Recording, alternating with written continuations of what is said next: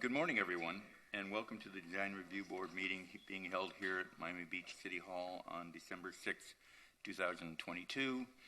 And I want to welcome everybody. We have a relatively short agenda, but the parts of it will be very full in a way. And before we start, I want to just say a few words. I first want to say how much I've enjoyed this. Sincerely enjoyed being on this board for what is now 6 years, believe it or not. And it's gone very quickly, and I've learned a great deal. There are three parties I have to say thank you to. First is the city planning. You make our job very easy. Michael, you, Tom, your predecessor, produces information and has thoroughly vetted so many projects that I can't even keep count of them. And it makes our job a lot easier just looking at what we want to look at while you look at all the other things we don't want to look at necessarily. Thank you, Jim. We appreciate that very much. No, we're going to truly miss you here for sure. Very comprehensive, and it's rewarding to see how hard the people for the city work. The second I want to say thank you to is all the people who come before us, not only the lawyers and architects and clients, but also the city, the public, who come before us to express their sincere feelings and have a very clear case to make about their intentions and interests, and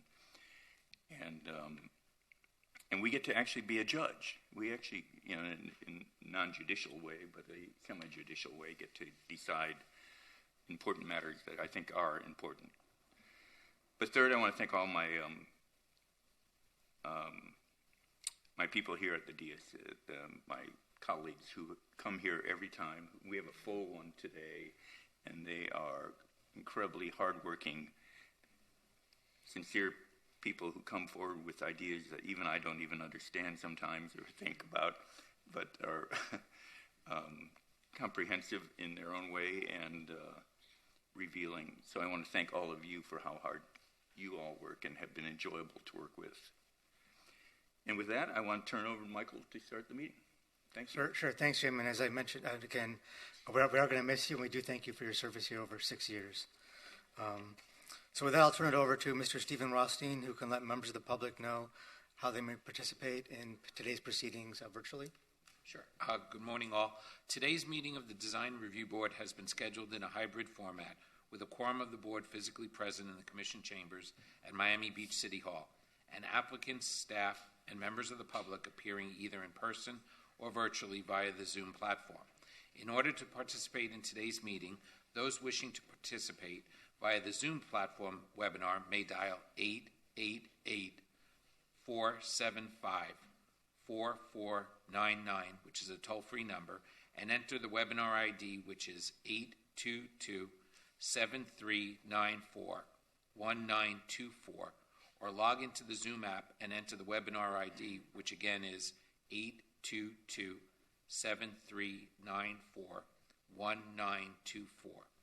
Any individual wishing to speak on an item must click the raise hand icon if they are using the Zoom app, or dial *9 if they are participating by phone.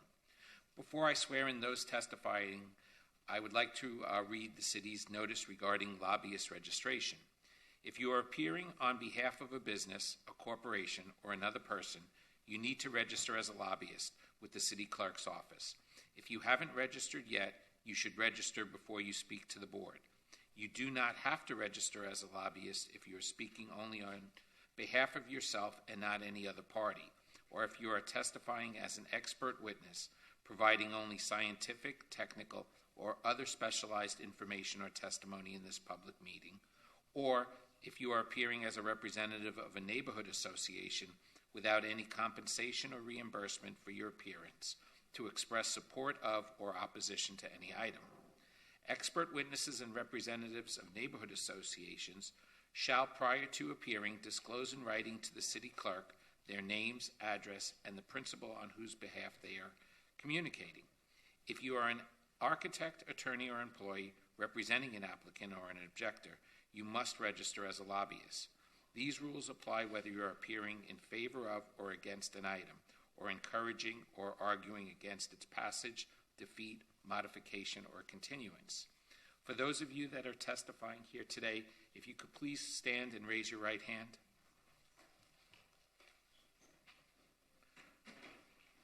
Okay.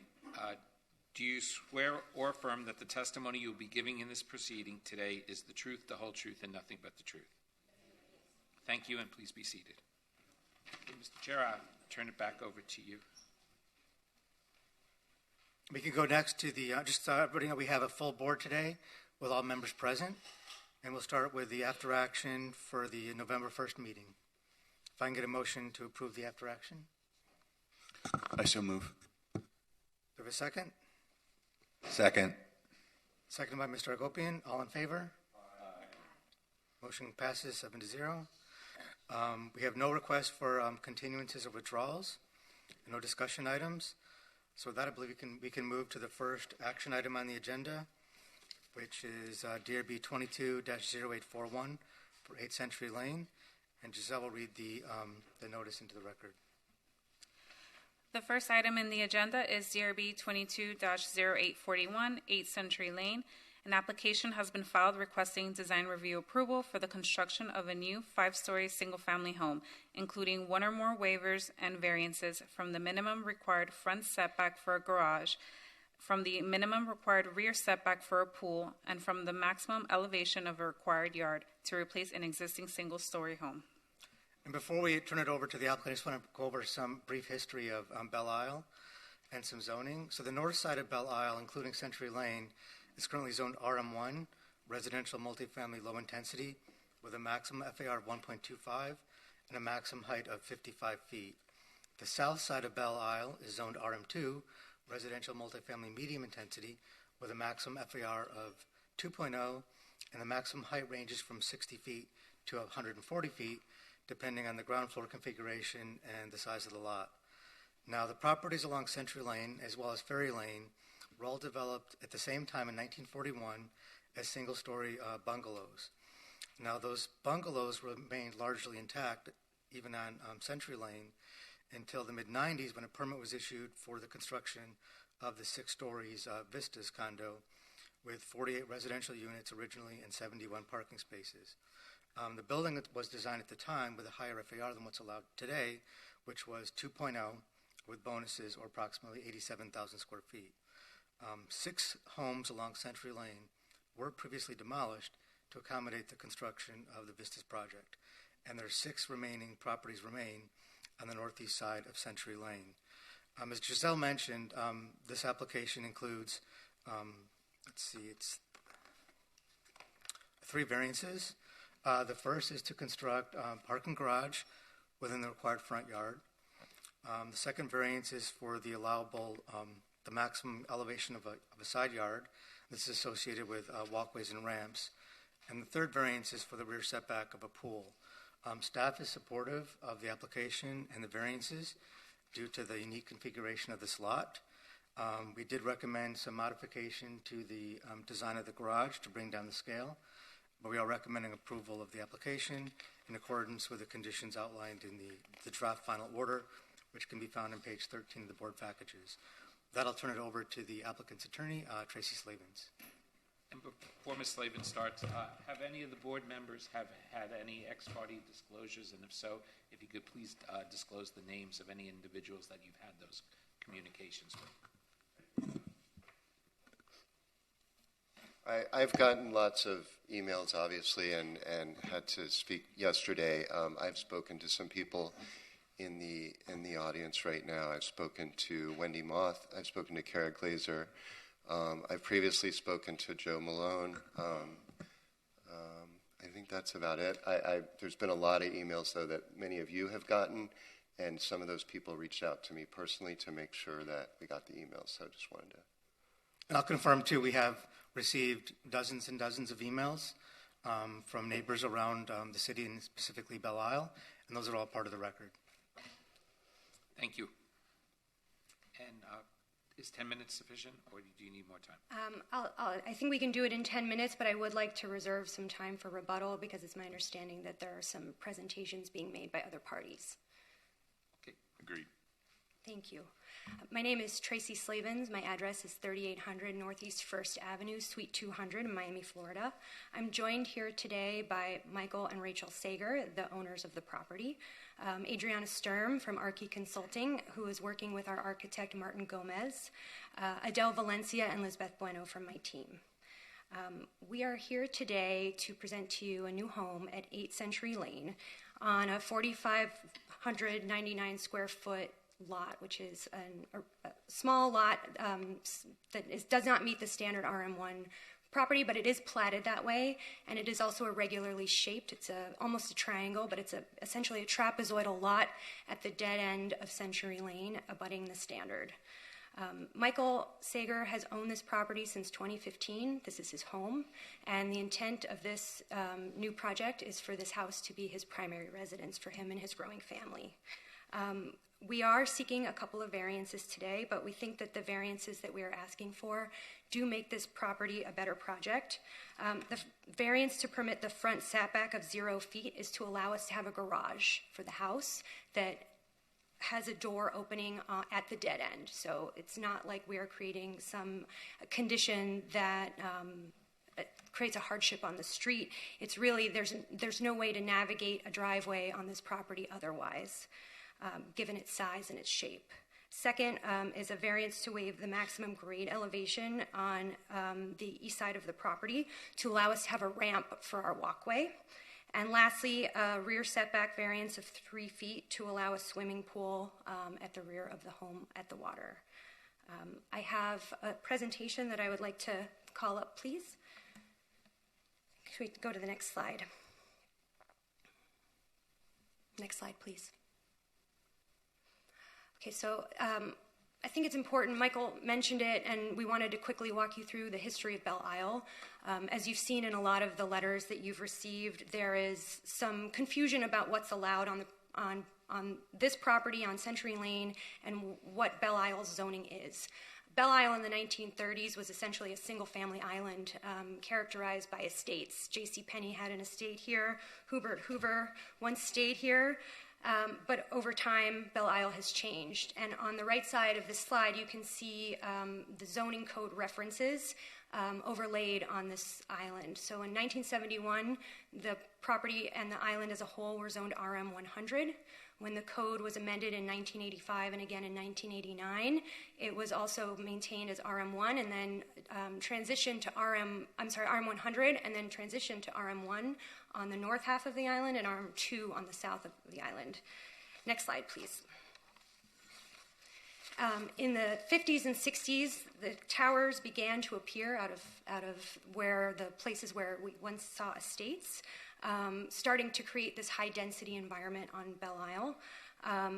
This shows that there's still homes existing on Century Lane and on Ferry Lane, but they're starting to be sandwiched between taller buildings, multifamily uses, and hotels. Next slide, please. And today, Belle Isle is one of the highest density areas in Miami Beach. It's clearly lived up to its RM1 zoning and RM2 zoning. And as you can see from this image, it starts to show you that maintaining the bungalow-style houses on these properties on Century and Ferry Lane is not necessarily appropriate anymore. The zoning has always called for these areas to be multifamily or to have a higher intensity, and today, finally, this is starting to change. Recently, you saw applications for 11 Century Lane. That building is currently under construction, and the owner of 11 Century recently came in front of you for a project at 10 Century Lane, which was ultimately withdrawn and is the next application on this agenda, which my client has purchased. This slide shows you today. So there are approximately 1,000 units on Belle Isle, and as staff notes, the Vistas, which is at the northwest corner of Belle Isle next to Century Lane, was built with a 2.0 FAR. It's an 87,000 square foot building, and it's 6 stories.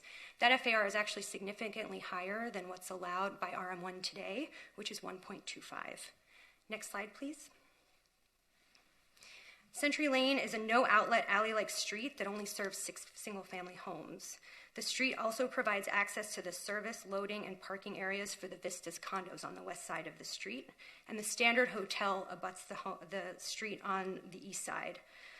Our property at 8 Century Lane is an irregular quadrilateral, and it is appropriate to maintain some variances in order to develop this property. Next slide, please. As you have said, we have received quite a few letters, some in support and some against this application. Most of the letters that you've received objecting to the application, as you can see here, come from the Vistas condos. This is most likely because, and as mentioned in some of the letters, people are afraid of losing their views. Unfortunately, your right to a view over someone else's property is not protected by law. I have submitted a memo to the staff and the city attorney, and I have copies here to hand out to you if you'd like to see it, just covering the legal standards for views in Florida, and essentially there is none. There's construction on the street today. The home at 11 Century is under construction. There have been some issues with that construction, and that has caused some concern for the residents. My clients live on this street, and they intend to maintain their residence on this street, and they want to be good neighbors. They've reached out to everyone. I've spoken to a number of people on the island, and we commit to maintaining a clean construction site and not causing any issues for our neighbors. We do understand that change is difficult, but the change that we are asking for today is wholly allowed by the RM1 code. Although RM1 is typically a multifamily district, the single-family use is permitted. And with that, I'm going to turn it over to Adriana Strum to walk you through the plans. And Chair, we may need a few more minutes. Good morning, Mr. Chairman and board members. My name is Adriana Sturm from RT Consulting. My address 13164 Northwest 18th Street, Pembroke Pines.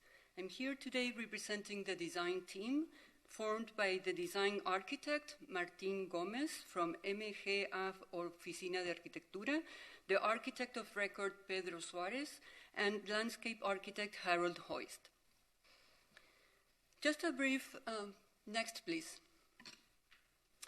Just a brief introduction to the designer. Martín Gómez is an Argentine architect with over 30 years of experience leading architecture projects that bond with nature and improve people's lives. His philosophy is rooted in working in harmony with the environment, finding balance through order, using natural light, and working with noble materials. His sources of inspiration and professional growth include grandmasters such as Albert Aalto, Louis Kahn, and Mies van der Rohe. Martín Gómez has directed projects worldwide, including projects in South and North America, Asia, and Europe. Here are, in that slide, highlights of similar residential projects that Martín developed in coastal areas. Next, please. Well, already Tracy has described some of the background information about the lot and about the owners. What I would like to add is about the owners. They have a vast journey as jewelry and fashion designers. They were significantly involved in the design process. The team aims to build a 5-story house that reflects the owner personality and sensitivity to delicate aesthetics. The project centers in two main ideas: to seek visual continuity with the surroundings on the bay, to seek timeless architecture through the use of noble materials in a contemporary way. Next, please. The following slides shows the architectural syntax. The project consists of a ground floor that conforms to the unique physical characteristics of the land. It includes an open double-height outdoor area designed to smoothly connect with the bay. It also includes the garage, the access ramp to the house entrance, and a mezzanine with a guest room. Next, please. The social level is located at the intermediate height. It features an 80% glazed volume that counterbalances the exposed concrete pedestal, giving lightness to the structure and visually blending into the landscape. The social level is receded more than 20 feet from the front property line, complying with the required setback. A green roof is designed over the garage with abandoned landscaping, improving the views from the city. Next, please. The private level is composed of 2-bedroom floors looking out to the bay, designed to strike a balance between privacy and open landscape views. Next. Landscaping is a key element in the composition of the house aesthetic. The lush landscaping design is present on every level to improve air quality within and outside the house. Next, please. Now here are some renderings of the proposed design. The northeast view features copious landscaping and a strategic design to balance privacy and openness. Next, please. The southeast view is composed of unique facades, carefully designed and articulated to create a cohesive and harmonious whole. Next. This is the view from Century Lane. You can appreciate the significant role that landscaping plays in completing the design concept. It also counterbalances the facades by softening and lightening them up. Next, please. The team has placed special attention on the design of the outdoor areas. The outdoor living area is a semi-covered space that serves as an expansion to the house entrance. Next. Here you can appreciate the outdoor area from the house entrance foyer. This space is treated with lush landscape to ensure residents' and neighbors' privacy. Next. These are the materials. The team has carefully selected the materials to create balance. These include exposed board form concrete, thermally modified wood, anodized black aluminum, glass, and landscaping. These are all suitable materials for a project near the sea. Also, I want to mention that these are MGA Martin Gomez signature materials. Next, please. This is the site plan. And the variance diagram. Yes. Right? Yes. Next, please. Now, here I will show in this axonometrics the variances that already Tracy explained. I want to present these variances needed to accomplish this outstanding design. We respectfully require the approval of these variances to make a project feasible in such an irregular lot. We comply with the front setback from the second floor up to the roof and request variance number 1 to waive the required 20 feet front setback at ground level to locate a garage. Next, please. This is the same shown from the other side of from the east side. Next, please. Complying with the plus 10 feet minimum finished flat elevation and transitioning to the current grade elevation of plus 4.07 feet represented another challenge to the design team. The team decided to make this transition as far away from the street as possible by creating an access ramp to the house entrance. To achieve this, the team requests to waive the maximum side yard elevation. The elevation proposed is plus 9.42 feet NGVD. Next, please. The team requests variance number 3 to waive the required 7.5 foot pool setback. The pool is placed 3 feet from the rear property line. The team designed a strip of lush landscape between the property line and the pool water edge to mitigate the variance requested. Next, please. This is the site plan. Next. This is the updated landscaping plan with the addition of the ghost bamboo at the southwest side of the property to address 7th century neighbors' request. Next, please. Here. Sorry to interrupt. How much more time do you think you need for No, just I'm finishing. 1 minute? Yeah, Okay, less than thank you. that.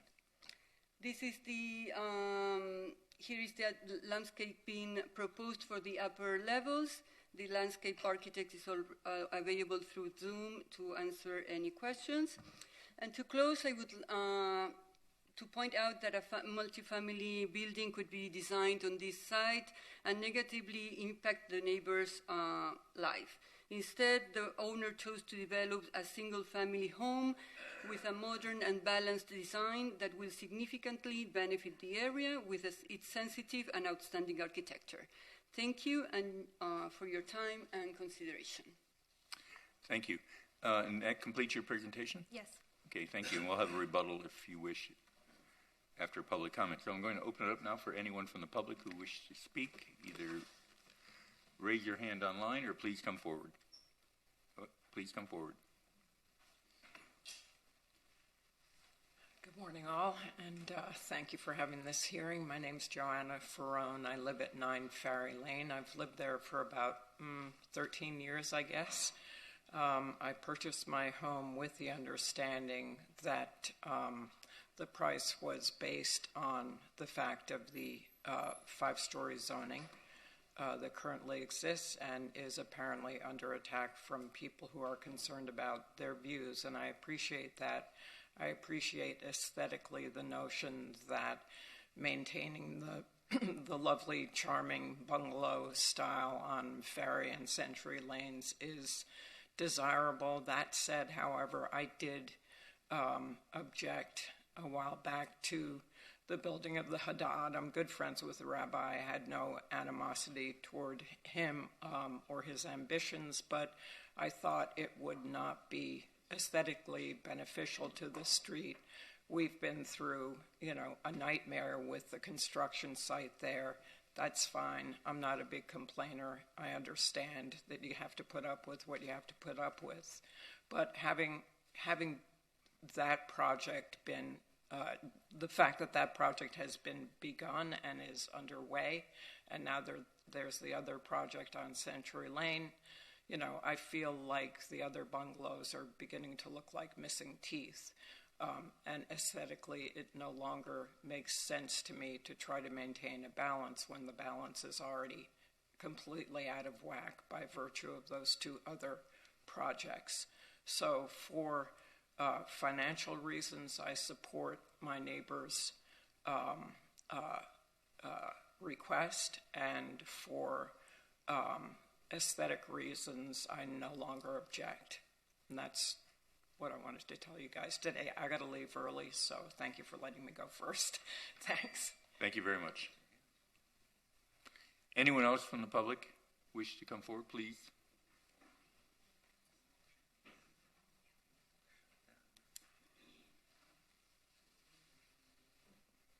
Two minutes, okay? May I request a few extra minutes? I'm sorry? May I request a few extra minutes, please? How many? 5. Let's try 3. Okay. Be concise I did have a presentation that I submitted. If we could pull it up on the screen, okay, please. And I did email it to the members as well. So my name is Kara Glazer. I'm an owner and resident at 1 Century Lane, and I'm here today as a concerned and a bit of a frustrated resident, simply trying to protect and preserve our neighborhood. We're not disgruntled. We're not worried about our views. We're really just trying to protect and preserve the neighborhood that we live in and love. Century Lane, as everyone has talked about, falls on RM1 zoning. If you read this zoning, it appears from that language that it never was intended to apply to single-family homes. These single-family homes on Century Lane do not meet the minimum required lot size, and therefore, they require a variance to even be built on, from our understanding. If you could go to the next slide, and one more, please. So the main messages that we're trying to say here is that these are non-conforming lots and they need the variance to be approved. Century Lane is not a real street, as many have said.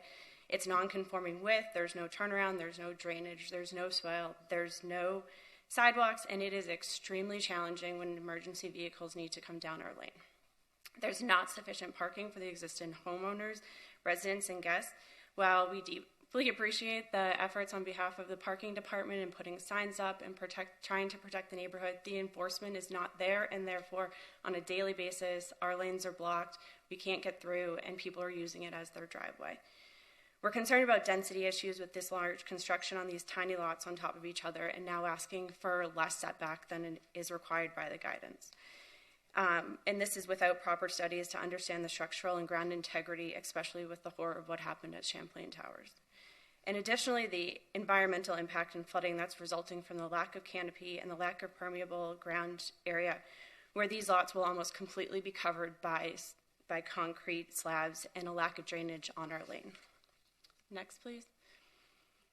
Next slide, please. We're not opposed to construction. We're just concerned with overdevelopment and overconstruction and preserving this neighborhood. As you know, they've asked for various different setbacks, and while the existing home, we completely agree, is probably needs some level of construction for resiliency and sustainability purposes, what they're asking for just feels excessive and unreasonable to a normal person.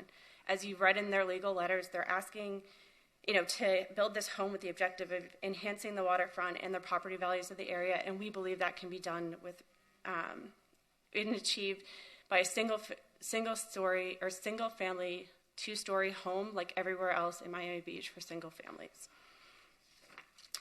And then if you could go to the next slide. And so just have you guys been to Century Lane and walked it in person and seen it and felt it? Because there's a difference between the reality. May I have a few more? Thank you.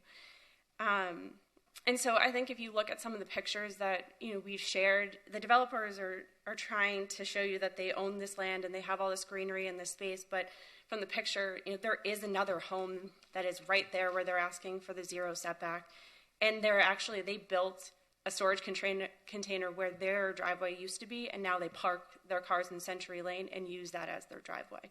They've also built a fence that's outside of their property lines currently, which is shown in their property survey. And so it's just a concern as a neighbor that how will this continue to occur, in a much larger construction.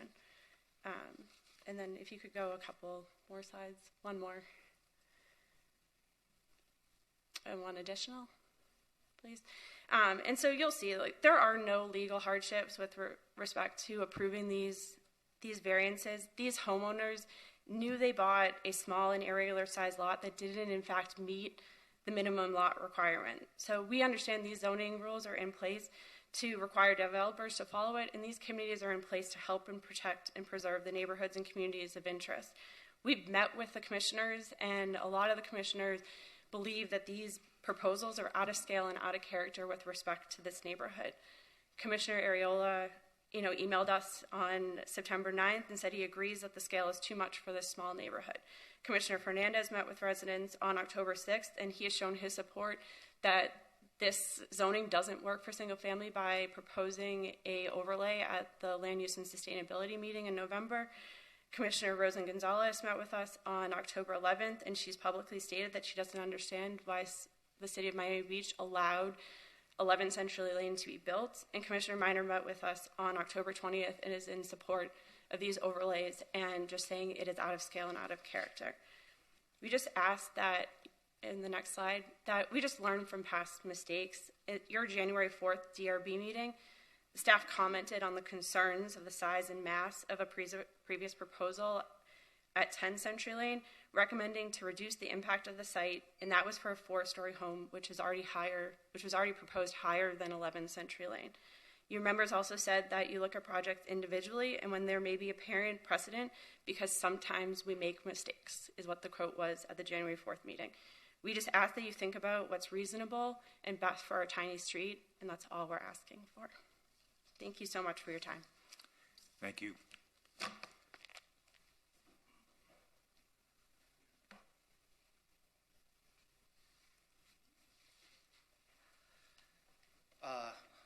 Good morning. My name is Gabriel Valenzuela. I am the owner of 11th Century Lane. So we built that horrible home. That's a nightmare from different people. The idea to be here is to strongly opposing the construction in both sides, 8th Century Lane and 10th Century Lane, actually the variances. We had with the Shabbat like almost 2 years and 7 months trying to negotiate with the neighbors. In 2018, 2019, it took like 2 different designs, and finally we built our house in 45 feet high, but the proposed is now 75 feet, so it means I can build another floor, maybe. How they only handle the situation with the neighbors and the community, it was very rough. We received different letters from their lawyers that we're considering right now the harassment, and obviously there is no lawsuit because there is no foundation for that. They just want to intimidate us. Also, our neighbor Maria, she's an elderly woman. She lives with her sister and has healthy issues. So I'm here. Also, there is a legislation that somebody just commented. So we are here to begging you to please listen to the people. I know this is only design, but it's important to listen to the community, to listen to the residents. We're living in 11th Century Lane, only not the vistas, but the 6 houses, and 3 of us, we are opposing to these variances and this construction. So please, I would like you to listen to us. Thank you. Thank you.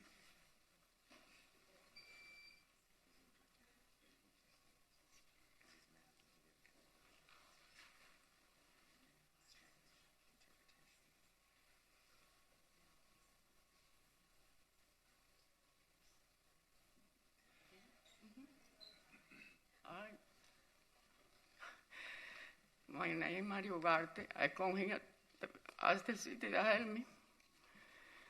I live in Miami Beach from 1970. I live in this house 1981 or something like that. I don't remember. I live in that Century Lane. That is not Century Lane. This is an alley. This is a hall. With three property, number 7, number 8, and number 9. I am number 9. Now they're going to have some big construction, one in the A and another in the 10 that is in Century Lane. I'm going to be in the middle of this construction. This is inhumanity, illegal for me and criminal. And this criminal, they're going to kill me and my sister. Thank you. I appreciate the city help me. I need no parking in front of my house and a survey for my property.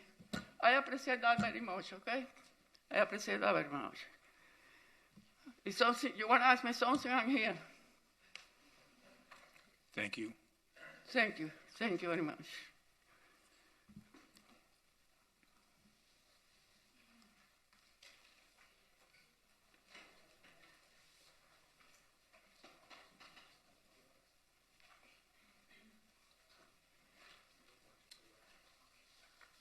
Hi, my name is Firuze McLean. I live on 1 Century Lane, number 401. We've been here several times regarding Century Lane. We were here regarding the construction of 11th Century Lane, as our neighbor said. I would like to confirm everything my neighbor said. Cara, Maria, the other gentleman, the owner of 11th Century Lane. The issue on Century Lane is not so much for us a legal issue. It's a matter of quality of life. As the attorney pointed out, most of the opposition letters come from the Vistas condominium. That's because on Century Lane, there is the Vistas condominium and 6 other bungalows, 3 of which are opposing this. We are opposing this because we live on Century Lane and we have to deal with the consequences of what you decide to pass or not to pass here. We are not opposed to construction as we've been painted out to be. We would like our lane to be more flood resistant, of course. We would like our neighbors to be happy. What we're asking for is some level of consideration for the rest of the residents of Century Lane. I understand. I would like to have 7 bedrooms and a gym and a pool and all that. But please keep in mind the size of the lot, the Century Lane itself, and the construction, the traffic, just everyone sitting on top of everyone else in that lane. Please keep that in mind. In addition, remember, the owners of 8th Century Lane are also the owners of 10th Century Lane. So the minute that is approved, 10th Century Lane will be approved. And this nightmare will begin again. At the very least, please keep to the requirements, the backsets or whatever the technical term is that you imposed on 11th Century Lane. We cannot build to the lot line. This will make it impossible for emergency vehicles, for the rest of us to exist, to go to work every day, to take our kids to school every day. Please keep all of that in mind. It's beyond, oh, this is a pretty building. Yes, I'm sure it will be pretty, but should it be on a tiny lane, on a tiny lot? So I really appreciate your time, and I just ask you to please listen to the residents. Thank you. Can I ask you a question? I'm sorry. Yes, Go ahead. sorry. So what precisely would you have us do here? Okay, so years ago when we came before the board here, the idea was that the bungalows on Century Lane should be flood resistant.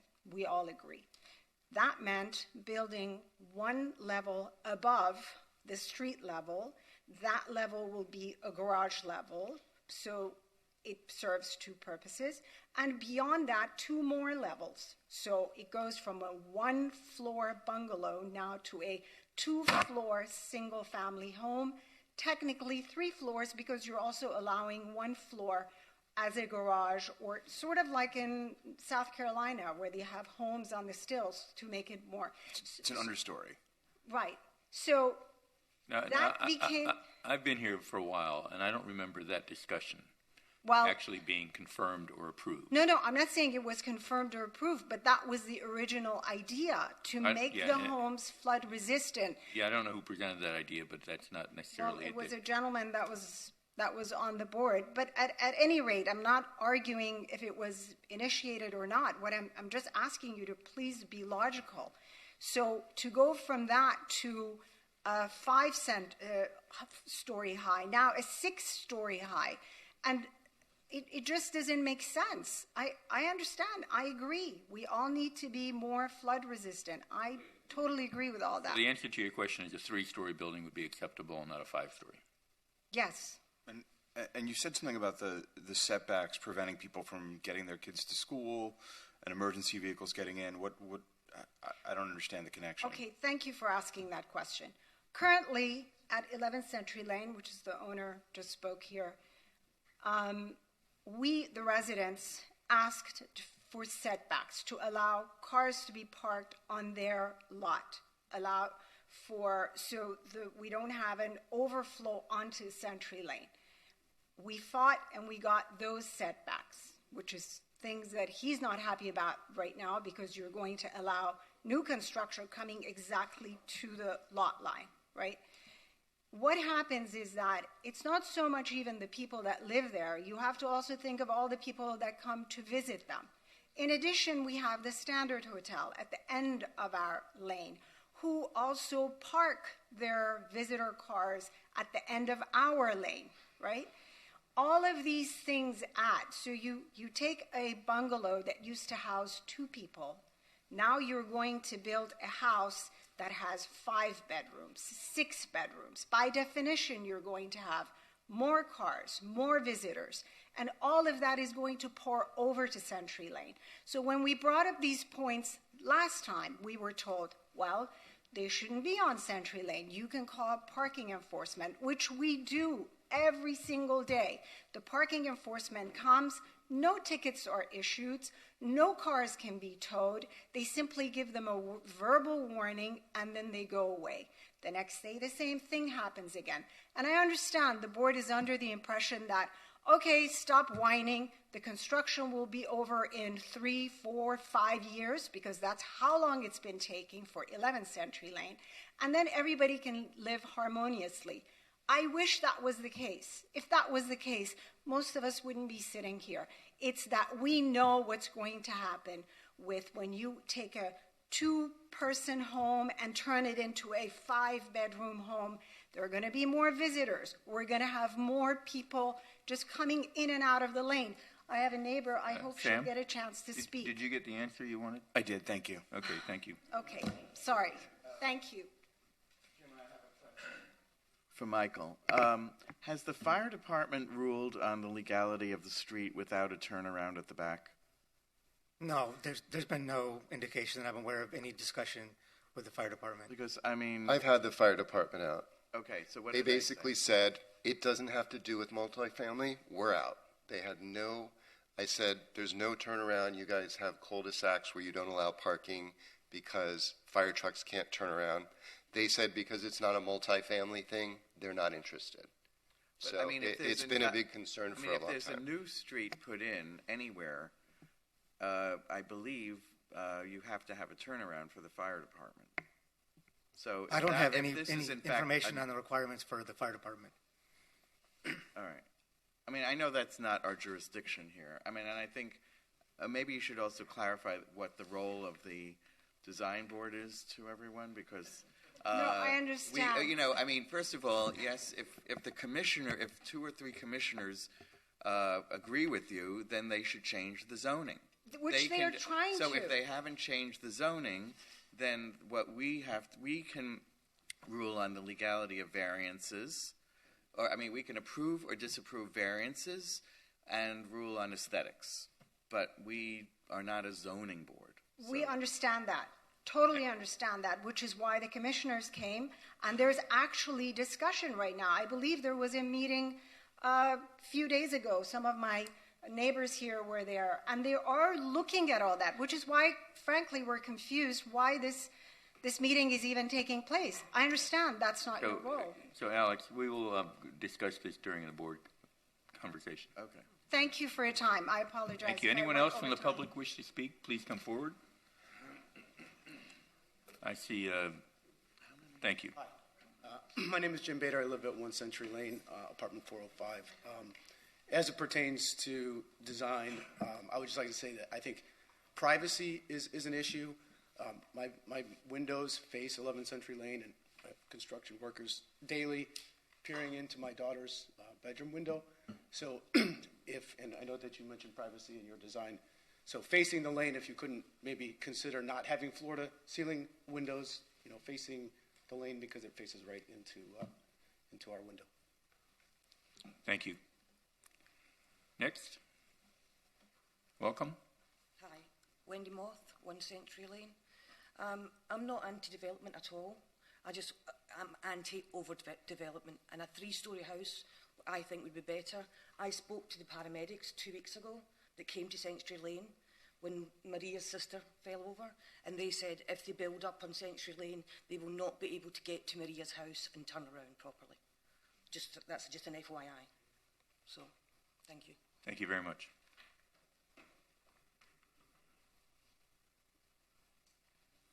Good morning, everybody. My name is Jeffrey Rodriguez, and I live at 1 Century Lane as well. I'm in a very funny position because a lot of my neighbors are here this morning. I want to say I fully support the project. I think it is a beautiful project, particularly for the location, the street. I'm involved in this community. I love where I live. I happen to love my building, and my building, it got approved for this, and I've made my home here. I've made my life here. I've built my relationships here, and I think that because my neighbors are building, hopefully, 8 Century Lane and then eventually 10 Century Lane, I think it'll make my street so much more beautiful. And I think that's what's important here today.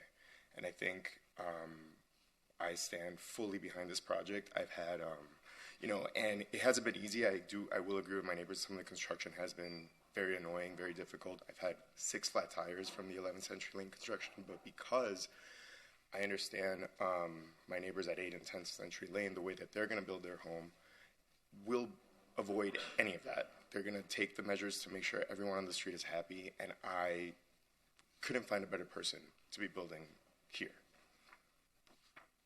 Cool. Any questions? Okay, thank you very much. Thank you. So can you, Sorry, sir? Sir? Can you say again, you live on Century Lane or on Ferry? I live at 1 Century Lane, apartment 402. Okay. And my Thank parents live in apartment 203. Thank you. Thanks. Thank you. Next, please come forward. Hi, my name is Michael McLean, and I'm in the Vistas 401. And I don't think there's a whole lot more to say. I think a lot has been said, but I want to go back to the most important thing. I think we talk about design, we talk about all the things that have been talked about today, but what's very relevant always goes back to the same thing, and it's this lane. We keep talking about the beauty of it, and maybe it's another commission, we should be talking about rezoning, but we are where we are today, and what's very important is the fact that safety is a major issue, right? And so I know the gentleman over here brought up the fact that, is there turnaround for emergency vehicles? There isn't. It's chaotic. And there has to be, I would imagine, there's a tie between the construction, the building of these very oversized homes, and like my wife brought up earlier, is you have 5-story buildings that are no longer going to be inhabited by 3 or 4 or 2 people anymore, or a small family. They're going to be larger families. There's going to be more visitation. There's going to be more chaos in a lane that is really not a lane. Let's be honest about that. If any of you have been there, the reality is it's an alley. It is not a lane. So it's even smaller. So that there's this factor that we don't include in this overall thought process of building. And so when people are talking about building these what are called so-called beautiful homes, that's a matter of interpretation. But safety has to be an important part of it. And the reality is this lane, or alley as I call it, is not going to be safe, and it's going to get worse. Thank you. Okay, thank you. Anyone else, please come forward.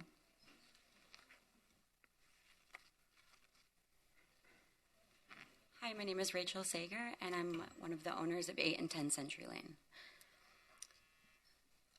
My husband and I, Michael, we have lived at 8 Century Lane since 2015, and together we have grown our family in this house. Our home is a very special place in our heart and is where many of our important moments have occurred.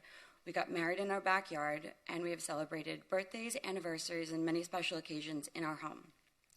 Our children go to Temple Beth Shalom and the Chabad on Ferry Lane. Although inconvenient, the construction can be at times, I've never had trouble taking my kids to school, getting to work, or bringing my elderly grandmother to any of her medical visits at Mount Sinai or anywhere else. We purchased 10 Century Lane last year after our neighbor Katia Jimenez, who also owns 11 Century Lane, offered it to us around the same time that she had came before this board for design approval with her plans to construct a second property on the street. It was an unexpected and fortunate opportunity for us since as our family has grown, so has our need for space. We bought 10 Century with the vision of creating a beautiful home for our immediate family and extended family. We want to raise our family and continue to create beautiful memories together here. Michael and I have built our lives around design. It is a very important part of our everyday life, and design brought us together as owners of the jewelry brand Mayonsai. We wanted our home to be a place of inspiration. We also care deeply about the community and work to constantly give back. In 2011, I founded the organization Style Saves. It's an organization that you've probably heard of before, and we provide underprivileged students with back-to-school necessities and essentials for school and beyond. We discovered Martin Gomez's work in Uruguay and Argentina and have trusted him to make sure that our vision was understood. He has made it come to life with these homes.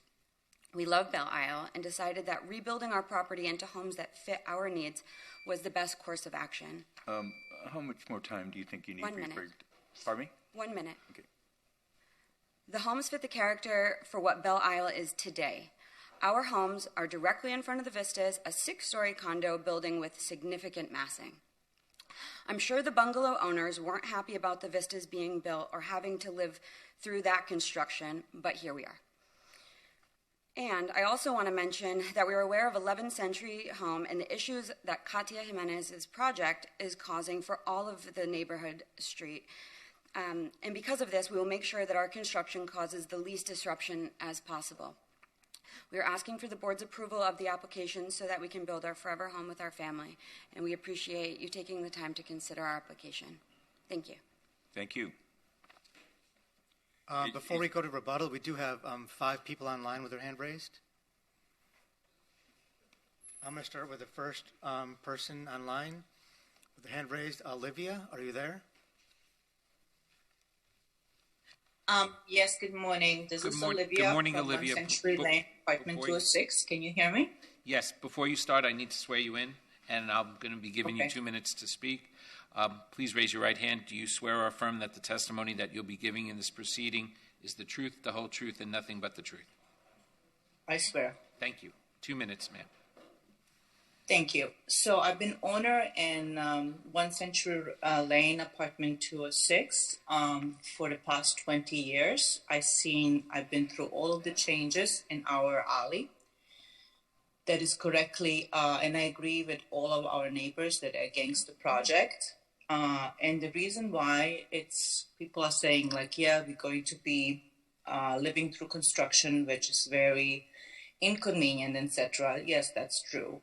Yes, we're going to lose our views. Yes, that's true. But you know what? One thing that I'm most concerned with is the quality of life. It's like the air pollution. It is all of the fire department won't be able to turn around in this alley with everything that is going on. And to the credibility of the characters of the people who are proposing these 2 houses to be built, there's not much to it said because they have parked the car literally in the homes of the 2 elderly ladies that they lived there for the last 30 years. They've been not very nice people. And I'm sorry to say that. I don't wish to speak about my neighbor like that. And now the promise is they're going to be a good neighbor and do good things for the neighborhood. I'm really concerned about it. And I don't, with everything that has been happening from their side, very invasive and very aggressive, I don't see that we're going to have a nice future as a community here. And I also want to agree and support Feroz and Carol from 508 at the Vistas. And thank you for hearing me out. And I'm hoping that you're going to see our point of view, not as a building, but as individual unit owners here who have complete lack of privacy already with this once, I remember, 5 Century Lane that is built now, Casa Luna. It's already invasive. People are looking inside of my bedroom, inside of my daughter's room. Okay. Olivia? And thank you. Thank you very much. Listen. Okay, our next speaker is Terrence Ibbs. Hello.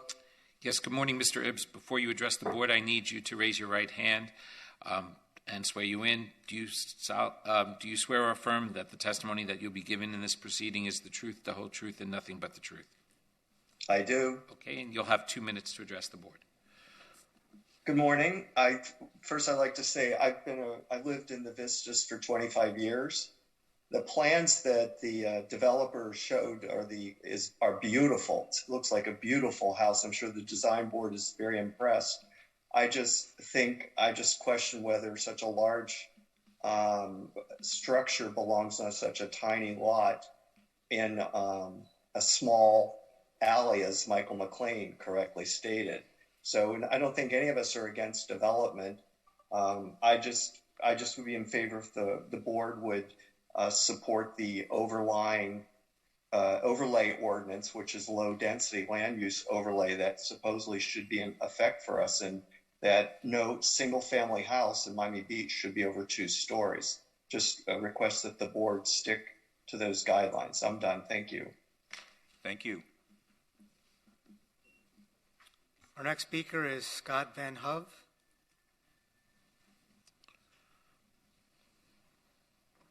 Yes, I'm here.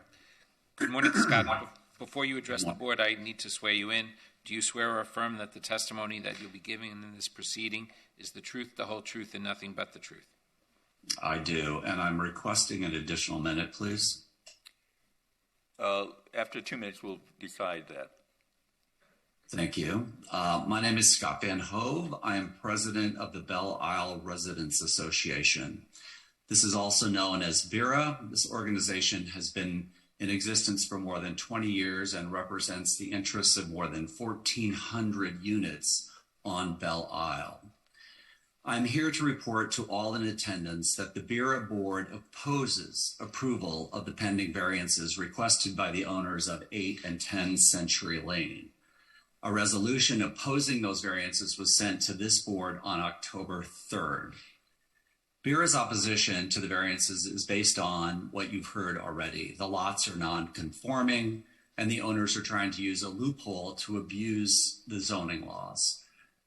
The Century Lane itself is non-conforming with inadequate width for two-way traffic, no outlet, no turnaround, no pedestrian sidewalks, no swale, and no drainage. And now they're asking for 0 setbacks that are unreasonable, especially given the non-conforming nature of Century Lane itself. These homes are not consistent with the surrounding neighborhood or single-family homes in Miami Beach. And as the prior speaker noted, elsewhere in Miami Beach, the maximum building height is 2 stories above the base flood elevation. There's also no legal hardship for these 2 properties that warrant the approval of the requested variances. The owners purchased these lots knowing they were non-conforming, that they were small, and that they were irregularly shaped. Their desire to develop, and although they claim otherwise, likely to sell at least one of these properties later, is not justified for approval of this variance request. VERA acknowledges that a prior decision by this board approved variances for 11 Century Lane, and you've heard many people speak about how that property development is going. Scott, Yes. is there new information you want to tell us? I have 1 more minute and I will be done. We believe the decision made by this board on 11 Century Lane was a mistake. We urge this board to not repeat that mistake with 8 and 10 Century Lane, and we urge you not to agree with the recommendation from city staff. On behalf of VERA and the 1,400 unit owners on Belle Isle, we thank you for your time and consideration of this important matter. Thank you, Scott. Our last speaker is Jacob.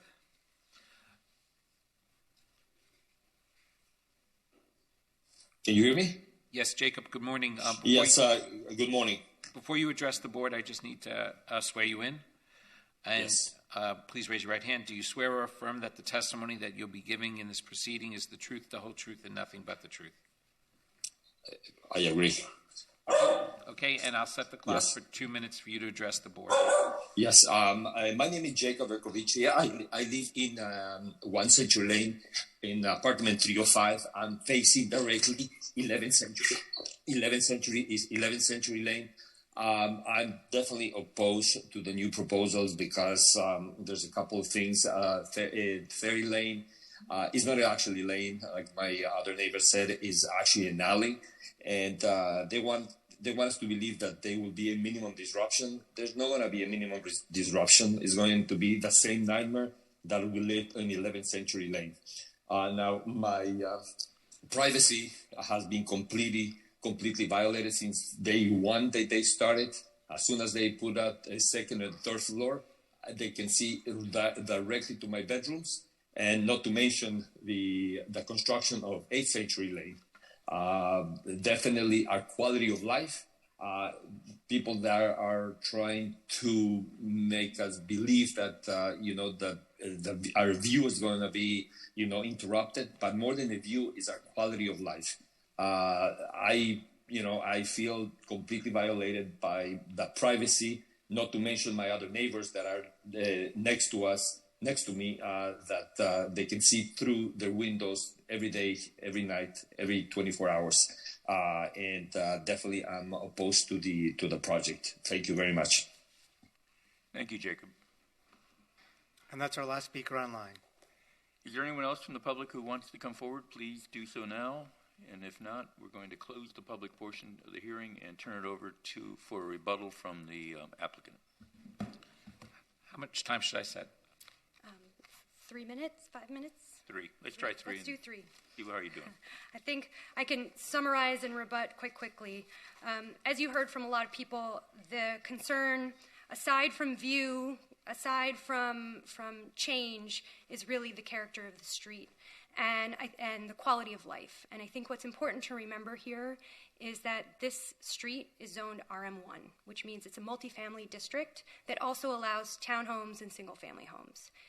It is wholly within the code for someone to come in and seek approval of a 5-story apartment building on this property with 5 units, 5 families, 5 sets of cars.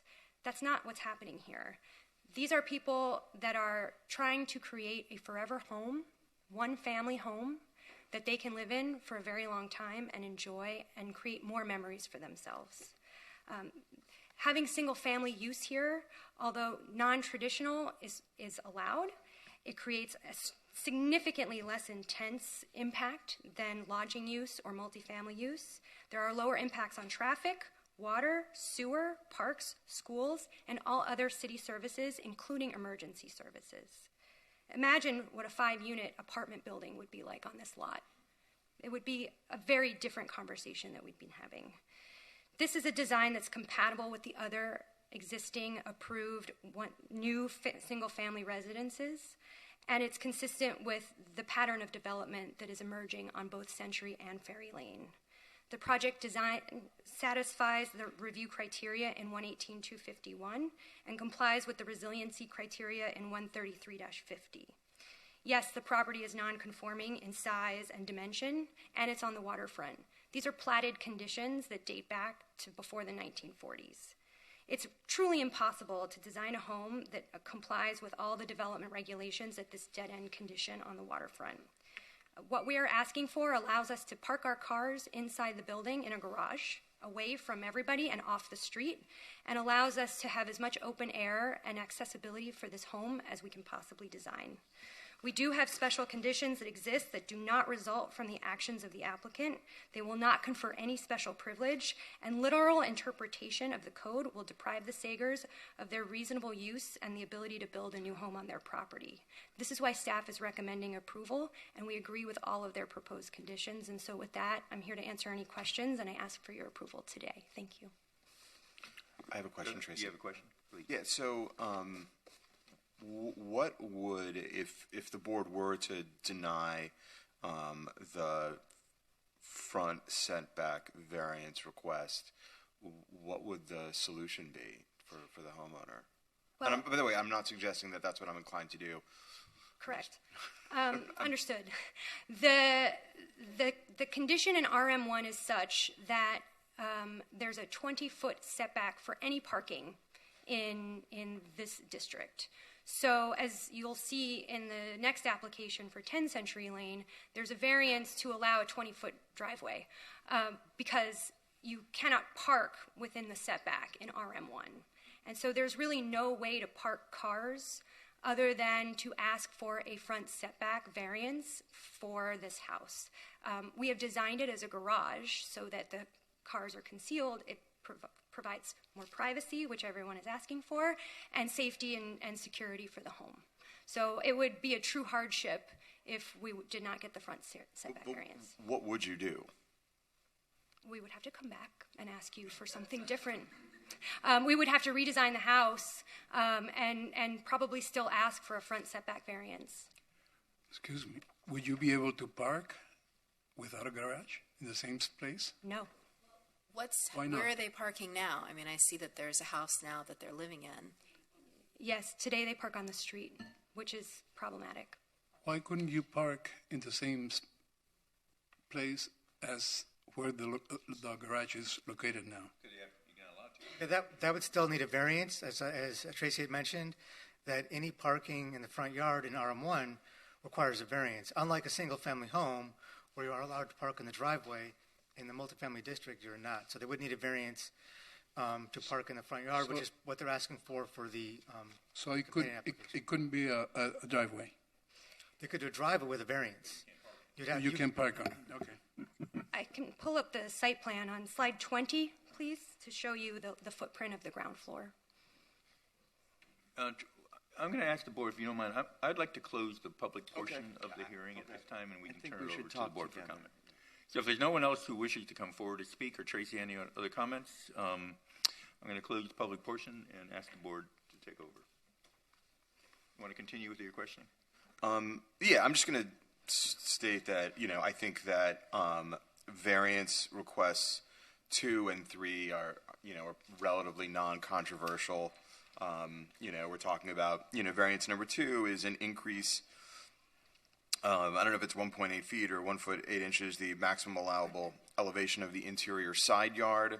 I don't think that's that big of a deal, and I concur with staff's analysis that it's warranted because of the difference in elevation between the right-of-way and the minimum required elevation of the back, and variance request number 3 to reduce by 4 feet 6 inches the minimum required setback to construct a pool. Again, I think due to the irregular shape of the lot, that's not a problem. I also think it's a beautiful design. With respect to the members of the public, that have raised concerns about this being a 5-story house versus a 3-story house. The fact that there's going to be construction. My position is that this board cannot deny this application on those grounds. These homeowners are allowed to construct a new house, and construction is an unfortunate for the neighbors, but the city cannot be frozen in time. And with respect to 3 stories versus 5 stories, this is consistent with where the neighborhood is going, and it is the right of this homeowner based upon the current code and zoning to build that. And so I am not comfortable telling this homeowner, no, you cannot build a 5-story structure. You have to stick with 3. So for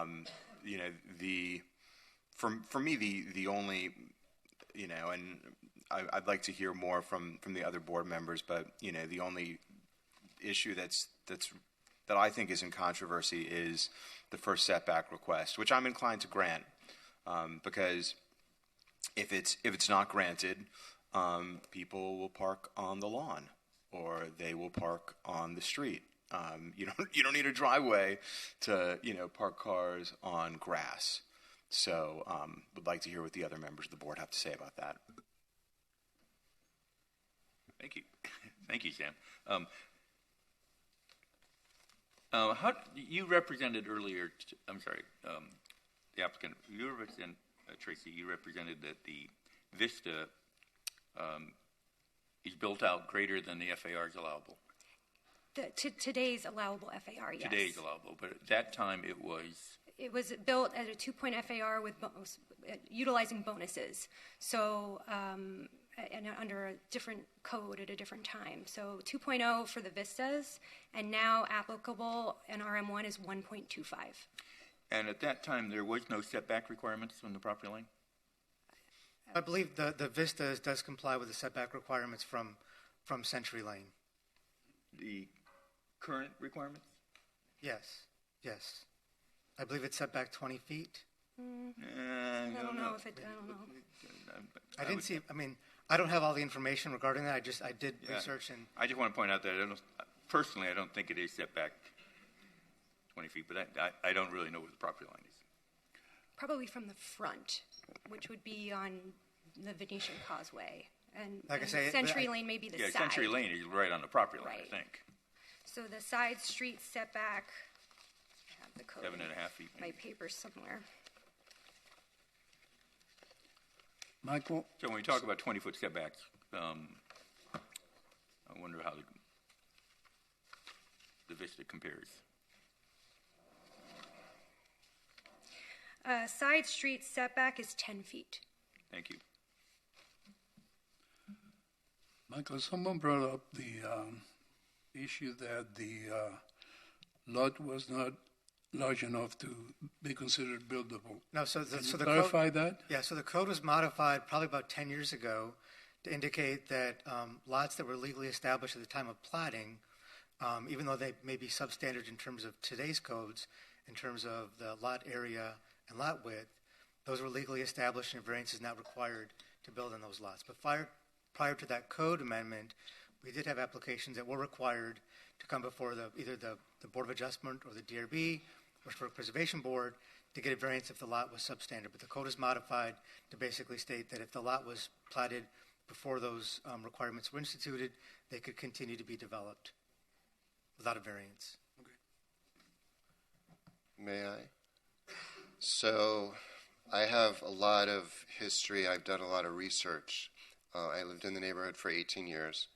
I know a lot of the people that are here. I know some of the people that were supporting the project as well. I ran for city commission. I knocked on every door in that neighborhood and spoke to many people about the development. I've spoken to Michael Belush a lot. I've spoken to Tom Mooney about the zoning in this neighborhood. I've certainly spoken to Alex Fernandez and all the commissioners. This is one of those situations, and staff has told me this. When this island was downzoned, it was never conceived that anybody would try to build 5 stories on one of these tiny lots. That was part of the thing. So I want to talk about, Tracy talked about the pattern of development on the island and literal interpretation of the code. And I'd like to go back. I was doing some research. It's really hard. I may be missing some things, but I have some milestones that I think are important to look at. And what I found is up until 2006, none of these people in these homes tried to develop them more than adding an extra story. And 7th Century Lane, which Rene Gonzalez eventually bought, they had plans. It went in front of DRB in April of 2006 to replace a 1-story house with a 2-story house. I couldn't get any more information. It was approved. At some point, the house was obviously demolished, but nothing was ever built there. In March of 2014, Rene Gonzalez purchased 7 Ferry Lane for $1.4 million. It was a waterfront home. Same year, a month later, the woman across the street from him proposed a 2nd story on her little house. And I remember speaking to the neighbors all about this, and there was controversy. Nobody who owned in that place really expected anything to happen. Maybe a 2nd story would come. And this was actually kind of predating sea level rise and all this stuff. So when Rene in 2015 proposed a 3-story, 40-foot tall home on a 4,400 square foot lot that was 2,700 square feet, it was like the first understory. And I remember at the time seeing the house and it was a really interesting design. And I was not on the DRB at the time, and Michael Larkin's a good friend of mine, and we were pissed as a neighborhood association that they didn't come in front of us, but code doesn't require that. They don't require notice for more than 300 feet, but we're a really involved neighborhood association. So what we found is talking to people, I asked Rene to please postpone this until we could talk and get on board with this, because it was an interesting concept. They wouldn't do it. They kind of rammed it through, and the board fell all over it. The neighbors, who I later talked to, he approached them one by one, and they were a very tight-knit group of people. And while the neighbors were kind of uncomfortable with a 40-foot home, they realized that the neighborhood's going to develop, that sea level rise was going to come, that these were not practical to kind of keep these 1-story things or even to add to them. And so the neighbors kind of trepidatiously just didn't support it necessarily. Some supported, but didn't make waves over it. This was on Ferry Lane. Fast forward to that. In 2017, 11th Century Lane, we know what that went through, and that was a couple years of real angry battles with attorneys and everything else. I got to stop for a minute, because as a realtor, I once got a listing south of 5th that was on one of these small lots. It was a single-family wooden house, I think. And the first thing I did was I called Tom Mooney and I called Michael Larkin, and I called these people and I said, what happens if they want to develop it? And they said, nothing's guaranteed if you are on a substandard lot when you need a variance. They didn't have a driveway that was 20 feet, and so therefore they said, you know what? If you get the right board or the wrong board, they can deny the variance. You can't build anything. That's a gamble you take when you buy a non-conforming lot in kind of a weird thing.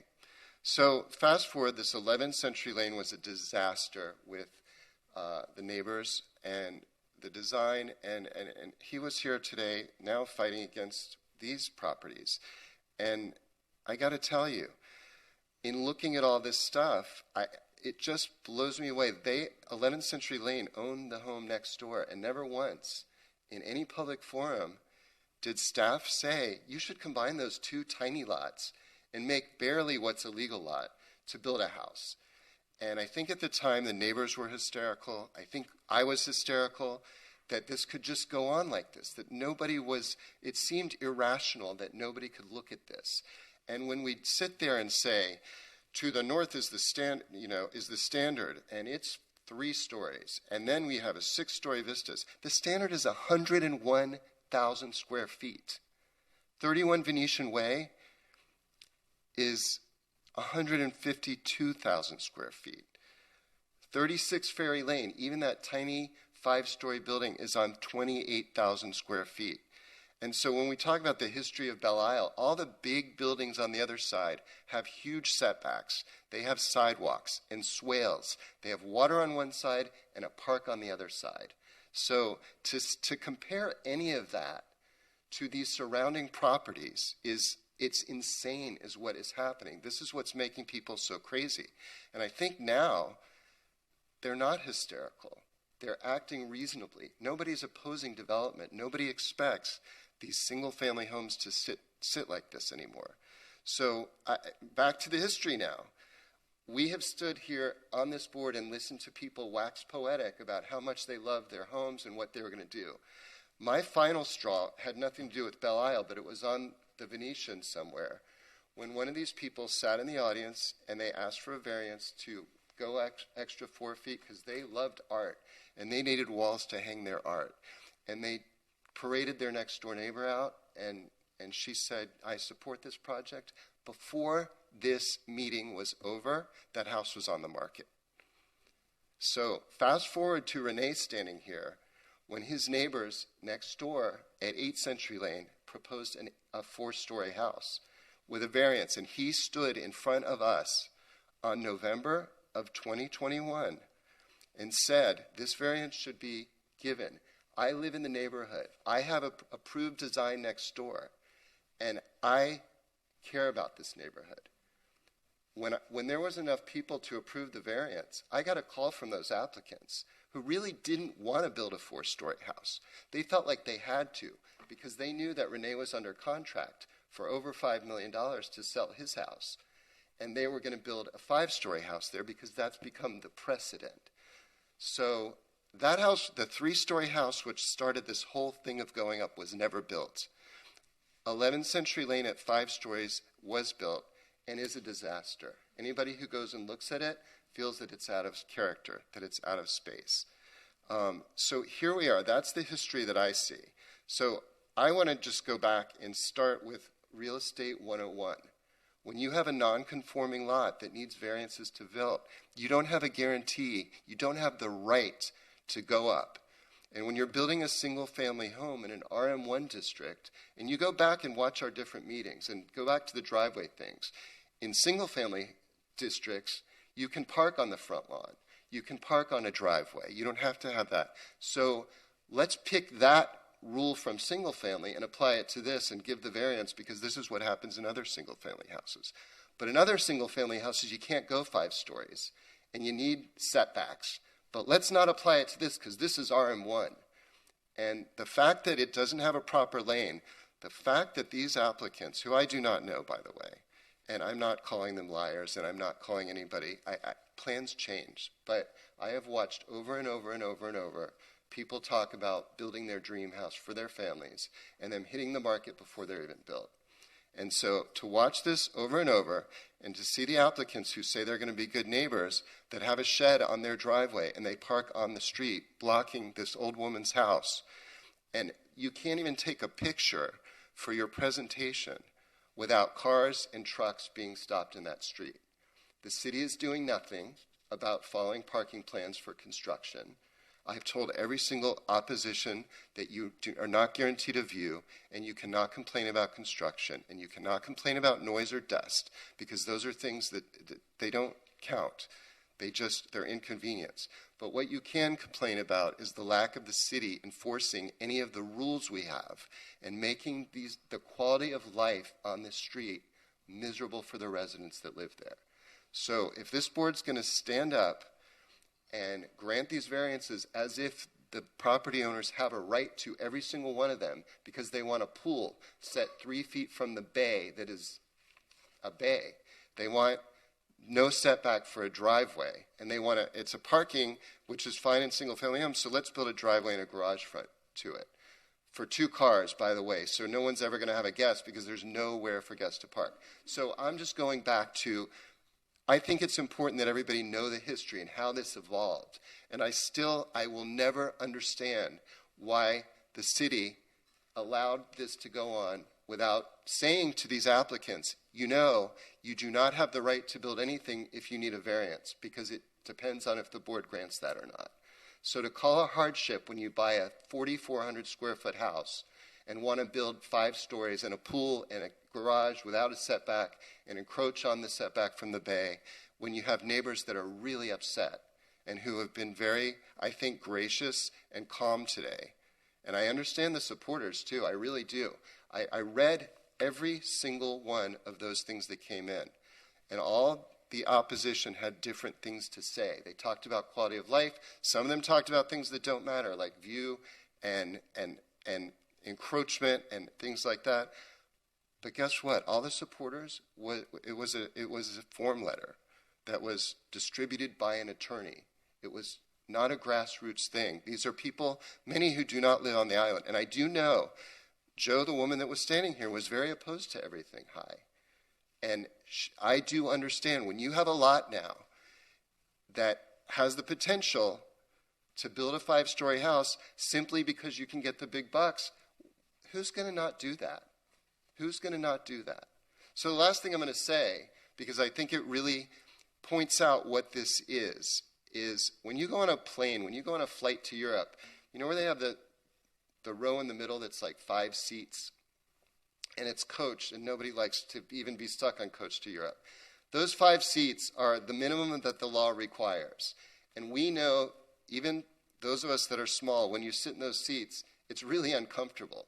You can't move around. So when the baseball team or the basketball team from the high school goes on their first trip to Europe and they can't afford to sit in first class and they cram into those coach things, so everybody is overwhelming each other. They can't get their bags. They can't get up. It's not illegal, but is it safe? Is it practical? Is it comfortable? Is it a good quality of life? No, no, and no. And so I'm never going to do this again because we've gotten to this point. But I've lived in this neighborhood for 18 years. I have sold every single building in that neighborhood. I have told every single person in that neighborhood that side of the island is zoned for 5 stories. The standard is non-conforming hotel. We all thought that at some point somebody would buy all that, knock it down, and build 1 5-story condo. But that 5-story condo would have a proper loading zone, it would have room to breathe, and it would have parking. It would not force neighbor upon neighbor and speculator on speculator to push these numbers to get the biggest thing they can build and then to walk away from them because it's very impractical. So that's where I stand on this. If you want to talk the merits of this exact project, I think it's ridiculous to have a 3-foot setback on Biscayne Bay National Park. I think it's ridiculous to put a garage for 2 cars with 0 setback on a street where you're currently parking in because you have a shed on your lawn. I do not believe that you're going to be a good neighbor during construction. But that's not our purview. Again, that's the city, and I'm screaming at the city. I hope everybody watches this public record and sees that the city is not doing their job. It's not a safe street. It's not a pleasant street. And to allow this kind of development that everybody admits was an oversight and is trying to change it now is insane. And so I'm just speaking sanity. Forget the rule, forget the law, which I think we have to follow. The first thing in the law is you can't build without a variance unless it's approved. So that is my gut with this. This has gone on far too long. It's a precedent that was set, like putting the lobster in the cold water and turning it up. It started with a 3-story house with an understory at 2,700 feet, 40 feet tall, which was pushing the boundaries then. This is 62 feet tall. So that's my... Mr. Chair, if I may make a point of order. Thank you. Thank you very much. Board members, let's respond. Mr. Chair, if I may... No, we're not asking for a rebuttal. I know, but there's some legal issues that I'd like to raise. We'll come back. I think the board wants to have a conversation, which is what... Well, I agree the zone, it's totally overzoned for this location. But again, just in terms of what our role is, I can comment as an architect that you're asking for a variance for the front yard is not required because there's plenty of turning radius here to have a garage if you turn the corner and you push the garage into the body of the lot. And the same with the pool, if it's pushed back to the correct setback, you simply have less of already an oversized outdoor loggia. So as an architect, I always like to start with the restrictions of the existing lot and work within that rather than, as we see repeatedly here, people immediately ask for variances and just go for broke. And the same for the elevation. I don't see any reason for that. So I think in terms of what we can rule on here, I see, and I also don't see any evidence that you couldn't have a turning radius and get the cars in on that location. So, Alex, if I'm correct, Michael, if they weren't asking for a variance, they wouldn't be here. That's correct, right. No, they would be here because this is owned RM1. So all new construction, the RM1 district does require design review board approval. Okay. If this was a single-family district and they didn't need a variance or waiver, then they wouldn't be before the board. So they're here, but the height isn't the issue. 5 stories isn't the issue. No. The variances are the issue. Guys, with or without the variances, a version of this home is going to happen here. Yes. Okay? So just keep that in mind. I mean, it's not like they're all of a sudden going to be like, no, I'm just going to do a 2-story now. I mean, so if you deny the variances... You have to grant the variances for No, that's very true. I mean, for me, I feel, the variance provision in the code is specifically there to address issues that happen on non-conforming sites, just like this one. So, I mean, there's a reason why, of all of the variances we've ever approved here on large lots where there's not really that much of a hardship that we approve, if there's ever a project that becomes better, I think, like having the hidden parking, the garage here, this odd shape, all the other things aside, I feel like, this maybe not the pool, of course I think they can push the pool back, but hiding the parking, I think this is a weird entry to the site. It's a very narrow front. The variance code is made for sites that are like this, non-conforming sites. So, I think we just have to be really careful about why we're not approving. Do the variances make the project better? Yes or no? That's a discussion, I think. But and I have a lot of other notes, but I think in this context of this street that has no turnaround, which is not legal anywhere, if you were starting this from scratch, you have to have a turnaround for a fire truck. All right. So if you have, for this specific site, it would make it a nice, you'd have a garage, but not where this is not an isolated site in the middle of farmland that's being developed. So in this context, I think packing it to the edge doesn't make any sense whatsoever. It's already overbuilt, so to make it more overbuilt, it doesn't mean that's not a hardship. Well, I would argue that it's providing more parking, this design, than the house is there right now, because there is no parking at the existing home. No, but all I'm saying is that a good architect could fit the parking with a two-car garage within the existing site if they would, just try to figure it out. This is not an architect who is thinking. And the same with the pool in the back. Every dimension here can be adjusted, can be adjusted to the site. It's not like this is, there's nothing ideal here, or there's nothing that cannot be shifted or moved on this design. Nothing, all right?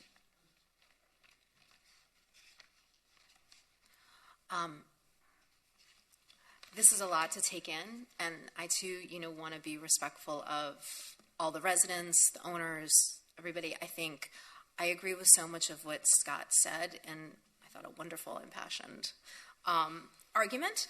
As I'm studying here the design itself and the variances, and it seems like you hit the nail on the head when you say that this is a literal interpretation of the code.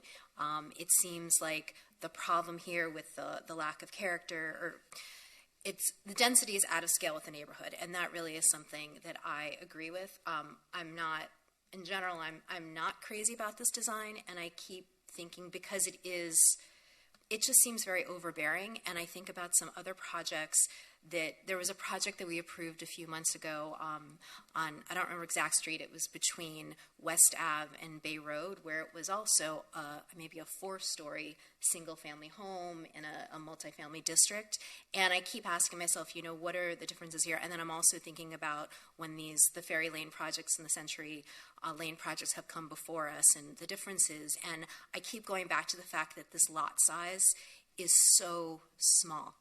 And that's what it seems like that is, for me, the heart of the problem here, that you're asking to build this large structure. In those other circumstances, and with the other one that we approved, the lots were larger. And it just seems like you're just trying to fit too much on this one small space, and that's what's causing it. And so for that reason, I'm not supportive of this project. Let me ask a question then. I should also say too, maybe, that I think that if this was, I really like Sam's question, where we then started talking about a 2-story house with an understory, because that would be much more. I do think that this lot is buildable. I think that you can develop a beautiful, new, sustainable house that will comfortably house a growing modern family. I just think that this design as proposed is much bigger than it could be. I tell my children all the time, just because you can doesn't mean you should. And that seems to be what's happening here. So what I was going to ask, and it's, playing devil's advocate, is they're allowed to build a 5-story building here. And they're allowed to build that square feet according to zoning. Do you feel you have the right to take away value? That is, deny them the opportunity to build what they have a right to build? Well, they could, but you can, they're making a choice to max it out. I'm not denying them the ability to build on this property. They can build a very, very lovely home. But you'll take away their right to build what they're allowed to build, because you feel you have that right. And do you have that right as part of the design review board?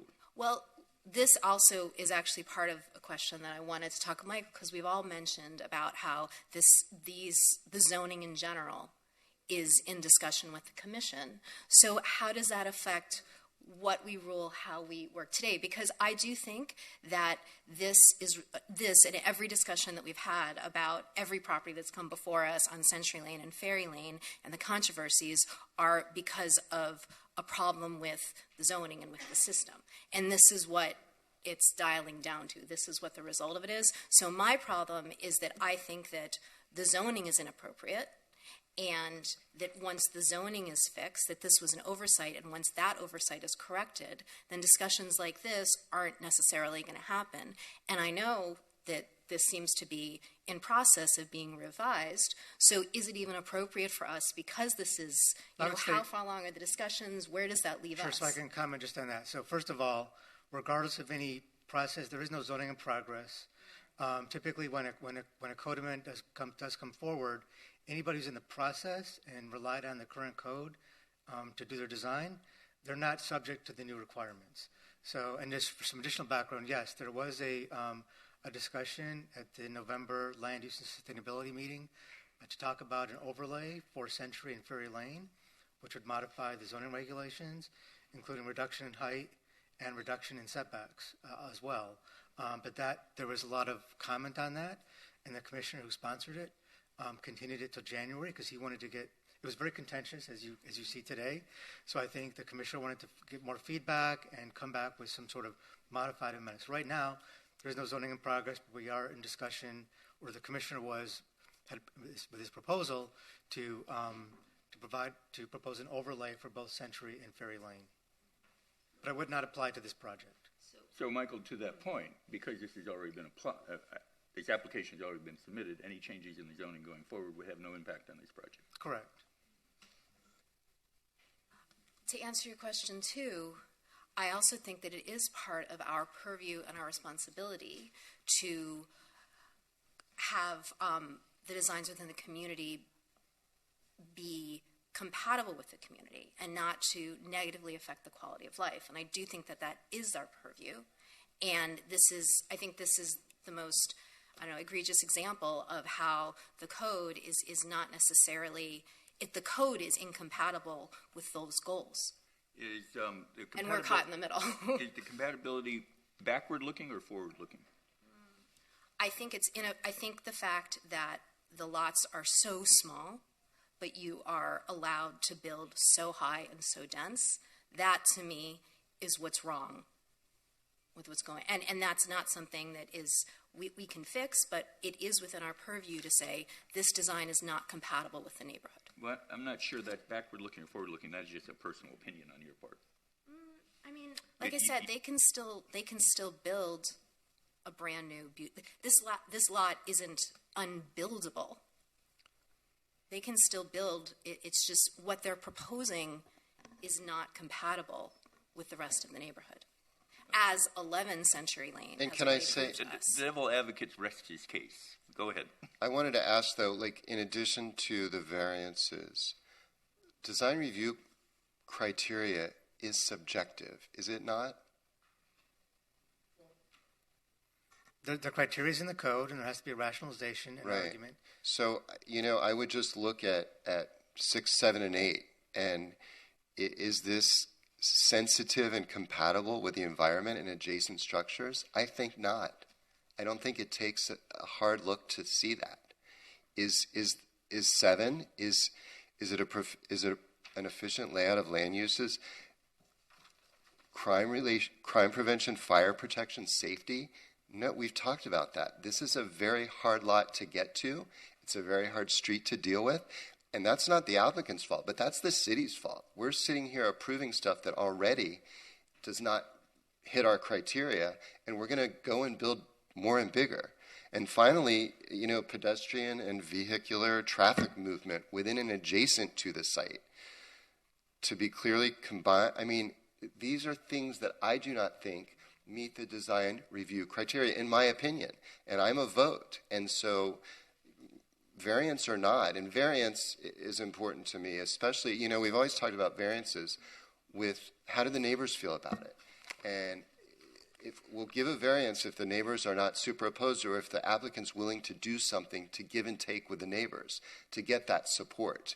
And this is we're building 5 stories and we want, 60 feet and we want these setbacks and these variances. And, it's basically like this is what our right is, not we'll work with you to figure out what works for the neighborhood. I think, if I could just interject for a second, I think if, the board mentioned height here in Mass, I'm looking at the design, are there directions you could give? I think it'd be appropriate for the board to say, the trellis is too big on the roof. Maybe you can reduce, the elements of the rooftop, increase the setbacks of the roof deck. I think there's things that the board could give in terms of appropriate or constructive feedback to the applicant. Or if the direction is going to be, we're not going to approve the variances, they may talk about what that would result in. So, for example, if the board was to deny the variance for the front setback, they could they would have to redesign it so that there's no parking in the front. They could have the driveway, but then you'd have an exposed paved area to the sky that they would drive through to enter the garage.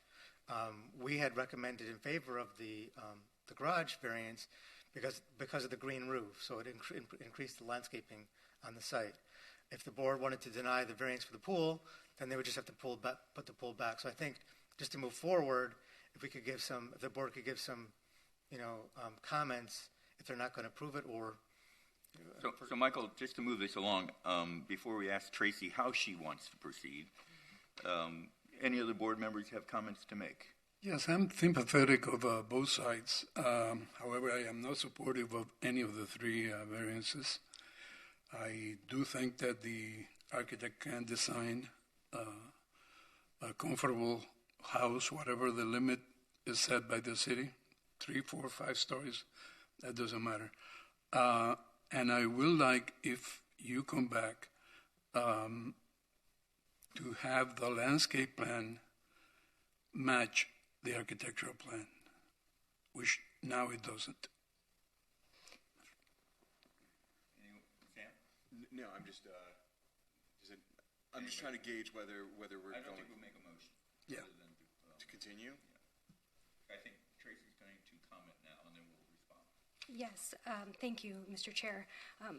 First thing, as a point of order, I just want to make a few comments on the legality of what this board is supposed to do. Your job is to apply the existing code. Staff has determined and the city attorney has determined that the code is compatible with the comprehensive plan and that our design is consistent with both of those, and they've recommended approval. So as much as you may not like it, except for the variance. Except for the variances, as much as you may not like the height or the massing, it is a single-family home in a multifamily district. There is no density issue here. And Scott, as your neighbor, I live in Sunset Harbor, and as somebody that considers you a friend, I do take issue with, please, with all due respect, I take issue with some of the comments that you've made. Your role here is to be a fair judge for an application that is in front of you, and you are not supposed to bring your personal biases to the table in judging whether an application is justifiably approved or disapproved based on staff recommendations and in the application of the law. The Florida statutes have spoken on this, the Miami-Dade County Code and the City Code all address this, and just to quote the Florida statutes, in a quasi-judicial proceeding, a member may abstain from voting on such a matter if the abstention is to assure the fair proceeding from potential bias or prejudice. And based on some of the things you said, I interpret that to mean that you have significant bias and prejudices against my client and this applicant based on other things that have happened that you don't like somebody selling their house. In no way is whether Rene Gonzalez selling his house after it got approved applicable to this situation. And what happens on Belle Isle is very important to you. You serve on the BIRA and you are on the board of directors, and clearly that organization has taken a position, and it's against this application. But this application appropriately proposes a structure that complies with the code to the greatest extent that is possible. To address the parking and front setback issue, if I could pull up slide 20 to show you, first of all, based on staff's interpretation, even if we were to have a driveway to a parking area under the house, we would still need a front setback variance because the driveway in and of itself, according to staff, requires a 0 setback variance.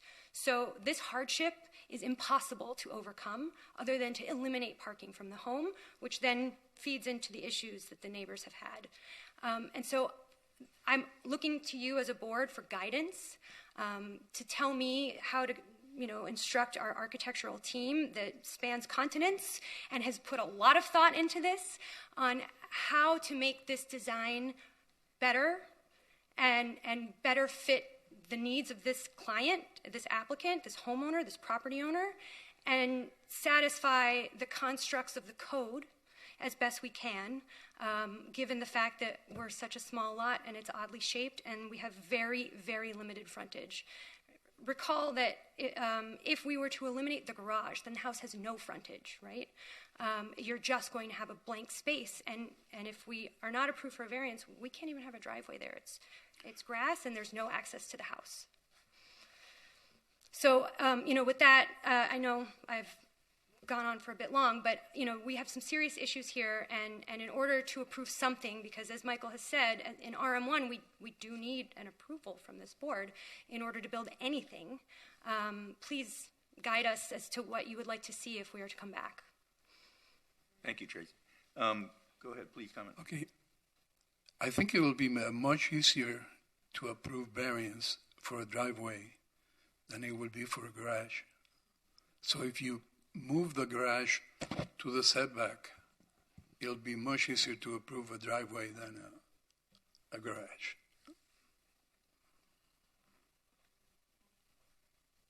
I'm glad you asked. I have some comments about the design, which I also spent a lot of time thinking of. For me, this design seems top-heavy. The second story that's recessed, what do you know why that 20%? Oh, sorry. I was going to say the design to me seems a bit top-heavy. Why did you recess the second floor in the way that you did? Was that a code thing, or that was just a design decision? It is recessed to give place for more landscaping and for the green roof, and giving the Century Lane that green roof with landscaping and a better view. And that's the only facade to the street. There is no frontage to the house. If we take that, the house has no elevation to that street. If you take if we remove the garage and Oh, no, I'm not talking about the garage. On the second floor? Yes. It seems like, well, I'm saying the impression that I get from the design, this design seems a little top-heavy to me, that, you have you have a massive, pedestal base, and then it recesses in, and there's glass, and then you have this very heavy, two other heavier floors, yes. Which, I think that, you've tried to make it, there are a lot of horizontal elements that, you've incorporated, but I'm just trying, again, I do believe that this design is too much for the size of the lot, and it's out of scale with the lot. That's where I'm coming from. And so I don't think that the design that you've added helps that. It reinforces just how it's a massive structure on a tiny lot, and the design reinforces how big the structure is. And I'm just thinking of ways of how in what situation would I approve this design. And so I think for me that's a bit problematic. It seems like it's very top heavy because you have this recessed second floor and then these two heavy floors above it. I also think in the back view with the dock, I think that what's trying to happen is every inch is trying to be maximized, and you're trying to take a small lot and make it feel bigger by extending the dock the full length of the property. And moving the pool. It's like you're trying to, make the dock part of the backyard. You're doing all of these design things that might work on a larger property, but because that this is a smaller property, it's feeling very tight. So those are some of the things that, you might want to look at. I have a question about, and I'm also really concerned too, again, with the scale, with the first, I guess it's like a story and a half. For me, there's a lot of scale issues here. The first floor, the back area that has all the landscaping, was that part of the resiliency? If it floods, that's the area that's going to flood? Was that the concept behind that? Mm-hmm. And though all the plants are in planters? Yes. And is that, and you were saying that they didn't submit a landscape. I mean, can trees grow in, underneath? And the landscaping that they've chose, is that appropriate for such a shady location? I have asked for a landscape plan that matches architecture, and I would like to see sections of the planters where they're going to be planting on the upper floors. Okay. So that we know the depth of the planting area. Yes. And how you're going to handle the runoff. That's okay. Because right now, like I looked in the architectural and the landscape plan, and we don't have an elevation at the seawall. Okay. We cannot dump water Onto the runoff into the bay. Okay. And all that needs to be shown. That was also a concern of mine, and maybe this is with the setback with the pool of, there's a heavy rain, the pool overflows, and then it just spills into the bay. That was also, a concern. Is that why there's a certain setback? So this is unique here in terms of the setbacks. Typically, within a rear yard, the deck has to be set back 6 feet, and the pool is 7.5. But for waterfront property, the deck could actually go all the way out to the dock. So there is no minimum setback required for a deck. But of course, as part of the civil plans, they have to maintain all the water runoff on their site. That was also one of the neighbors was talking about that too. There's no. This is all going to be paved over, and I think you're trying by incorporating landscape, plantings into the upper floors, but it's still. On a street that all the other houses are low, it's low-lying, it's right there. I think that planning for some sort of, I don't know if this is the best solution for the resilience. I do have those concerns as well, and I think they're valid concerns. By the way, Sarah, you're right. When Lot 7 is built up, all these windows facing south are going to be looking into your neighbor. So I'm not really sure what this architect is thinking about, because they're certainly not thinking about, well, actually, I know what happened.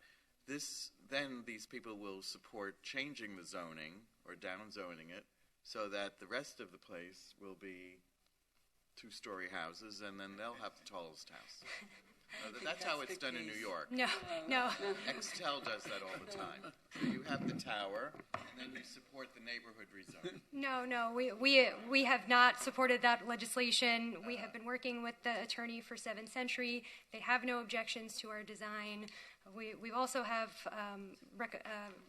letter of approval from the standard that is part of the record. We have worked with both of our direct neighbors. All I'm saying is... And we do not approve the down zoning of Century and Ferry Lane. But the design as it is now, the windows facing south will be looking into a house of equal height.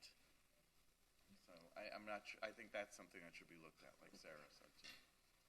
And also, I know there's been a lot of talk about like this driveway garage structure. I do agree with staff that, again, the scale, like how you have it designed now, and I'm looking at this Century Lane view, I think it's slide number 16 from the presentation, that is a very high wall garage door. I know you're trying to break it up with the hanging green, but again, like that's this huge mass. It's very tall.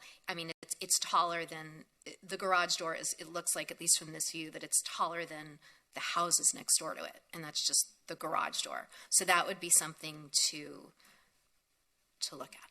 So if I had to summarize real quickly, it sounds like the variances could be reconsidered.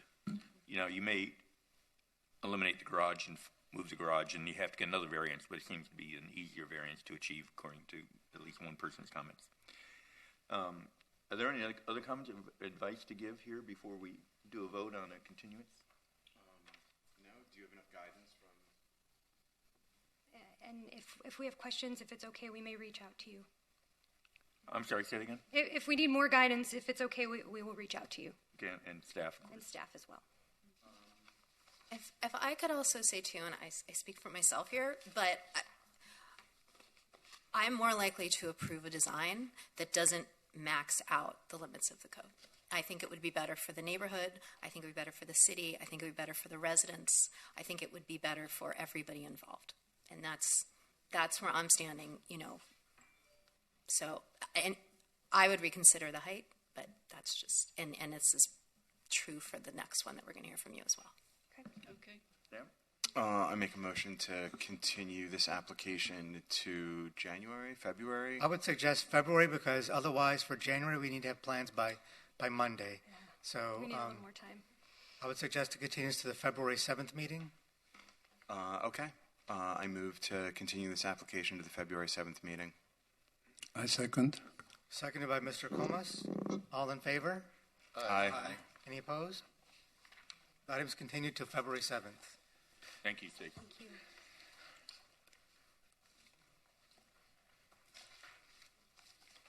Do we have a meeting on January? Yes, we do, January 3rd. The next application on the agenda is DRB 22-0847 for 10 Century Lane. Giselle? The next item on the agenda is DRB 22-0847, 10th Century Lane. An application has been filed requesting design review approval for the construction of a new 5-story single-family home, including one or more waivers and variances from the minimum required front setback requirements, including a variance to allow parking within the required front yard to replace an existing single-story home. So I'm just going to give a brief overview of the waiver and variances requested. So in this instance, because the home does have parking underneath of it, they're asking for a waiver to allow a lower ground floor clearance, because even though this is single family, in the RM1 district requires a minimum height. They're asking to lower that from 12 feet to 2 feet to lower that elevation of the first floor. We're supportive of that waiver. The first variance is for the front setback, and this is to allow parking within the driveway. So yes, they provided parking under the building, but by having this variance would allow somebody as a guest to park within the front yards. For supportive of the variance. And the last variance is a variance of 8 inches to have the ground floor encroach 8 inches into the front setback. With that, we are recommending approval of the application in accordance with the draft final order, which is listed on page 29 of the board packages. Now, because we seem to be looking at the same people again, for a project that in many ways is the same, and we've heard from everyone in the neighborhood who I feel we're talking about not just one project but both projects, we hope that this hearing can be shorter than the last one, but not prejudiced by the prior decision. Understood. And so to that end, we would like to incorporate the record and testimony that was given for the 8th Century Lane DRB 220841 into the record for this application.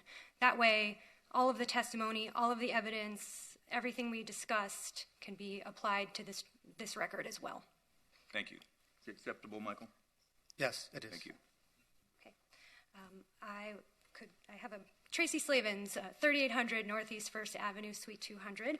I'm joined by Adriana Sturm of Archi Consulting, Martin Gomez, our architect, and our team is behind us today. We're also here with the owners of the property of 8th Century and 10th Century Lane, Michael Sager and Rachel Sager. The entity that owns the property is 10th Century Lane, LLC. If we could bring up the slide presentation, I will do this as quickly Tracy, as I can. do you want 10 minutes or 15? 10 minutes would be great. Okay. So this is a companion application to the previous one. And as we discussed, the purpose of this application and the design of this home is to accommodate the extended family of the Sagers.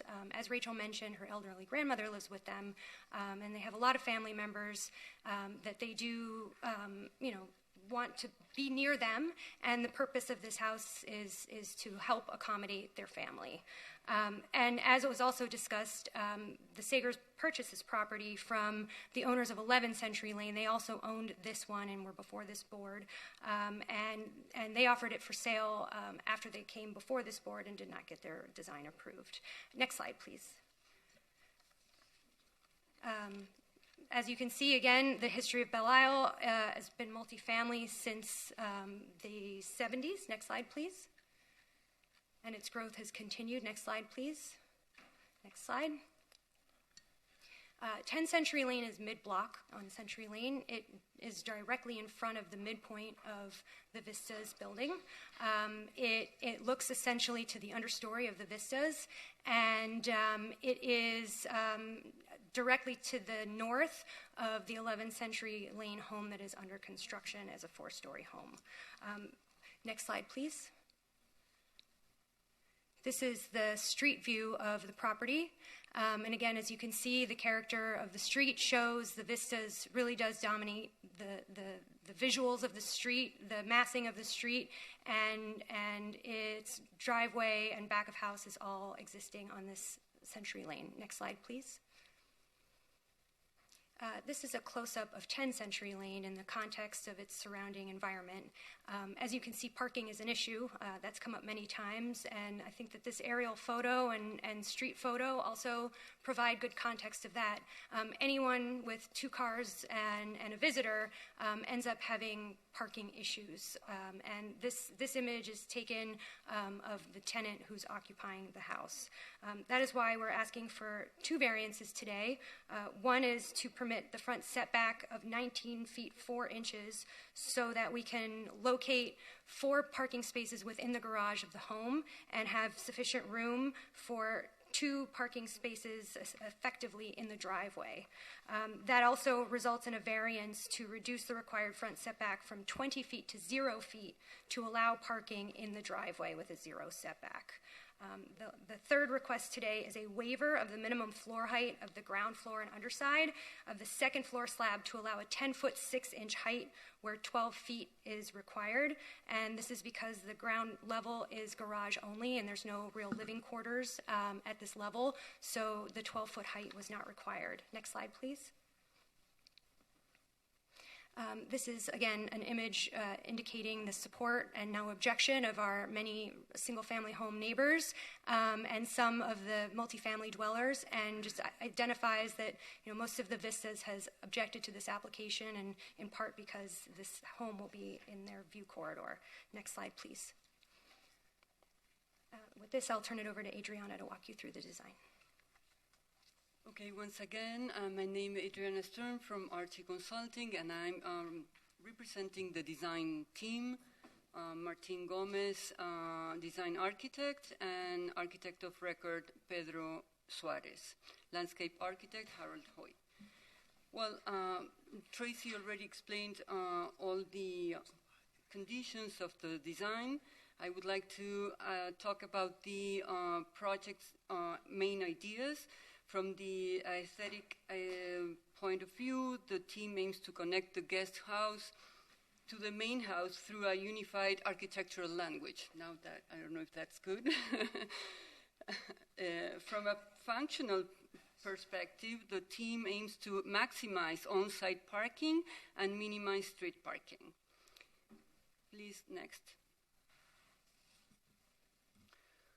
The architectural syntax in this project is as follows. The ground floor is conceived as an 80% glazed volume aimed at creating a fluid connection with the street. And to create privacy, the architect proposed a screen of slender aluminum slats. This level includes a 4-car garage, the entrance to the house with an elevator connecting to the habitable levels above, and a bike rack. Next, please. The private levels seek to balance the openness of the first floor. They feature board form concrete and glass topped with wooden slat screens for privacy. This area encloses 2 levels, which are the wellness rooms and the bedrooms. Next, please. The social level is located on the 4th floor. It features 90% glazed volume that seeks to visually blend into the landscape. The design contemplates the use of double glazed windows for efficient heat and noise control. Next, please. Landscaping also plays a big role in the design of this project. It is present on every level to add movement and vibrancy to the building. I'll show you now some renderings with the idea. Okay, there you can appreciate how the design of a transparent ground floor extends the perspective towards the back of the lot. This transparency gives the perception of a longer site, which provides view from the street, a better view from the street. Next, please. This is the northeast view, where you can see the different levels. Each one is treated according to their privacy. All the windows are protected by wood slat screens. Next, please. The east view features abundant landscaping and a strategic design to balance privacy and openness. The rooftop contains a barbecue area, a swimming spa, a sitting area shaded by a pergola. The building is crowned with lush landscaping at this level as well. Next, please. The team proposes, yes. Next, please. The team proposes the same materials patterns as the main house. Next, please. This is the proposed site plan. And then, next, please. Here are the axonometrics. Next.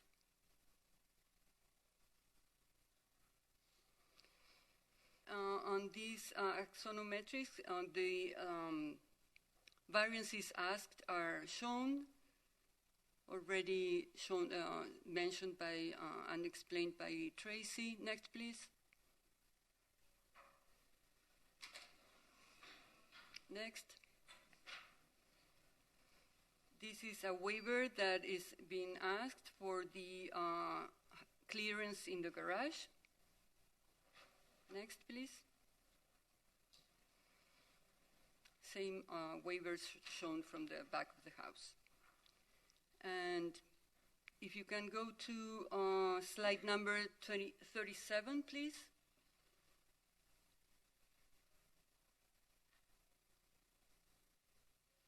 This is the landscaping plan updated to this proposal. And next, please. And this is the upper levels.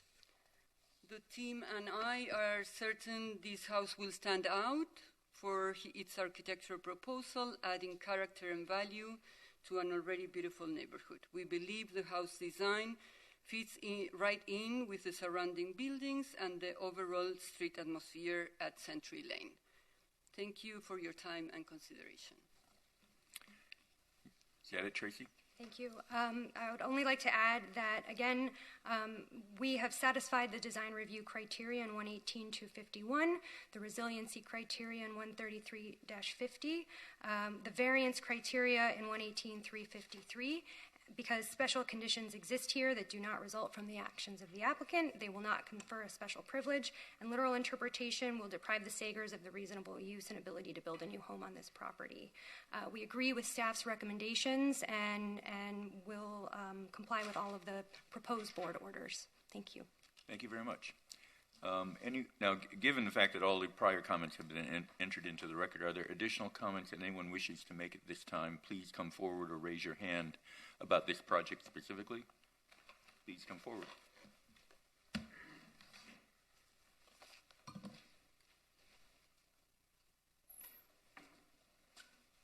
Hi, Kara Glazer, 1 Century Lane. 2 minutes. 2 minutes, okay. Yep, that's fine. I just wanted to comment that, they mentioned that, or their lawyer mentioned that they bought this property after it had been in front of the design review board, and the design review board denied the request by the previous owner. On January 4th, at that design review board meeting, the staff communicated concerns with the size and mass on this property, and that was for a 4-story house that did not request variances. And they recommended, coming out of that meeting, to reduce the impact on the site. And so the concern we have is now they have purchased the property and they have come in front of you with a much larger structure and also asking for variances. So we're just confused and a little frustrated at how less than 1 year later, staff, where they recommended to reduce the mass, is now moving forward and recommending this. And so we just ask that you take this into consideration. And as well, with respect to the plans, as we spoke before, drainage and flooding is a large concern. And recently, Belle Isle, Century Lane in front of the Standard has had some significant flooding, which other areas of Miami Beach have. If you look at the way their driveway slopes, we are concerned that will slope right back into Century Lane and continue to add to the flooding issues we already have. And then the variance that they're asking for with regard to the parking in the front setback, that is for an additional 2 cars to make it 6 cars of parking on their lot. We understand we don't want the parking on the street, but for their second home on the same street, if we add up all the cars, they're just asking for it to be reasonable. Thank you so much for your time. Okay, thank you. Michael, could you confirm that staff actually made that ruling? Is it recorded anywhere? So the prior application was actually, I believe, was withdrawn, and our comments were also based upon the design. This is not the same design. So we believe that the scales have been broken down visually with the design compared to the one that was previously submitted. So that's the reason for the change in our recommendation. Thank you. I'm again Gabriel Valenzuela from 11 Century Lane, the owner. We doesn't have denied any design. We apply without variances because we learn without variances. We don't have like neighbors bothering. But anyways, when we apply for 11 Century Lane, we have a large meetings with all the neighbors. So we went from 5 bedrooms to 3 bedrooms. We went to 53 feet high to 45. Now what they're applying is even like 1 floor higher than us. So again, we are here to oppose into that. And also we own both 10 Century Lane, 11 Century Lane. Is not an issue for me to build because I'm building right now a multifamily home in North Miami. But we desist. Last year, I sent to Mr. Michael a letter that I, desist to build. Then my wife keep going, but she understood the reason we can't do that in that street. Is challenging. We did one, so it's easy to do this. The second one, but we desist because you need to park. You need to park to put it concrete. So we use 12 Century Lane, which is our dear friend. We use the front property line of 11 Century Lane, which we own, and 10 Century Lane that we own. Right now, to build 10 Century Lane, there is no place. So our driveway is going to be blocked because we are 7 feet away from the property line, and you need more than 56 feet to put the pump concrete, the draw concrete, and everything. So, thank you. Okay, thank you very much.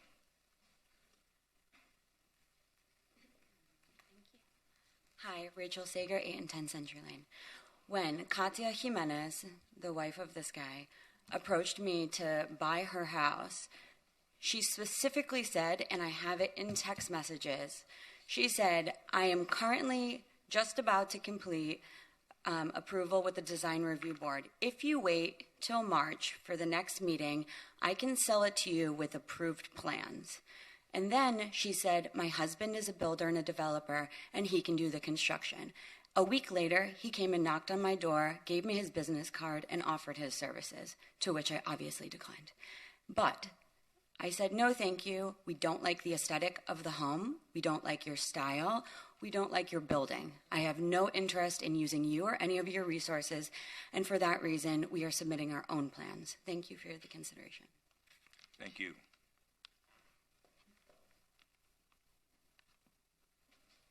Hi, Farazan McLean, 1 Century Lane, Unit 401. I wanted to bring your attention to one point. This project versus, in other words, 10 Century Lane versus 8 Century Lane. 10 Century Lane, the one before you right now, is actually on Century Lane. It is not around in the tucked away. It's actually on Century Lane. It is in the belly of the beast because right now, 11 Century Lane is being built, and I know the pictures you saw show this beautiful house in a quiet neighborhood, suburb, wide areas for trees and shrubbery. That is not the case. Thank God, 11th Century Lane is built now, so you all have an example of what disastrous decisions can lead to. 10th Century Lane will be right up next to it. There is no room for these beautiful trees and all that. And as Kara said, the driveway coming back to the street will cause problems, and we're going to end up looking like a parking garage there. 6 cars parked there on a tiny, tiny lane. So please keep that in mind. My second request is if you are going to approve all of these projects, because the owners own 2 projects at the same time, They're going to clearly want to develop them at the same time. It's cheaper for them. Please keep in mind the pressure you put on the neighbors. Please set deadlines, start and end date lines. Again, 11th Century Lane has been dragging on forever, and I really don't know when it's going to end. I don't know if it's that within your preview, but please do. Keep all of that in mind, which is why Maria was here in tears, because then she will have 2 huge projects right around her house, and whatever. Okay, thank you. Thank you for your time. Thank you very much. Anyone else?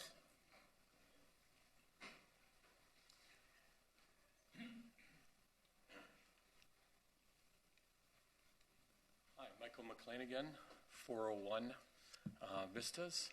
I just want to reiterate, there was mention earlier, and there continues to be mention about the fact that it's change that the residents, I guess, of the Vistas are not happy about. It's the view. Maybe some of that may apply. That's possible. Obviously, people that are living in one situation one day and then they look across and there's a structure the next day, that's going to be applicable. That applies. But at the end of the day, I'm going to reiterate what I reiterated before, or mentioned before, is we are in a small lane that we consider, or I would consider, not to be a lane, rather an alley.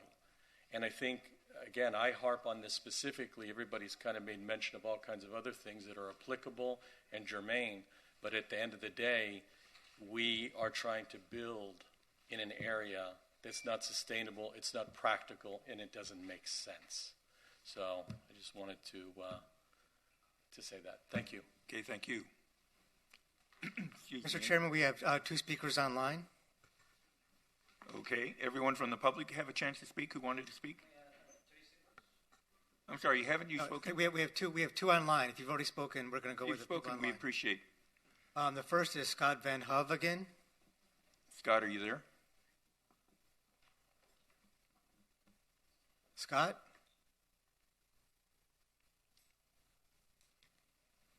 Try the next, Michael. Sorry, my display just went out. Hold on a second. We'll go to Olivia and then back to Scott.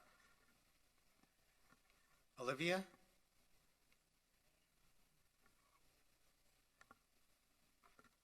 Olivia, are you there? Michael, just give us 1 second here. Seems like Zoom just temporarily went down. So just give us 1 second, okay, and we'll be able to take the online public comment. Thanks, PJ. Spoken already? Yes. Well, I don't think you'll be needing to say anything. Thank you very much.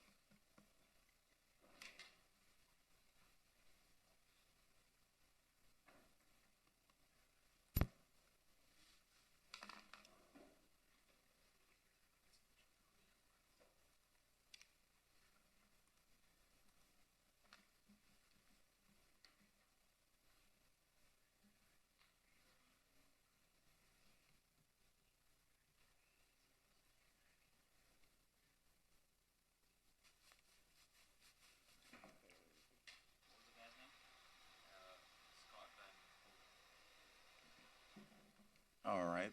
Michael, we're ready to go. We're back up and running. So I guess you can go back to Scott. Let's go back to Scott. Scott, are you there? For Scott. Yeah, I just logged back in. Can you hear me? Yes. Okay, thank you. Do I need to be sworn in again? No, not if you were already sworn in earlier. Go ahead. All right, thank you. I will make this brief. Reminding you, I'm the president of the Belle Isle Residents Association. We have been in existence for more than 20 years, and we represent more than 1,400 units on the island. I'm making that point because council for both properties keeps saying and referencing just a few people objecting or supporting, but in fact, the entire Belle Isle Residents Association is opposed to approving these variances. We have sent you a resolution on October 3rd. I won't repeat the same concerns I noted earlier. I will say that that we believe strongly that the Design Review Board made a big mistake when approving 11th Century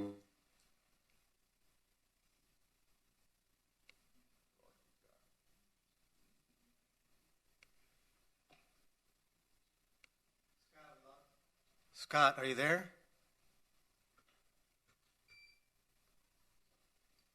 We will see if we can come back to Scott. Let's move on to David Moth.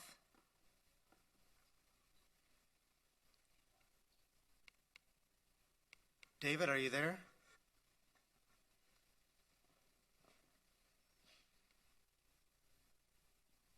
I think we're having some Zoom issues again. Hold on.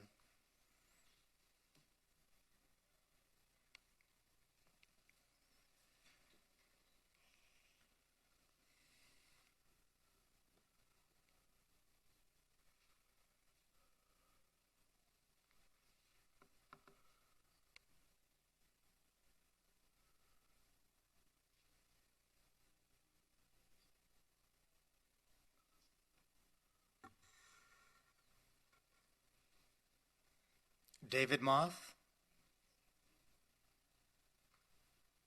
Okay, just give me one moment here, Michael. Seems like Zoom is having some issues. We're working on it right now, so it should be back up, I was saying, within a minute or so.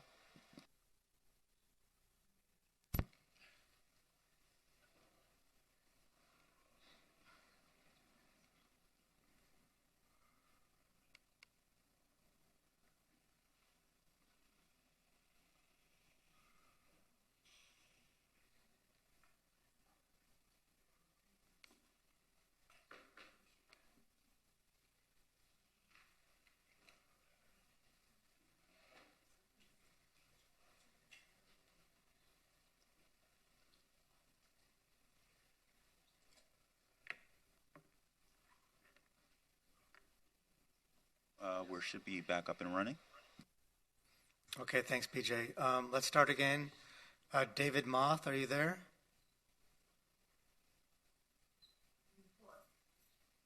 Yes, hi, good morning. Can you hear me? Yes, good morning, David. I need to swear you in for this hearing. Please raise your right hand. Do you solemnly swear or affirm that the testimony that you'll be giving in this proceeding is the truth, the whole truth, and nothing but the truth?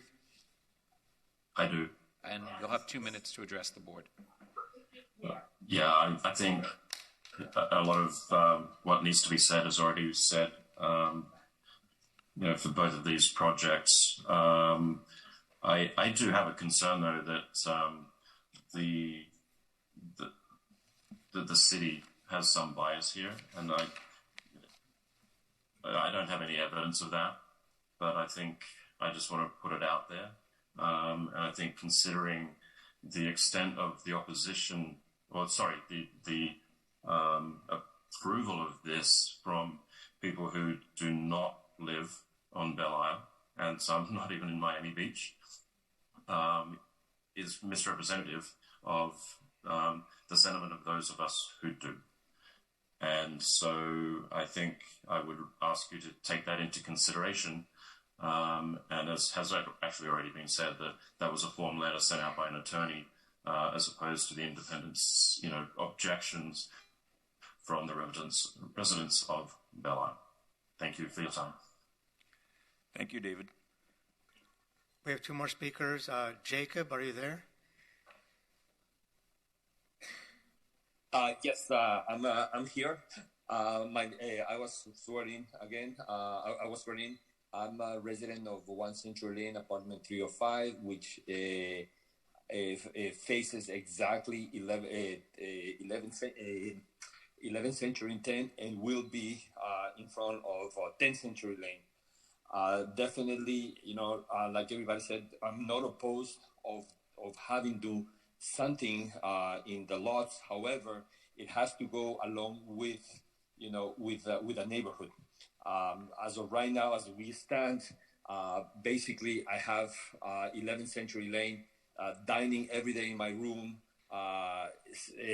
My whole privacy has been completely violated, and now having another humongous structure will be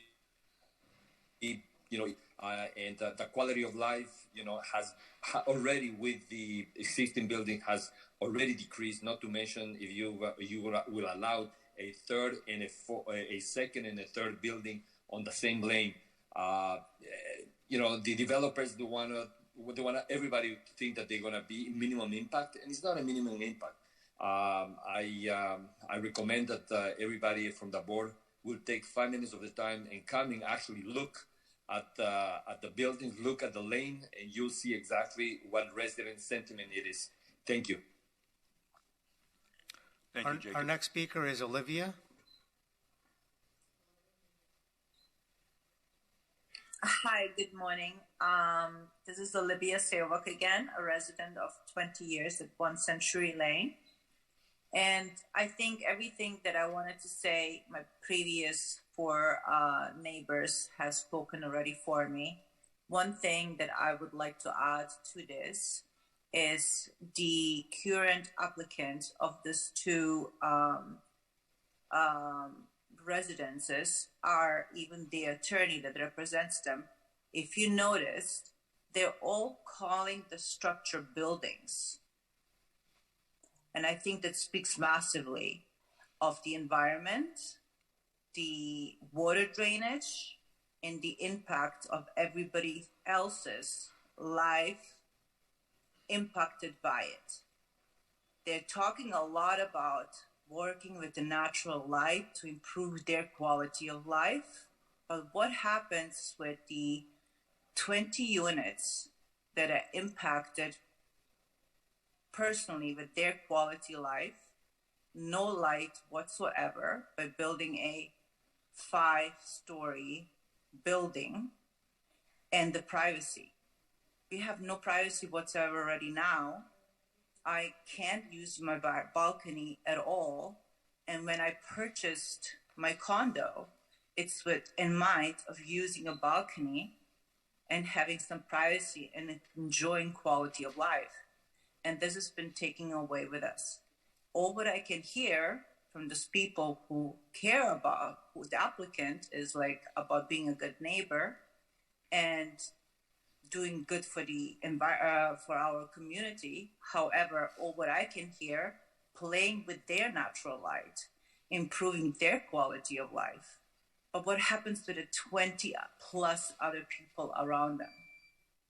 We hear accommodating. The city of Miami Beach is a little bit biased, if I may put it out there, that they're accommodating one growing family. But what about the 20 plus other growing families just on that one side of, may I say, not a lane, but a little tiny alley? Thank you. That is over. Thank you. Thank you, Olivia. Thank you. And last, I just want to see, since Scott Van Hub was cut off, if Scott would like to speak again.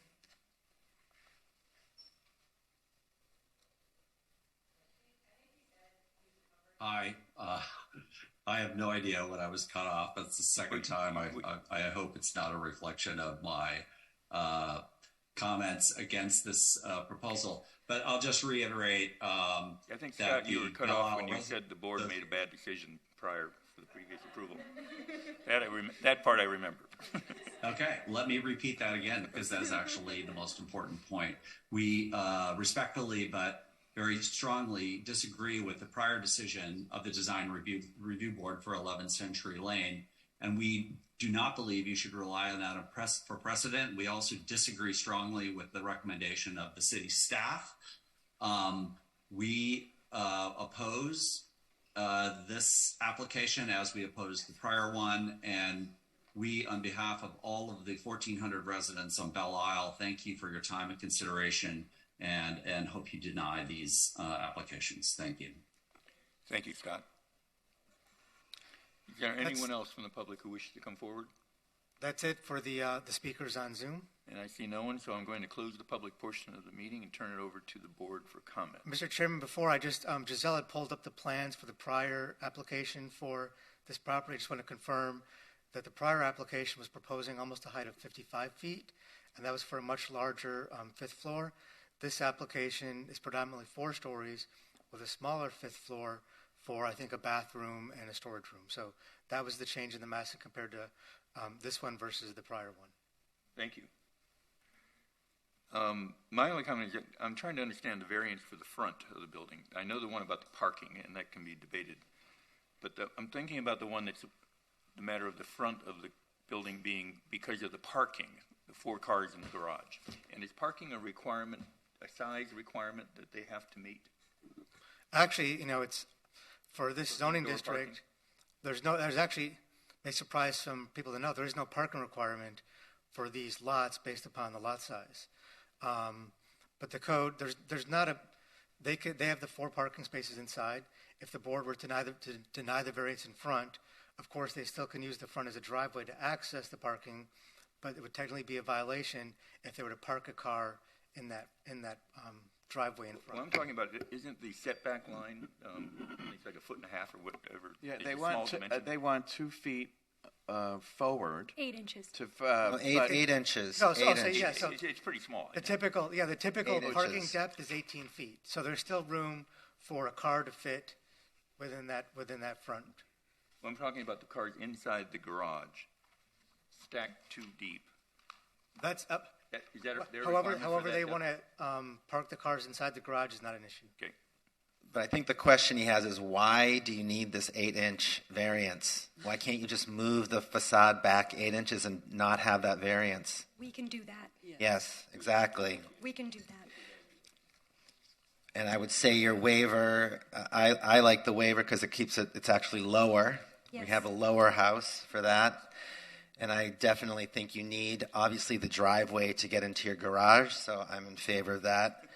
And please, everybody understand, as far as site drainage and water runoff, all of those things, when this project goes in front of the building department, there are 2 or 3 different departments that review site drainage. And there are many sheets of drawings that relate to this. Every project, residential, commercial, has to contain its runoff on its property. So at the end of this driveway, I'm certain there will probably be a trench drain that will have to catch the water, and there'll have to be retention tanks all over the sides of this project that are going to cost this client thousands, tens of thousands, if not hundreds of thousands of dollars to contain the water on the site. Every project we look at, this lot is particularly small, but larger lots as well, with larger homes that have way more runoff, all have to contain the water on their site with many, many drainage structures, things that were never required 10 or 15 years ago even. The code is much stricter now. Nothing goes into the bay. Nothing gets to go into the street. Every new project that comes in front of us now that gets built is designed technically to manage systems, runoff, electrical, sustainability, all of those things 110% better than it was even 10 years ago. So be happy that this home is elevated, that the first floor is up higher, that there's a resiliency factor here. I'm super happy to see. The first floor is just a run out. I think this transparency through, even though there may be cars in the garage, is kind of nice because you'll be able to it opens up that area down below. So I fully support this application. Thank you for not asking for side setback variances or anything like that. And for being lower than the height that you can actually go by 5 or 6 feet, I think. So thank you for that. Thank you. I also support this application. I agree with staff's analysis that the size and shape of the site create practical difficulties warranting grant of variance, and I hope this gets approved today. I find, on the other hand, the facade facing Century Lane to be overly monumental, and the one thing that this board has most consistently asked for is to make the facade facing the street more inviting in scale, and at least in keeping for now the scale of the neighborhood. I think Sarah and I have always said that. And right now it's like a 22-foot high monumental gate with a gate effect with a 20-foot high screen, and it's just really highly off-putting and overly unnecessarily monumental. So I think that needs to be adjusted. Is that something that we could work on with staff? I haven't said anything about that yet. We'll come back to that. Yeah. Can you bring up this? I think it's slide 14 because I think that it.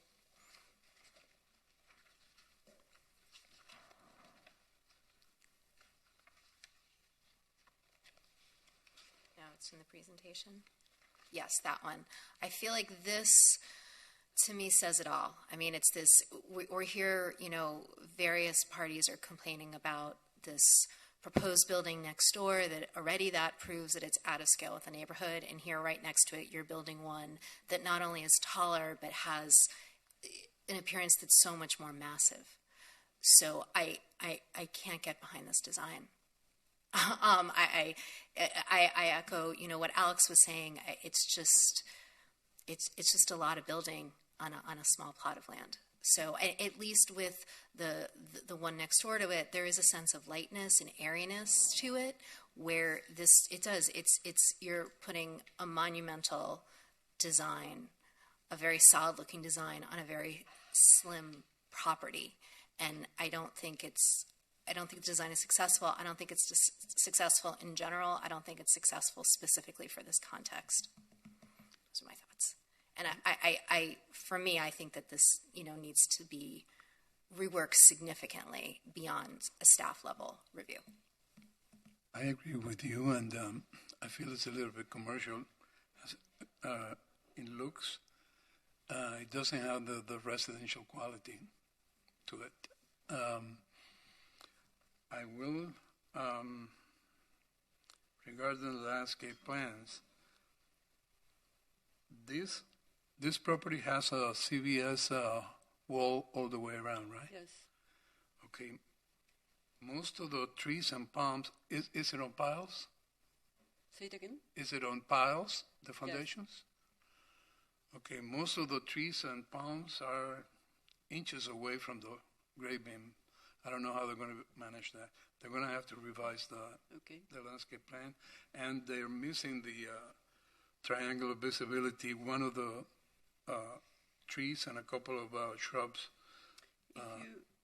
If you put the slide number 37, there you have the updated landscape plans, and you can see the triangle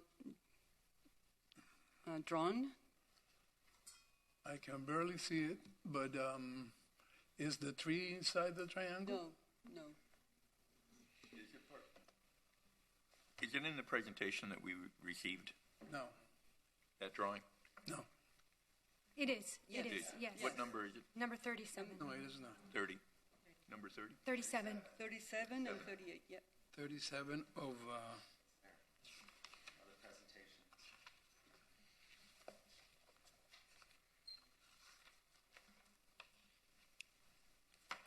Presentation files like 7 up from the bottom of the list.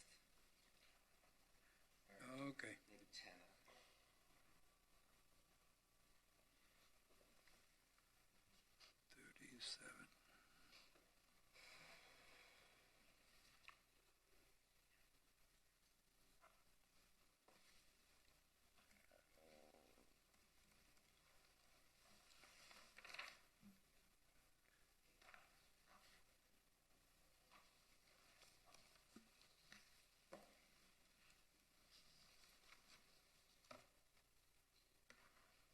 I don't see it.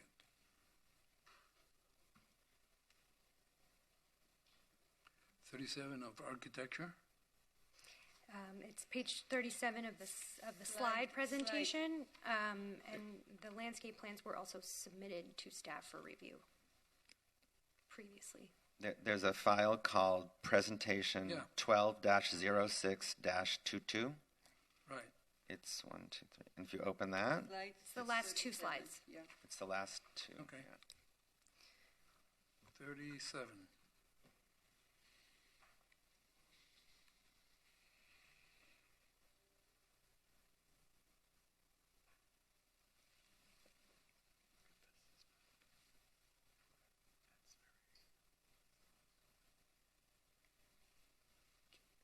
I don't see the triangle.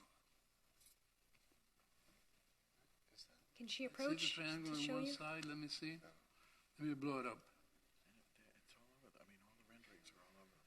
The tree is inside the triangle. No, here. The tree is inside the triangle. I think trees, as long as it's a small trunk, I thought the trunk itself could be in as long as the canopy is raised above a certain point. Okay, but those issues I said about landscape can be dealt with staff. Yes, yeah. Okay. I have a question. On slide 16, the southeast view, you have these vertical fins, 4 fins sticking out of the side. What are those, and how? Those are shutters. They're what? Shutters. Uh-huh. And are they open in the? Yes, they open. Oh, that's why. Yeah. So I mean, listen, you know how I feel about this, the bulk of this thing, and I have to agree with Sarah. I was looking at the same slide she was when she said it. It looks commercial to me. It looks bulky and big. I may get you guys angry at me, but I have to tell you, I'm actually okay with the parking situation. I think the more cars, the merrier. And that's one thing that I actually, and the variance of the height of the garage, why did you do it? We lowered it, really just in part to lower the home a little bit. So, listen, this is the kind of thing that, looking at this garage entrance as well, the slide that Sarah mentioned, it actually looks a little transparent, but there's another slide where it just looks imposing, that wall of slats. So it's hard to kind of... Go to slide number 15. 15, please. 14. That's it. Yeah, that's the one where it looks rather transparent into the garage. And then there's another one where it just looks very dark and heavy and forbidding. Is it all? I mean, to go straight up 50 feet is, a major townhouse situation. It's like a mini tower. So I don't know why you wouldn't. We've seen many houses where it goes up and then it sets back. You can have outdoor terraces and all sorts of lovely things. And this is like, max to the max, and it's really, really ungainly and not in keeping with even some of the other houses, taller houses on the streets. I think what you're seeing here, which is hard to do in a 2D image, is on the second level above the garage. That is a terrace, but it counts towards FAR because we put the cladding on the sides of the balcony to create an aesthetic on the sides of the home. So when you go to the next image and you see the side of the home, you can see that it's closed in. So the terrace is actually open on the second level, and the same is true on the fourth level. It's open, but because it has sides and a ceiling, even though it's open, it counts towards FAR. And on the image, it looks solid, but it's actually open. So you do have clear views through on both the first and second level.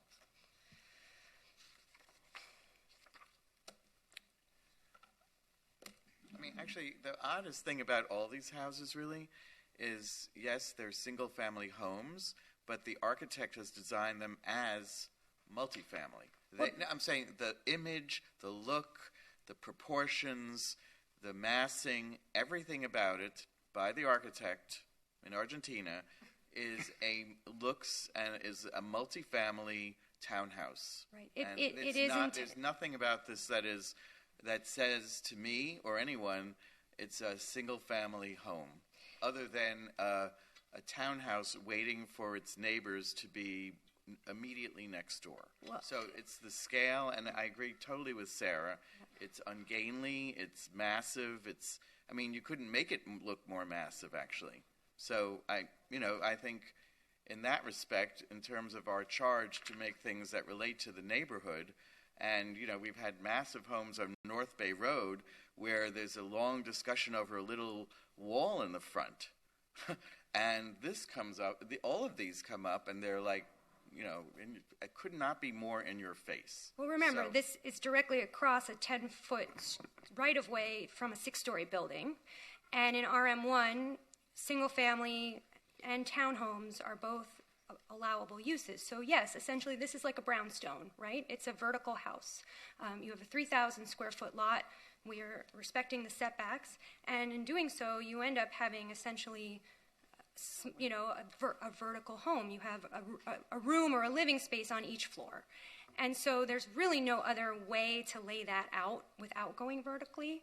And scale-wise, yes, next to the one-story bungalow, it looks large. But when you look at it next to a 6-story apartment building that has a solid wall, 6 stories tall, all the way down the street, it's a very different context. And this does meet that context. Can I jump in here? Yes. You used the word brownstone. This is not a brownstone. I lived in a brownstone, I owned a brownstone, and it was 18 feet wide.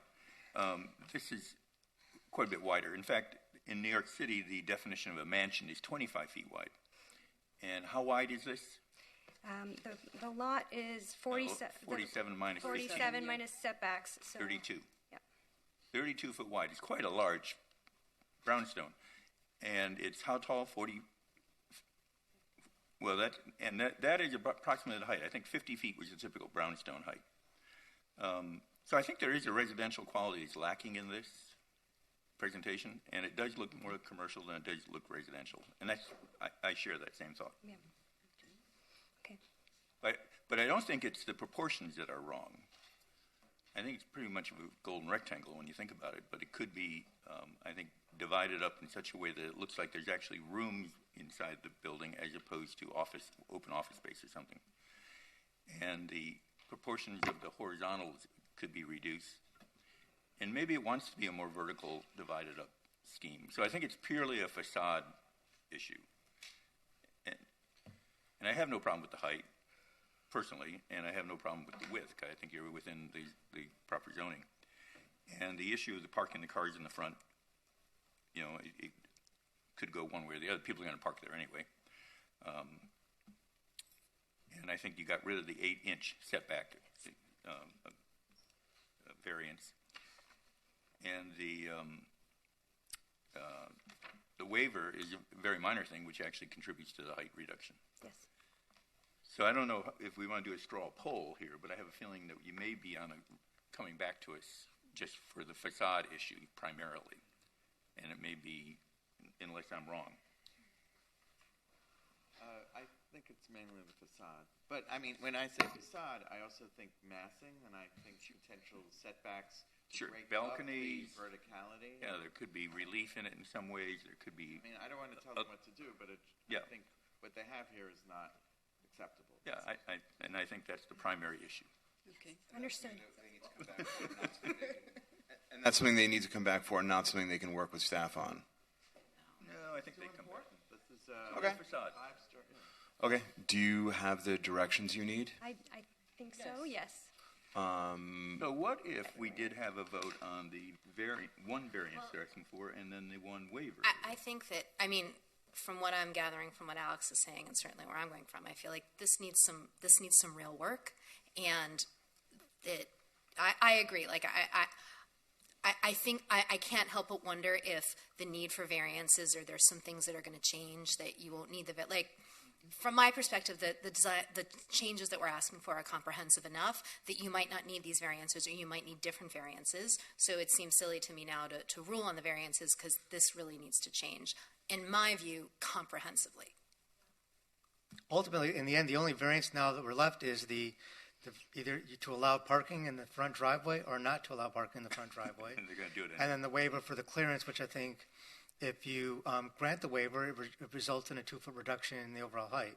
So I think I haven't heard anything negative regarding that waiver, and I think the only issue is whether or not the parking can be allowed in the front yard. I think that can be discussed when the plans come back. I wouldn't suggest any motion on variances at this time. So it's really the east view elevation. Yeah, I mean, I think the whole the fact that it's this great big chunk of a rectangle, that's the massiveness. I don't think it's just the facade. I think that I would just reconsider the shape of the building, because I think that you have opportunities for cutouts and places to create a bit of lightness and airiness. You do have a cutout on, I guess, the second and a half floor there, but it doesn't take away from the massiveness of the building.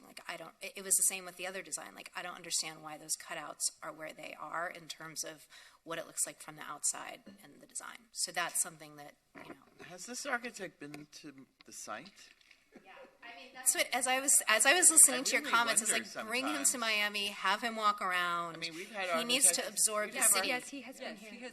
We have architects from South Africa online, and we have a lawyer presenting all this. So I don't, No, I think this is he's very been- important. It's yeah. not like, He doesn't speak English, so that is part of the challenge, right? I mean, we could bring him here, but he would need an interpreter, and Adriana is dealing with the plans here and staff, and so she is his authorized representative for that technical side of things. So maybe on the east elevation and the massing, they should get a second opinion from a local architect, Renee or somebody who lives in the neighborhood. Okay. And I think it would turn out really well in the end. I'm sitting here looking at these, trying to think what city this would work in, because it's not working in this context, and that's so much of our charge. Again, it goes back to the compatibility of the neighborhood. So. Understood. Okay, do we have a motion?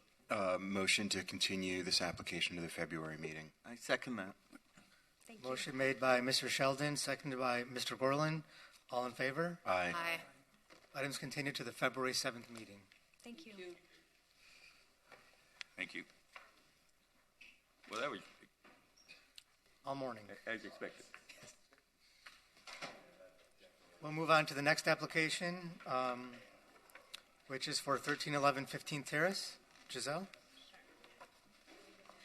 The next item on the agenda is DRB 22-0825, 1311 15th Terrace.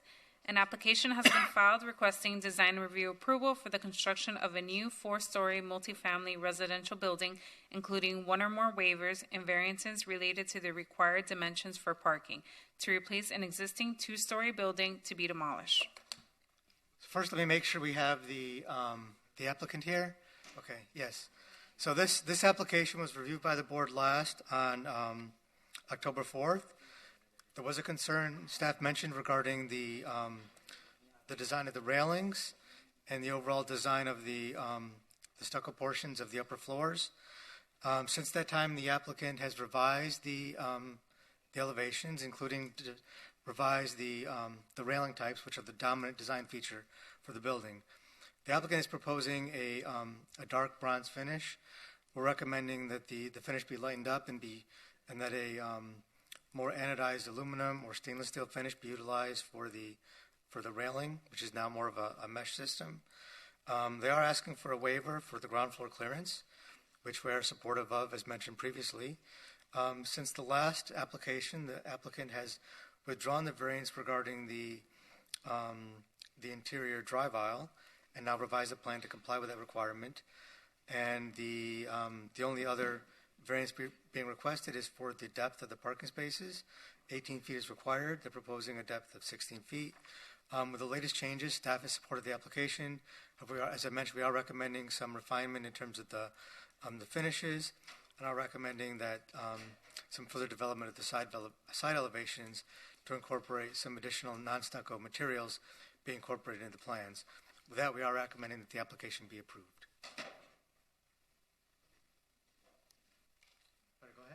Hi, my name is Matteo Cornali. I'm one of the owners of the project. The architect should be online, Tony Leon. Yes, Tony, are you there? Yes, I am. Go ahead, Tony. Did you submit a presentation? Yes, I did. And actually, you mentioned about the railings that we had submitted was a mesh. We also are presenting a couple of other options just to show that we're pretty flexible and we can work with staff if for whatever reason the ones that we present today someone has any issue with, but We also, another big thing that we spent some time doing was there was some concern just about a couple of parking spots that looked like they would be difficult to get into. So we did a little parking study, and I have a couple of videos that I think are pretty fun and interesting for us to at least have played with it. It's a great little program. Boy, I recommend anybody getting this. Anyway, I can show you these little videos. And Tony, before you proceed, I do need to swear you in. So the testimony that you have given and you will give in this proceeding, do you swear or affirm that it's the truth, the whole truth, and nothing but the truth? Yes. Thank you. And the clock is set for 10 minutes with a 2-minute warning. Okay, great. Can I share my screen? No, you cannot. You can only see what's been submitted as part of the presentation. Oh, really? Okay. We have the presentation on screen. There was a couple of things that I did submit, but I wasn't here yesterday when that was submitted, so there was a couple of extra things. But anyway, I can go with what was submitted yesterday. No problem. Okay. Let's just skip right to the new stuff. Next slide. Next slide. This is all basically the same we had before. Next slide. Next slide. Next slide. Next slide. Next slide. Okay, here, if you see there's the parallel parking spot on the side. Once you come in through the front gate, there's a parallel parking spot, and behind it we had the bicycle parking area. In this little parking program that we have, that you'll see a video in a minute, I couldn't get into that spot. So I was really glad that you guys kind of picked up on that, and I was able to test it out with this parking app or program. So we cut the bicycle parking in an angle to be able to utilize that area for some more maneuverability of the cars, and I'll show you that in the video. Okay, next slide. Next slide. Next slide, next slide, next slide. Next slide. Next slide. Next slide. This shows the mesh railing. And but I have a couple of other options. So next slide. Next slide. Next slide. Next slide. Next slide. Next slide. Oh, here's a rendering of the mesh railing. Next slide. Next slide.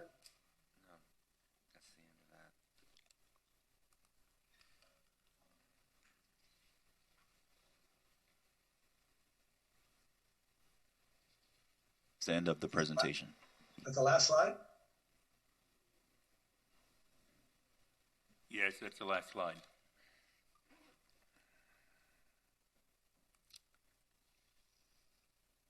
Hold on one second.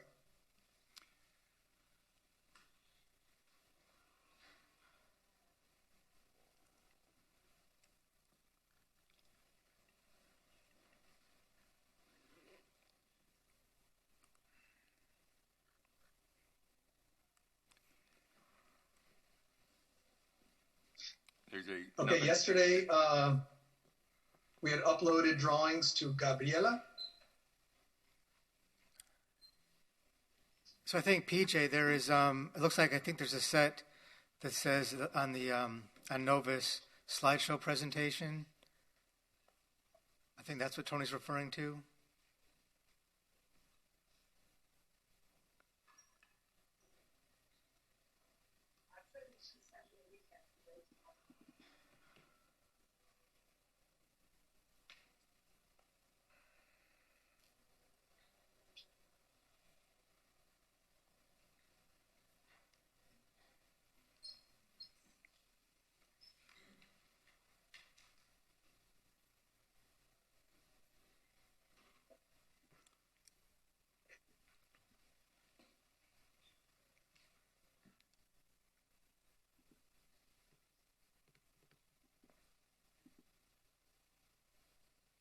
So this is the another option where we created this wave pattern using different thicknesses in the vertical railings.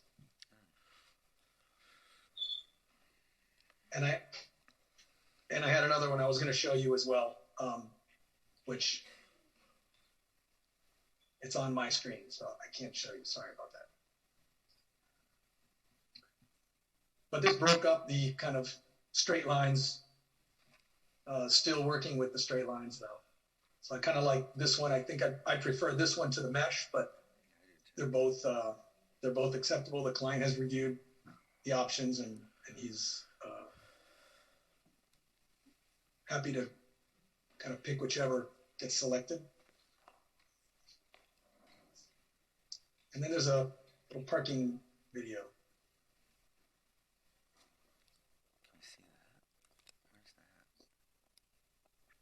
We don't have anything else, Tony. Yeah, there's no parking video. Stand by.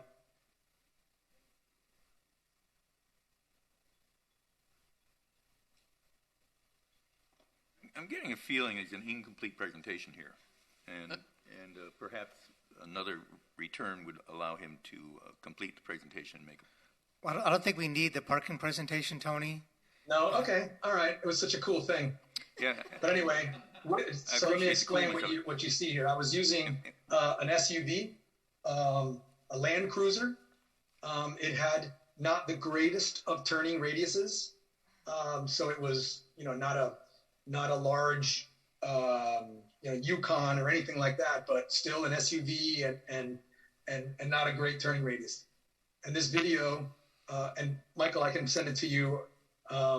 Gabriela said that she has the video, or in her email she replied and said, "I have the." We don't have it, Tony. Tony, we don't have it. We don't have it, so okay. I think we can move on from it. Okay, so anyway, the changes that we did at the bottom helped, and this video shows how you can turn around, get into the various parking spots, make a U-turn in the building, and albeit it's a 3-point turn, but the maneuverability in there. So the parking, which was an issue at the last hearing, now is resolved.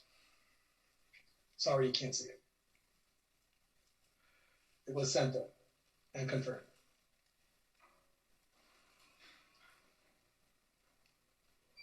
That's the end of my presentation. Thank you. Anyone from the public wish to speak concerning this project, come forward or raise your hand online. And Mr. Chairman, there is nobody online with their hand raised. And I see no one in the audience who wants to speak, so I'm going to close this public portion of the meeting and turn it over to this board for comment. Did you do anything to the back, like the back stairwell railings, or is those the same? The railings changed. The railing changed on the whole project. So do you have a rendering of the back? That was my comment before. I just felt like that it just looked neglected at the back of the building because of those railings. Can maybe you bring up slide 19 from the presentation? It shows it.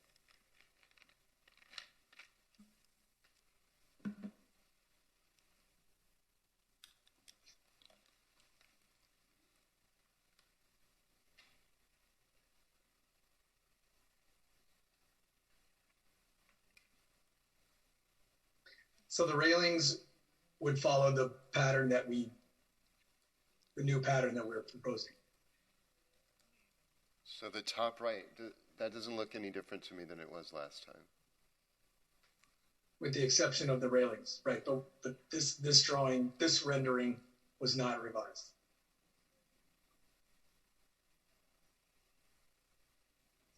But the railings in the rendering are different because these renderings show the mesh railings. Right. The previous railings were just standard vertical pickets. Correct. Right.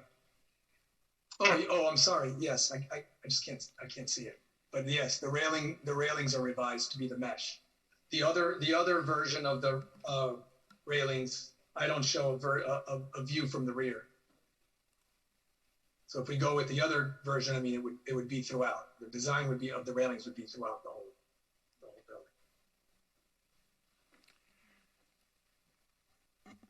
building. I was going to ask my board, particularly Sarah, given the context, is this an appropriate sized building for its context?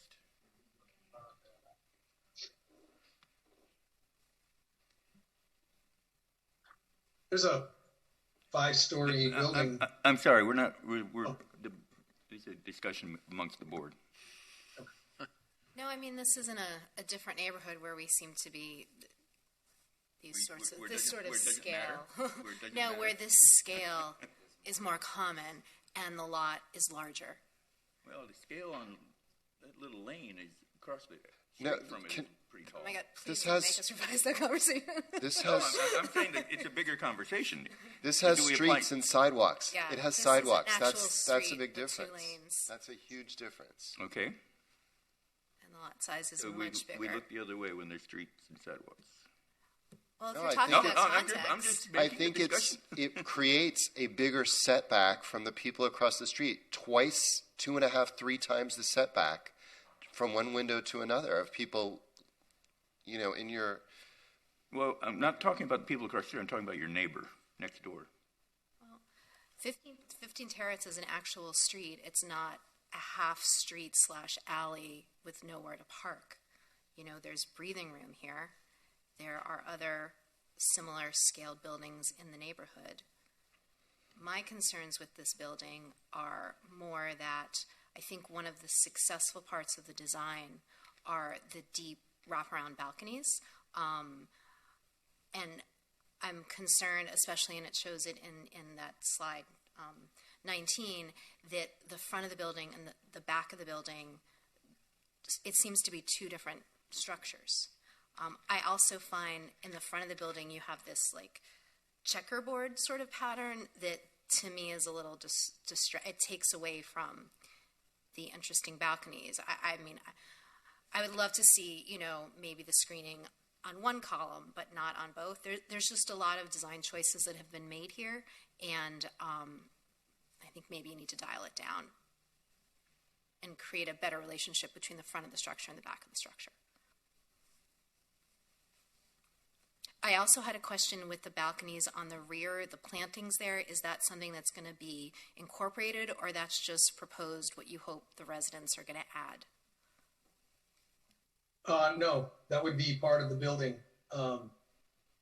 It's behind the building is it's kind of a large also building similar to this one. So the landscaping in that window would just kind of mask the view towards the larger building behind. That's the master bedroom.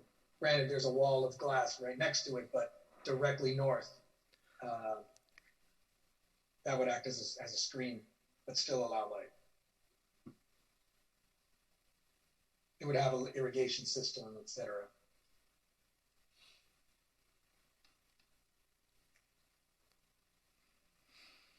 Well, I prefer the railing, the second option that you showed versus the mesh, to be honest with you. I like this kind of undulating picket concept. I think is kind of interesting. I do agree with Sarah on the front.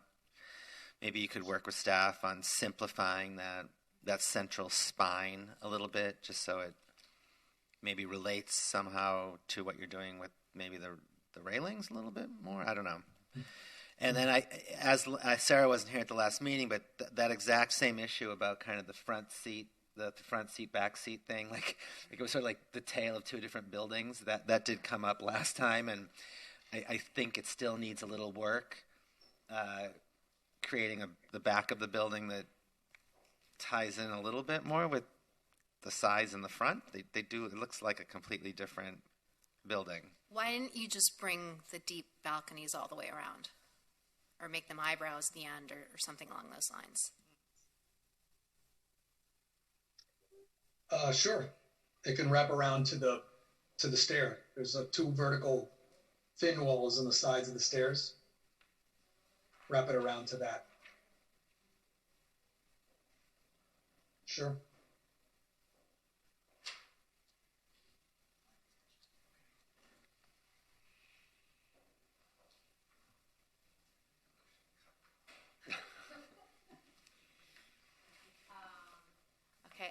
like to make a motion to approve the design, or do you want to continue? To approve the design, to work with staff to simplify the facade. I think it's been clear that we like the railings, the new proposed railings that have the bit of a wave pattern in it, and to also explore ways to create a cohesive story between the front of the building and the back of the building, perhaps considering extending the balconies. Second. Is that comprehensive? Okay. Got it. Motion made by Ms. Keller Nelson, seconded by Mr. Sheldon. All in favor? Aye. Aye. Any opposed? One. Mr. Bonner's opposed. The motion passes 6-1. Let's take a motion on the variances now. Yeah, so I'll move to approve variance. Well, I see one Just variance. one, yes. The variance number 1 for the parking spaces. I'll second. Second by Mr. Comas. All in favor on the one variance? Aye. Any opposed? That motion passes 7-0. Thank you. Thank you. Thank you. With that, do you want to take a break for lunch, or do you want to do a half an hour? We'll break until Quarter till 1? quarter to 1. Okay, got it. Okay, thank you. Welcome. Order in the court here. Welcome back, everybody. Welcome back, everyone, to the Design Review Board meeting here on at City Hall here in Miami Beach for the December 6th meeting, December 6th, 2022. We're going to pick up now after our break for lunch. And if anyone wants to pay attention, we'll begin the meeting, resume the meeting, I should say. And I would turn it over to Michael. Thank you, Mr. Chairman. So, with that, we're going to continue to the next application on the agenda, which is DRB 21-0676 for 1790 Alton Road. With that, I'll turn it over to Giselle to read it into the record. Next item in the agenda is DRB 21-0676, 1790 Alton Road. An application has been filed requesting design review approval for the construction of a new 5-story mixed-use building, including one or more waivers and variances for the width of a drive aisle due to the location of loading spaces. This application will also require conditional use approval from the Planning Board for mechanical parking and for a restaurant exceeding 100 seats with an occupancy greater than 125 but less than 199. So just for some additional background here, this application was actually approved by the Planning Board on September 20th of this year for the conditional uses, as Giselle mentioned. And this application was before you previously in October and November. At the last meeting, the board expressed concerns with the design, particularly the vertical wavy poles, and recommended that the curves be modified. The applicant has updated the rendering and has presented a new model showing the difference between the prior design and the current proposal. However, in looking at the two, staff believes that the original proposal was more dynamic and more purposeful in terms of the design intent. So we're recommending that the applicant go back to the prior design for the wavy poles. We're supportive of the variance requested in terms of the driveway in order to allow loading within the drive aisle during loading times. With that, we are recommending that the application be approved, subject to the conditions outlined in the draft final order, starting on page 65 of the board packages. I just want to add one additional condition, which we failed to include. It's a code requirement anyway, but the code does require that there be a 10-foot wide clear pedestrian path around the property. Previously, the board could grant a waiver down to 5 feet. The code was modified this summer to make that a requirement for certain properties fronting Alton Road, which would apply to this property. So we just want to make it clear that's not overlooked and that the applicant and their plans provide that required 10-foot clear pedestrian path. With that addition, we are recommending that the application be approved, and we have the applicant here to provide their presentation. And Mr. Marrero, has your whole team been sworn in from this morning? Honestly, it's been a while. We can get re-sworn in. Okay, yeah, then might as well. guys get sworn in? Just raise your hand. That's it. Just raise your hand. Do you swear or affirm that the testimony you'll be given in this proceeding is the truth, the whole truth, and nothing but the truth? Yes. Okay, thank you. And is there anyone online for you guys or no? No. Okay. 10 minutes. Is that okay? Yes. Good afternoon, Mr. Chair, members of the board.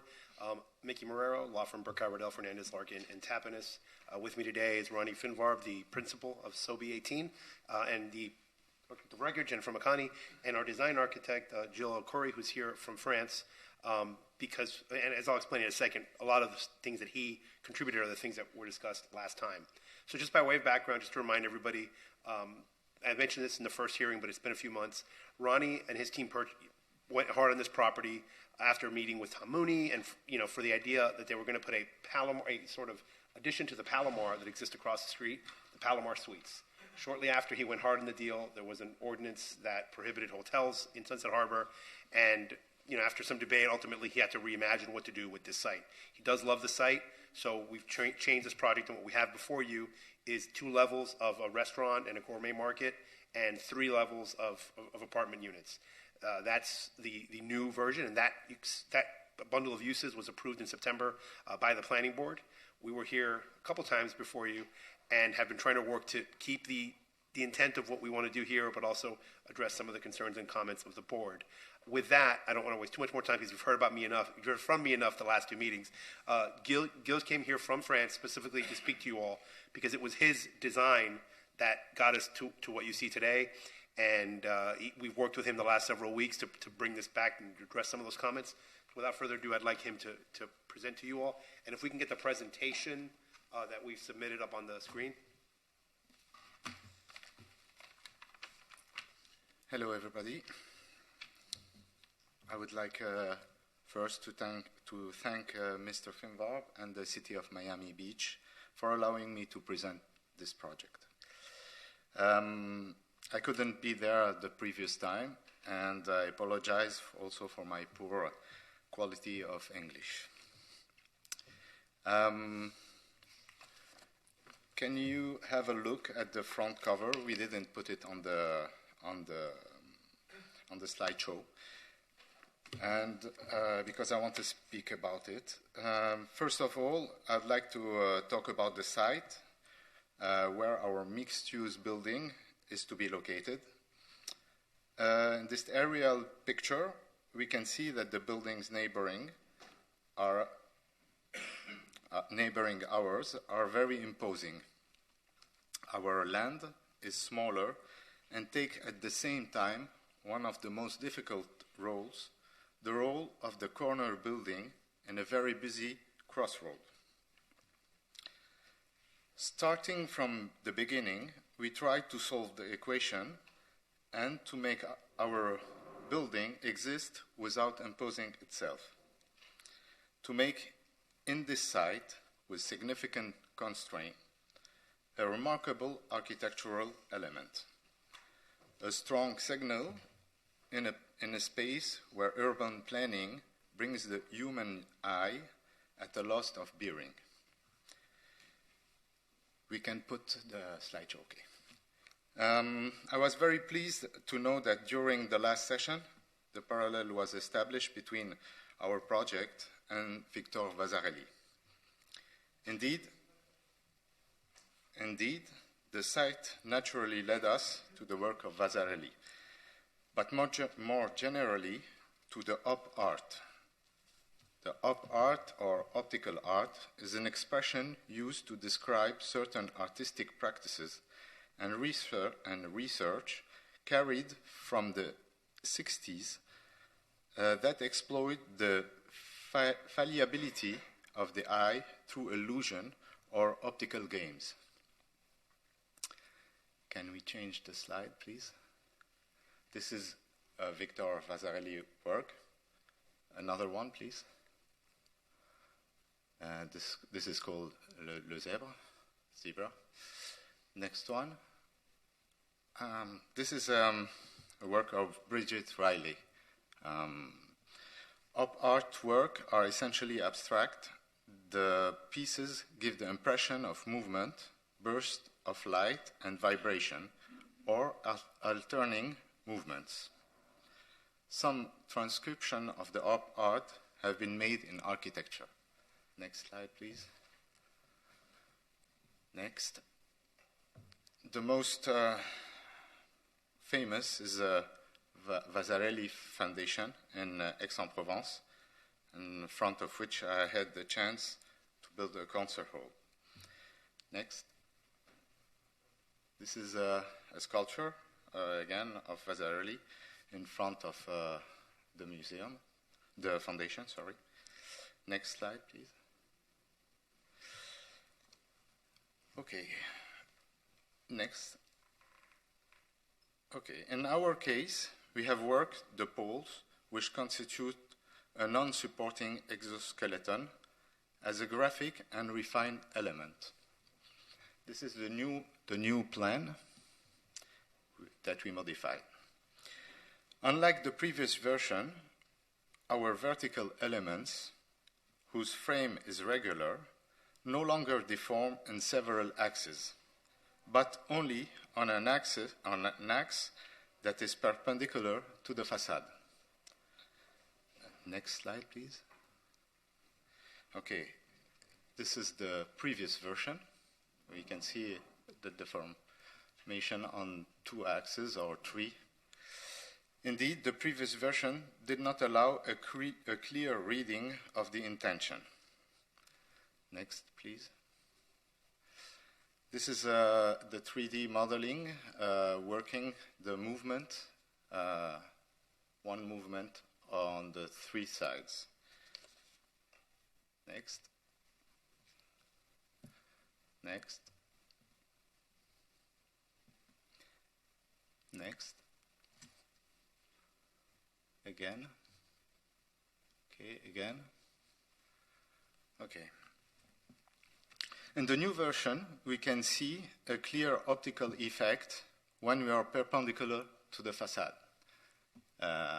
On this side, they seem vertical. The poles seem straight to us, and these could be assimilated to a peristyle colonnade. But when we shift, next slide, please, the optical effects start, and suddenly the facade begins to undulate. We can pass next one again. We can see clearly that when we are in front, perpendicular, it looks straight. Next. Okay. The most relevant way to be sure was to simulate a trip around the building as if we were in one of the several cars that will pass every day in front. Can you put the video, please?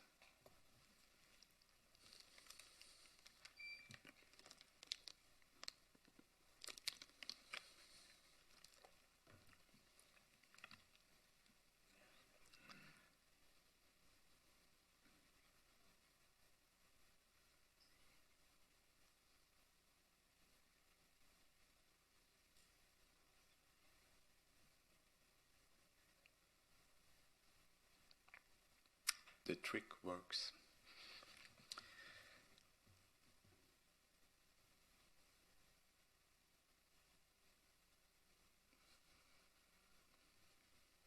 Okay, thank you.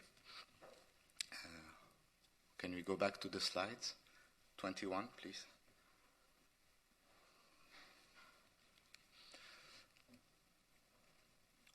The composition of this building reflects its mixed use and ultimately correspond to an almost classical facade composition.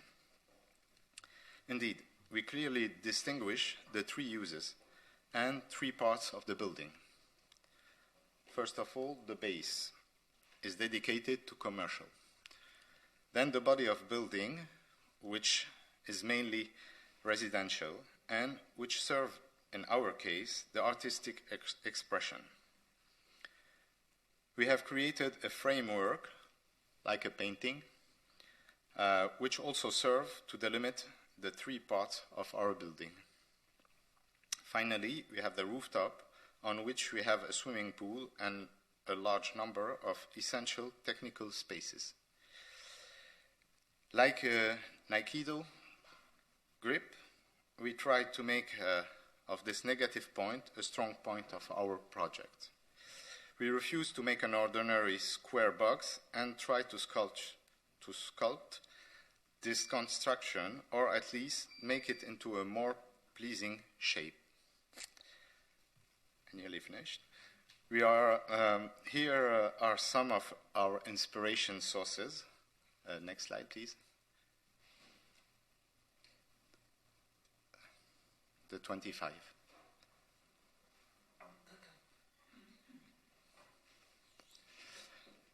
This is the chimney of the Cité Radieuse of Le Corbusier in Marseille. Or next one. Or more recently, the Dior flagship in Seoul by the architect Christian de Porzenpark. Next. Despite the assumed differentiation of the three parts, the base, the body of the building, and the rooftop, a link exists between them, the curves. We find them on the staircase, we find them on the poles, and on the technical edicles, but also the materials and the colors, namely dark background to reveal the shapes on the foreground, which are painted with a stainless steel color paint. I finished. Thank you.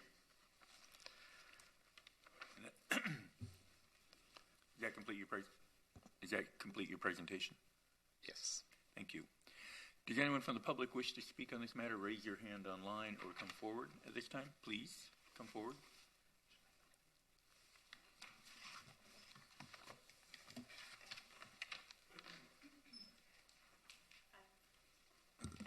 Good afternoon. Sarah de los Reyes, Sunset Harbor Neighborhood Association President and residents of Sunset Harbor. We have no choice in the design and the short-term rental they're going to put there because by law they're going to do that. I just want to make sure that the height stays as the height and no speakers outdoors on the top, or no bars outdoors on the top, nor in the restaurant. It's very important for us because of noise reduction. That's all I can say. There's nothing else I can change in the design or anything. It's not something I love, but it's there. Okay, thank you very much.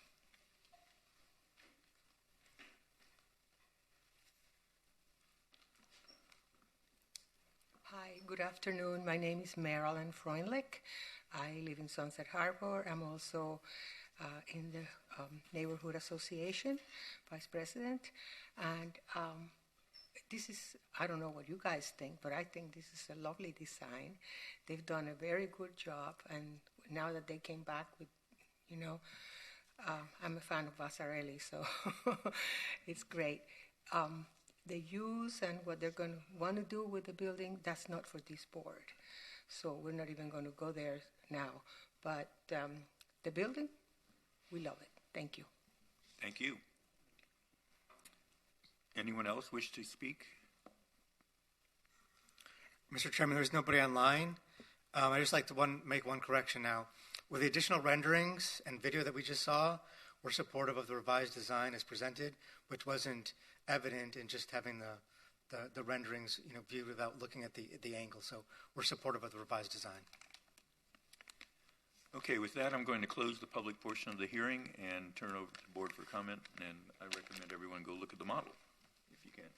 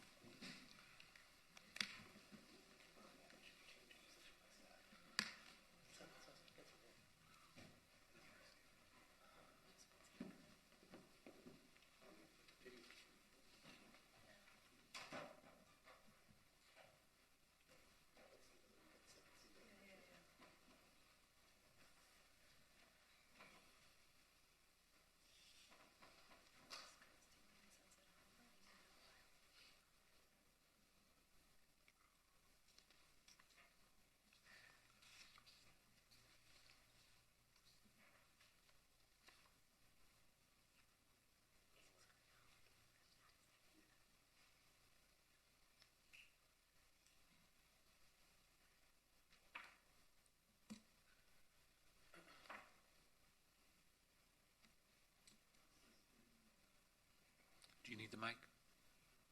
Do you want the mic?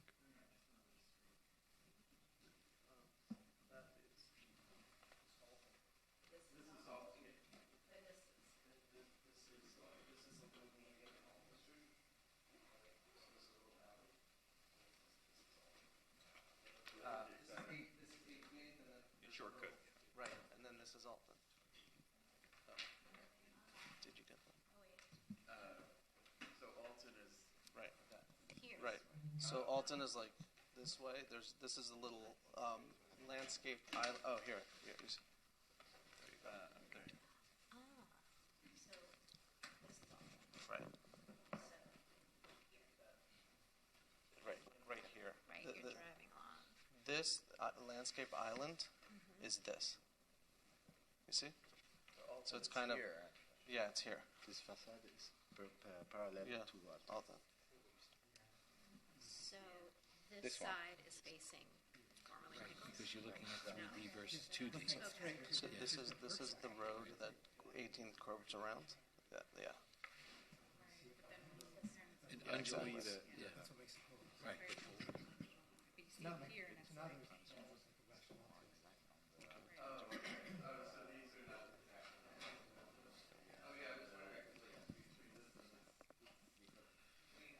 Excuse me, guys, excuse me. For the Yeah. record, we need a microphone.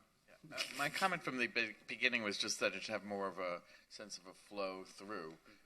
Yeah, so if this is not exactly. It's not exactly. Okay, so the model got jostled. The best representation was the movie. Oh, I see. Okay, all right. And Right. the 3D images. Okay, thank you. Oh, so this is not the model got jostled. But that's. Oh, I fell out. All right.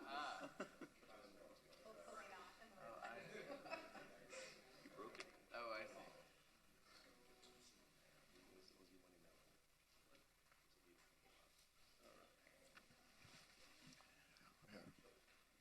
Thank you.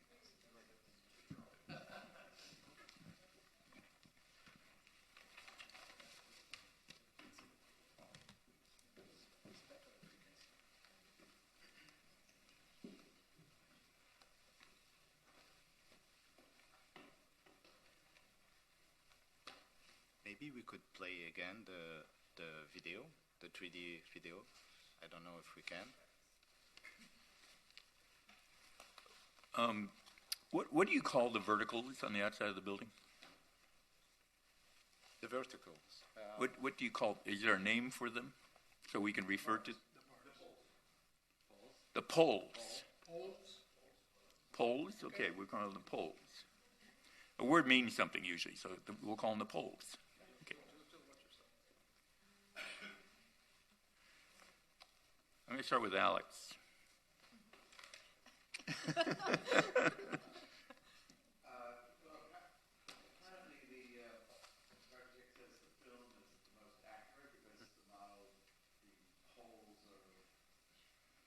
The poles were jostled around in transport. I mean, I do have to say, I think it's more subtle than the first one, but I think it's probably most effective when you're on the street looking in where the perspective compresses all of the lines together. I just want to make sure that that the movement through them is continuous and smooth rather than, I think the first one had some breaks in the flow of movement through them. Yeah, we did it on multiple axes, and it was too complicated to read by the eye and by the rhythm of the poles. So by working on one axis, it's more clear. And really, if we can replay the movie, you would be you will have your answer because the movement is continuous all along. And we tried to make a circuit for the car that we can see all the facades and all the movement at once.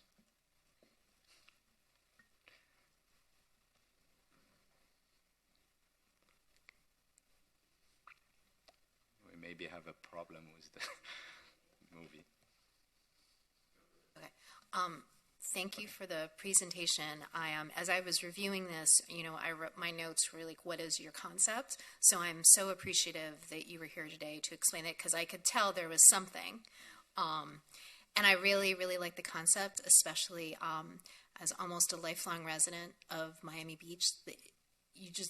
The main way that people interact with this property is by driving by. So I love that the concept, it really embraces that. It's an intersection of two very busy streets. I would say my only comment is I think it's almost too subtle, the effect. I wonder if I'm going to play with a little bit more. I don't know if everybody agrees. Also, in previous reviewing, it's interesting that you said that you have these three distinct parts, because that was really something that I read the first time, and it felt a little disjoint for me. And in the past, I'd also, was concerned maybe about the stairwell, that it seemed like that could be an opportunity to also continue the concept that I don't see as much. The question that I have between the last version that we saw versus this version, in addition to the poles, has anything else changed, or is it just the orientation of the poles? We worked also the technical edicles. We lowered them and worked a little bit the shape.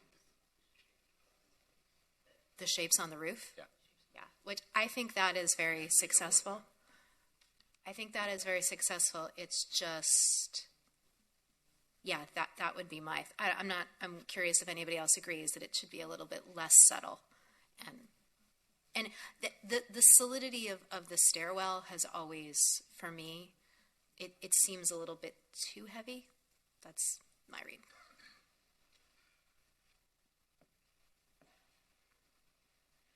Yeah, I tend to agree with Sarah a little bit. That was one of my notes too, was the examples you show in the beginning. So it's really nice to see the genesis of your ideas. They're actually there's nothing really subtle about any of these examples. They're fairly dramatic, even though they are just lines and playing with the color. And then I too know that at this scale, so we're taking kind of something originally that started maybe as a painting or a sculpture, and then kind of transforming it into an actual building facade that's 4 stories high. And again, maybe it's just something where I want it to work the way it looks in the model, and I know the models are pretty much 3D representations, artificial intelligent version of the actual building. But I too hope that it's not too subtle, that actually it is perceived when you drive by, or maybe people will walk by there too. I know it's going to be kind of up in the air, but you will be across the street maybe. You might be at some of the retail or something across the street, and that's all going to get some redevelopment eventually too over there. So, I want to see this effect when I'm kind of going around. Even in the video, could it be a little bit more? I don't want to block the view. Obviously, there's sort of like this fine line between how many poles do you have, and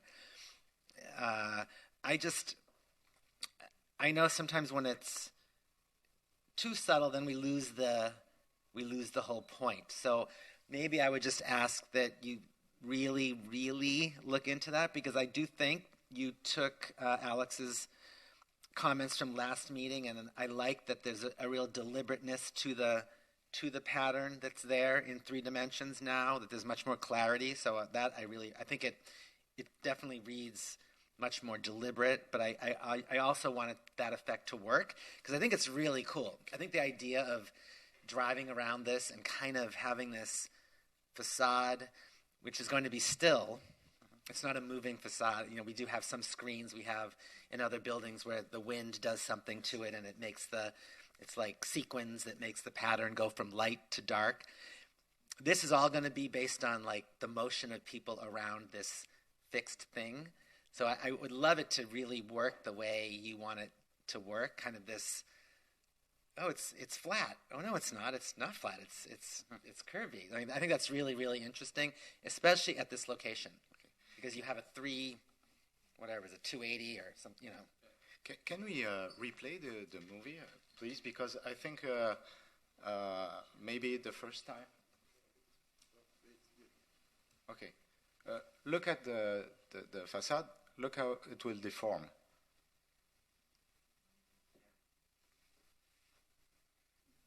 This is the reality. Huh?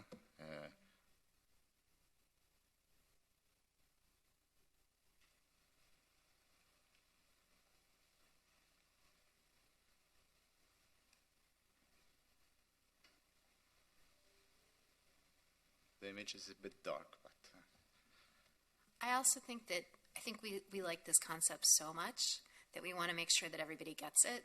And I'm a little concerned that here we are, architecture and design professionals, and it took a little bit of explanation from you for us to get it. And so that's why I think it's a little bit too subtle. And I would also argue in general, Miami is not a subtle place. So it's, sort of go for it. If you can't go for it in Miami, you're not going to be able to go for it anywhere, So that would be my recommendation. I don't know if you have any other, I don't know if anybody has any other, for some reason I keep also focusing on this stairwell, and maybe it's also that, you have this really thick band also, but I don't know if anybody feels it seems a little, I don't have any thoughts. Actually, although I usually don't say this, I think I trust him, and I would, I think the staff, you could work. I think the idea would be we love this, and if you choose, and maybe you should make it a little bit bolder now, you could work with staff. And we're comfortable with that, especially knowing the direction now. If they had to, change the spacing or increase the deflection or deformity, that's all something they can look at, and we can work with them on that. Right. And I can imagine at different times of the day, so I know you kind of picked a lighting scheme here just for this, and it's a little bit dark, but I could see like the light and the sunset effect. I mean, this could be very, very cool. I think it's really nice that this is kind of happening here, this sort of dynamic piece of architecture. Yeah, that you have the access to be able to go pretty much all around the whole building. Is the stairwell shiny? It's stainless steel color. Yeah, I mean that's cool to me. Like the dark flat wall that we had, problems with. It really does accentuate. Like I was reading. I thought that it was solid white. So at least knowing it's a different material. Yeah, that'll be very cool with sunlight and. Yeah, except is it gonna get in people's eyes? The morning sun. It won't be in the afternoon. It's treated like a sculpture. Yeah. I like it very much, and I think it's going to be very interesting to when you're driving or walking by it. There's just one little comment I'd like to make on the second floor, level 2. There's a long planter parallel to the bar. Would you think of incorporating that to the poles, like it has been incorporated on the perimeter? The poles? Instead of the poles just being by themselves and the planter reading by itself, incorporating both? And maybe even letting some of that planting grow into the poles. It actually goes in the planters, the poles. On the perimeter, but I'm talking about the lineal planter. The one below the bar. Yeah, we have to work the design with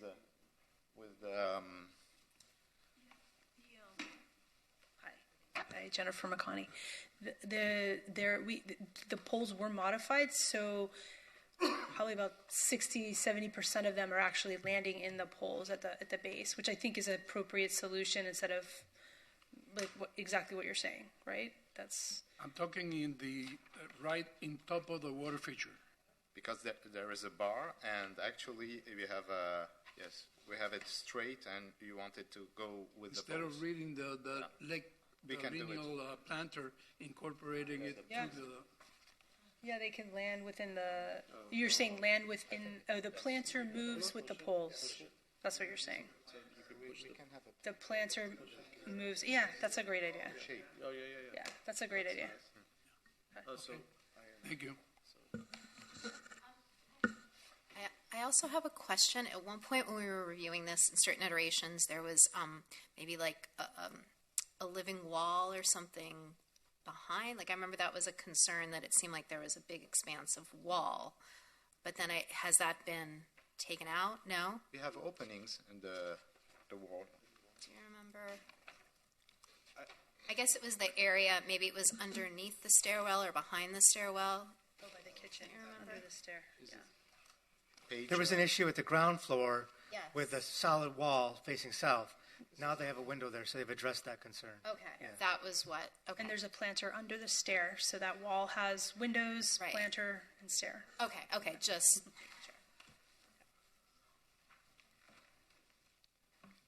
Should I make a motion? I move to approve the. I just want to Second. add my 2 cents. Yeah. My 2 cents here. Is the stair public? So anyone can walk up that stair? Normally, yes. I'm sorry? Normally, yes. Yes, the stair is public. So it would be, we can write that in the order that it remains open for anyone to use it? I guess it leads into the restaurant. Yeah.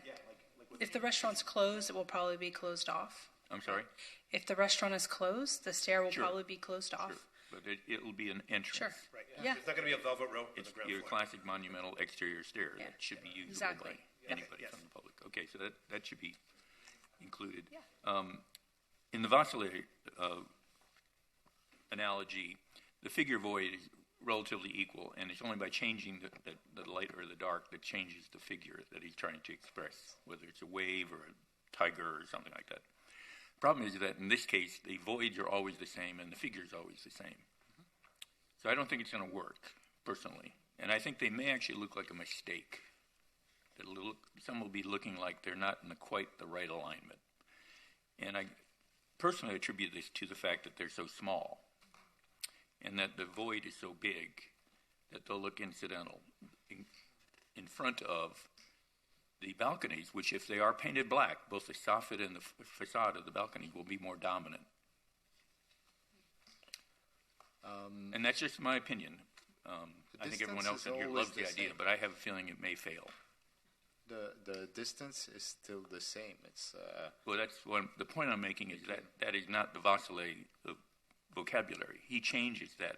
Yeah, we're not, darkness and the lightness constantly moving. We are just working on the same.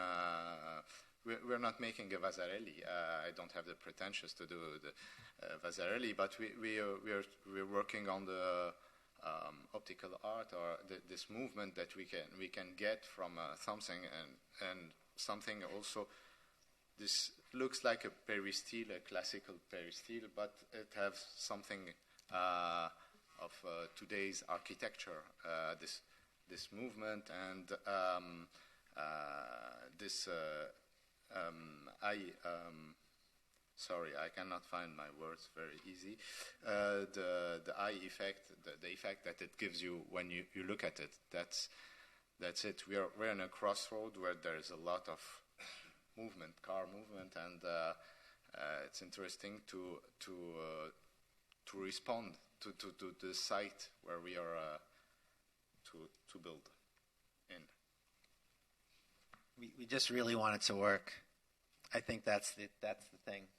So I think we're probably okay with you working with staff, but we trust that you will really triple check, I think. And I don't know if there's other modeling to do where it's more the actual speed of a car and you really get into how it will be viewed and really, because once it gets built, it's going to be there. And if it didn't work, it didn't work. The same for me. Also, I think Jim has a good point. You should experiment with different colors of glass and balcony, and make sure you pick the one where the color of the poles is more prominent somehow. So. Yes.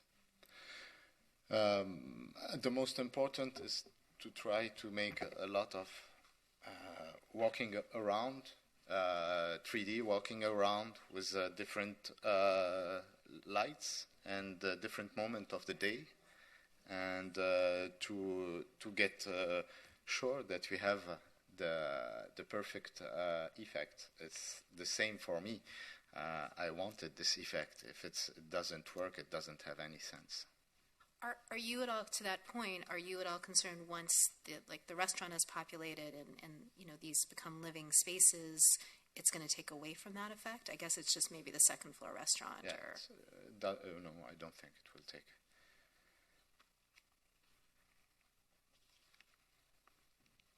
Actually, we have planters also all around, and people won't be seen from the street because there is distance between the planter and where the people will be standing on the terrace.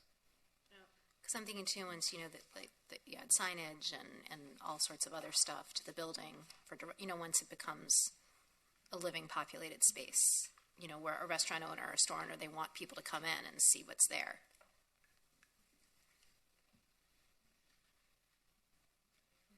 I believe we had a motion. We do have a motion from Mr. Comas, seconded by Mr. Agopian, to approve the design. Do you want to take a vote on that motion? All in favor of the design? Aye. Aye. Any opposed? Aye. Mr. Bonner opposed. That motion passes 6-1.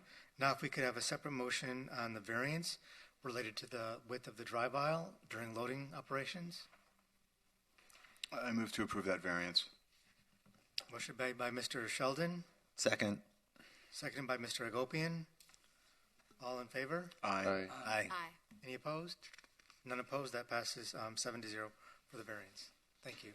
Thank you very much. Enjoy the rest of That'll your day. include, the conditions referenced regarding working with staff on the density of the poles and maximizing the effect of the design, the access for the stair during times that the restaurant's in operation, the 10-foot wide clear pedestrian path, and the final color of the glass and poles subject to review and approval of staff. Okay, thank you. Okay, thank you. Have a great afternoon. Congratulations. And the next application is for DRB 22-0885, 6020 Alton Road. Giselle?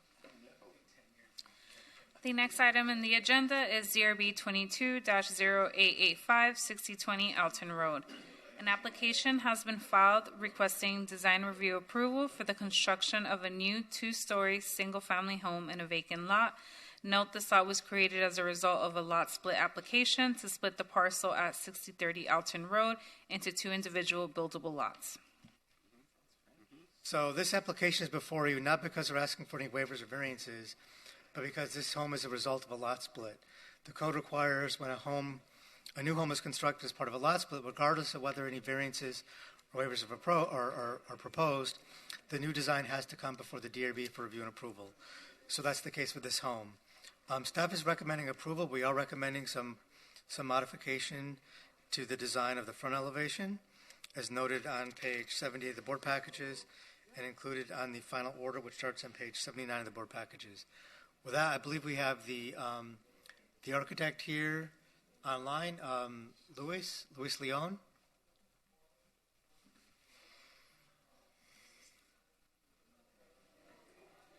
Yes, good afternoon. I work for the engineer in the architect's office. My name is Luis Leon.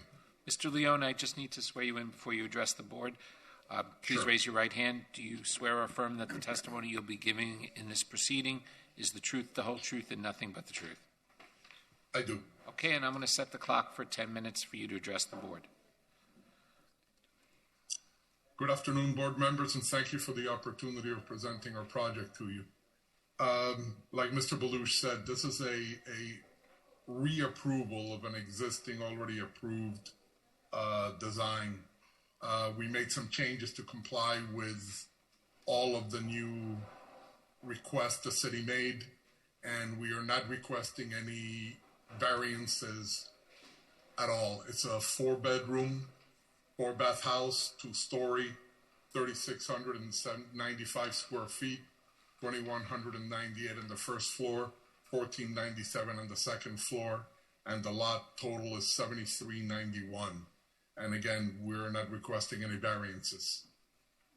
And that's it. It's a pretty simple design, and it meets as much as possible with the one previously approved by the board. Excuse me, Luis, excuse me just a second. Would you like us to bring up the presentation? Please, thank you. Please walk through the board with the presentation. Thank you. As you can see, we had to set the house back 30 feet as it's required now by code. And if you could move the slide forward. One more, please. Again, please. Yes. So this is all the technical data that we've met all the requirements that the city wanted. Please more forward. Of course, the context plan forward, please. Forward, please. These are the houses in the area. If you could see at the top right-hand corner, 6030 Alton Road, that house used to be part of this lot. When the lot was split, this is the outcome of the property at 6030, the one that remained. Next slide, please. Next slide, please. Next slide, please. And the next slide, please. On your right, you will see that that's the existing house, 6030 Alton Road, and 6020, this is the new single-family residence, proposed single-family residence on your left. Next slide, please.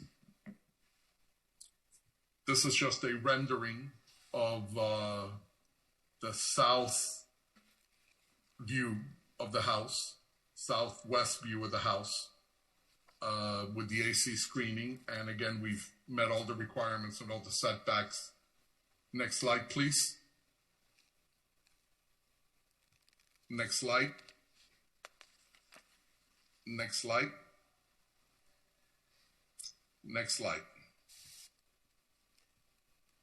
And this kind of concludes what we want to do for the house.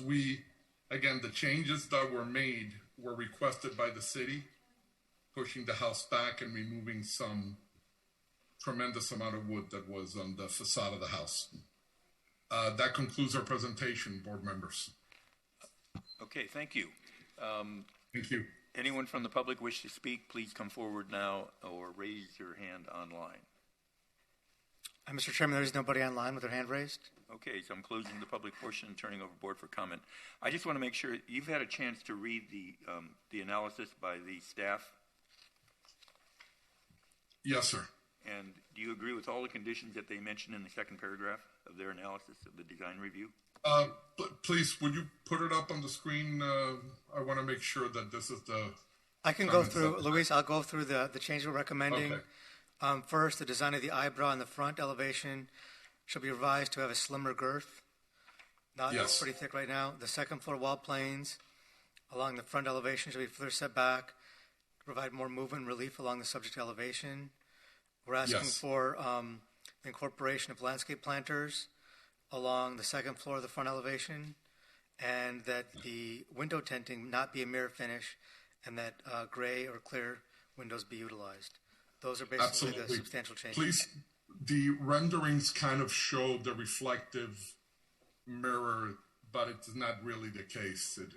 If you look at the rendering from the back of the pool, you could see inside the house. They're just totally clear. And yes, we are in agreement with the recommendations from the city. Okay, thank you. Board, more comments? I only have one comment for the landscape architect to remove all the shrubs inside the triangle of visibility. Could we please bring up that landscape plan, which is at the end of the presentation? Please, the last 3 pages. L2.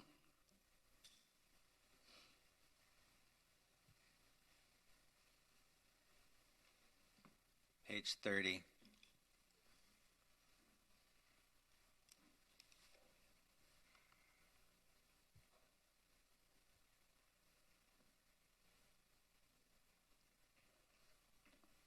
Okay, we will do. Okay? Absolutely. Thank you. I have a question about the materiality of the proposed structure. Did you include a materials board? I'm wondering what. Yes, there is. Let me take a look at what page it's on, please. It's pretty simple because it's a stucco and paint with, page 18, please. Page 18 and page 20 for the fence. And page 21.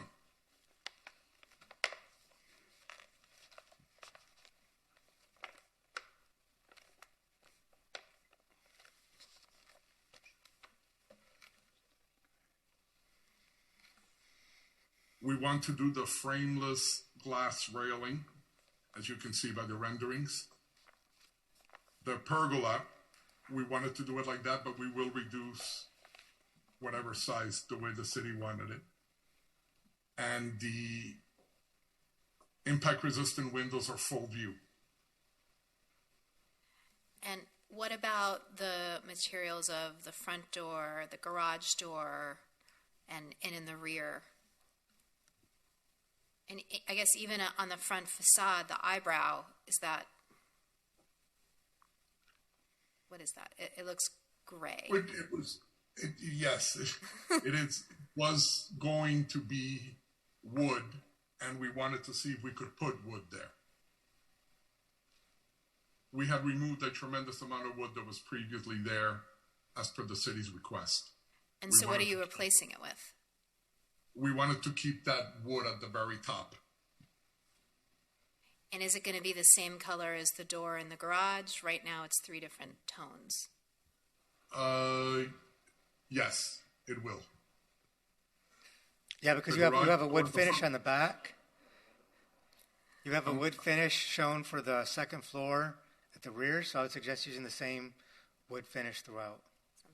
Okay, then that's what we will do. On the garage door, the front door, and the overhang, front overhang. Same as the rear overhang. Overall, I think it's a nice design. My only thought that I think might help, I'm thinking a little bit about the livability, and I couldn't help it. I noticed that there was really no shade or anything in the back. I don't know if that's something that you could explore somehow, but it doesn't seem like it would be a very comfortable space. You would like to have an overhang? Something, yes. Some type of overhang. At least on the one hand, I like how clean it is back there, but on the other hand, the sun is very strong. Right. We will do whatever the board wants us to do. I mean, you could do a solid covering that's 5 feet in depth. That's not going to increase your lot coverage. Or you could do a trellis structure in the back for shading. I think we can work with you and say something is required to either a trellis or a solid overhang at the back. I was especially surprised there was nothing covering the sort of outdoor kitchen. We just see that. It's just common to see. Yeah, it's kind of a barbecue. Yeah. Yeah, it's facing west. Okay, should we make a motion? Can I make a motion? Okay. I move to approve DRB application 22-0885 with the provision that the applicant will work with staff on some shading elements in the rear yard. The applicant will remove all shrubbery within the access triangles at the front yard, and the applicant will work with staff on using one wood tone for the front door, the garage door, and the second floor eyebrows, canopies, for consistency. I move. Second. All in favor? Aye. Any opposed? Motion passes 7-0. Thank you. Good afternoon, and thank you, board members. Thank you. You're welcome. So we have 2 applications remaining. The next application is DRB 22-0873 for 1920 Alton Road. Giselle? The next item on the agenda is DRB 22-0873, 1920 Alton Road. An application has been filed requesting design and review approval for the construction of a new 5-story mixed-use building, including a height variance, a variance from the minimum height of the ground level, and a variance from the minimum required off-street loading spaces. So just to briefly go over the variances being requested. So in this district, the code, the maximum height is generally 50 feet. However, if you provide a greater clearance on the ground floor, the board can grant up to 55 feet in height. The applicant's requesting a variance, I just want to make a correction, to reduce that ground floor by 1 foot in order to get the additional 55 feet in height. Then on top of that, they're asking for a 3-foot height variance. Those are 2 separate variance requests. And the last variance request is for a loading zone.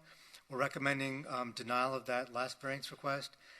They provide a loading space on the second floor of the parking to eliminate that requested variance. We are recommending that the application be approved, including approval of both variances. Now, just also to speak on this issue, there is an FPL substation to the west. So they are orienting their massing away from that substation. If they were to distribute the entire floor across 2 levels versus 3 levels of office space, they could probably avoid the height variance. But because they are pushing away the construction from the FPL substation, which was also used for the neighboring argument for the neighboring property to the south in granting of their height variance, that's what's being used as well here for their granting of their variance. So for that reason, we are supportive of both variances for the height and opposed to the variance for the loading space. And then just one last correction in the report. In the final order, we had a note stating that the circulation zone, the clear pedestrian path, the requirement here is 10 feet. This is in a location where the code was modified to require 10 feet. The board, generally outside of this area in Alton Road can approve a clear pedestrian path down to 5 feet. But when this ordinance was updated this past summer, that provision for a waiver for properties fronting this portion of Alton Road could not be waived. So we just added that as a condition to correct it, that the clear pedestrian path has to be 10 feet. With that, we're recommending approval in accordance with the conditions outlined in the draft final order, which can be found starting on page 97 of the board packages. With that, I'll turn it over to Mr. McDowell. And Mr. McDowell. Michael, I have a question about what you said. So the building that is in the process of being built next door, it's the same height that they're proposing, or this building, what they're proposing, is going to be taller than that building? It should be similar. They received the same variance from the ground floor space in order to get the 55 feet in height. I don't know if they also asked for a 3-foot height variance. This building is also asking for the 3-foot height variance. And before we start, let me just swear in your team, because I'm not sure everyone was here in the morning. So those testifying in this case, please raise your right hand. Do you solemnly swear or affirm that the testimony you'll be given in this proceeding is the truth, the whole truth, and nothing but the truth? I do. Thank you. And I'll set the clock at 10 minutes, Mr. McDowell. And we might need a couple extra minutes, but you can set it for 10, and hopefully you'll give us a couple extra minutes if we need it. Thank you. Good afternoon. My name is Carter McDowell, Bills and Sunberg, 1450 Brickell Avenue. I have our project architect, in the project architect is Gensler. Shamim is here, and I'll let him tell you his last name for the record, because I can't. We have our traffic engineers from Kimley Horn and landscape architects from Kimley Horn with us, and we have a representative of ownership here, Anthony Stahl. Just a little bit of background. First, we have been to the planning board. The planning board approved a conditional use permit for a building over 50,000 gross square feet. We are just over the 50,000 gross, or 50,000 for FAR, but we're substantially over with parking in our structure. They also approved conditional use permits for 2 restaurants on the ground level that you see in the plans that we submitted to you. We were happy that they recommended approval. We went through some fairly detailed discussions with them about operations and entrances and other things. So we're not going to repeat that. Two other things that you should know before I let Shamim present the building to you. First, there are 2 restaurant spaces on site today.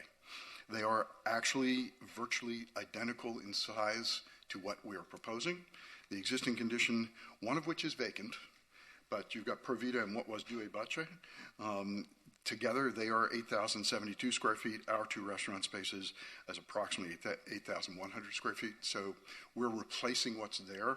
The neighborhood, I think, supports actually our activating that corner in particular, and we intend to try to bring Provida back as part of the project. The other existing use on site is a 12,500 square foot gym that generates an enormous amount of traffic and activity on the property. It is going away, being replaced with a combination of office and residential. I note for the record, and we've worked out an issue, the loading issue, which we'll talk to you about. The existing condition has no loading spaces and only 17 parking spaces and no queuing space anywhere. The parking is right at the street. With that, I'm going to let Shamim talk to you about architecture, since that's what you're really here for. Thank you, Carter. And thank you for the board for taking your time to hear out the presentation. For the record, my last name is Ahmadzadagan, so the full name is Shamim Ahmadzadagan, so you have it on record. If we could start the presentation. I'll just kind of take you through the project. So page 1, if you go to the next page, basically just sets it in context. We're at the intersection of 20th and Sunset. We're seeking what's permitted in terms of the FAR, which is 2.0. The FAR proposed is about 51,000 gross square feet. Just one clarification. Yep. This section of Alton Road is also referred to as Sunset. It's confusing. It has 2 names. I just mention it because we're going to refer to it as Sunset, I think, and it's Alton. Got it.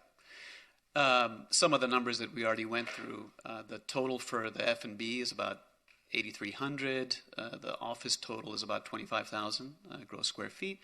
And then we also have a residential total of about 13,000 square feet. So just putting everything into the context. And what you're seeing highlighted in yellow is the building you were referring to, 1910, which is under construction and almost complete. So we'll be directly adjacent to that building. Next. Obviously, as we start a project, we try to understand the view corridors, especially in these types of sites where they're close to the waterfront. So you can see where the red square is and kind of an overall view analysis. The red is kind of the views that you're able to capture. So you can see we have some views to the north, a little bit to the south, and obviously to the west. Next. This basically describes the strategy or the massing diagram that we went into. Obviously, as we start the project on the top left, what you're seeing is the overall extrusion of the FAR. As was mentioned earlier, because of the FP&L vault that's right next to us, all of the overall basic massing of the project is pushed towards the street, which leaves basically a plaza or a courtyard where the parking structure is to the back, facing the FP&L site. You can see, as you go to the right, the overall programming, mixed-use programming of the project has a retail on the ground floor, as we talked about, parking on the second floor, and then 3 levels of office and also residential. What I will say is that you can see that we purposefully put that residential directly off of 20th Street so that it's facing the Palau building, which is also residential, to create that synergy between the uses. So that is something that we did very specifically. As we go into diagram 3, which is really about the scale, we wanted to make sure that this building fits within the context specifically of the Palau building next to us, which is residential. We understand that. And so we wanted to create a building that responds to that scale. And so you can see the idea of the notches that we introduced, even though not ideal for the efficiency of an office building, certainly does create the scale that we were seeking to ensure that it actually works well within the neighborhood and certainly respects the Palau building. And so we did that with great intention. And then as you go into diagram number 4, we also added the continuous balconies, again, as a response to give scale, and also a response to make sure that that building fits well within that residential component of the Palau across the street. Again, we wanted to just make sure that we were respectful of all of that. So those are kind of some of the guiding principles that inform the overall design. Okay, next. So now you can begin to see the building in its overall context right at that intersection. You can see one of the things that we did was also to round out the edges, smooth out the edges, so that, again, the building sits gracefully within the site. You can see that because of the notches that we created, there's definitely a relationship that you can see scale-wise to the Palau building. You'll also notice that the rooftop terrace is really facing Sunset/Alton as opposed to 20th Street, again, just to be respectful of privacy. So that's something that we did, again, with intention. And you can see that right at that intersection and corner, we created this idea of a grand stair or plaza just to make sure that at the ground level, we're also being respectful of a pedestrian environment and also inviting the public into that space. And you'll see certain images that actually show that a little bit clearer. So if we go to the next. So this shows that same corner, but at the ground level. So you can see that the idea is that we really wanted to highlight the pedestrian activity at this ground level. So you can see that there's this welcoming grand stair.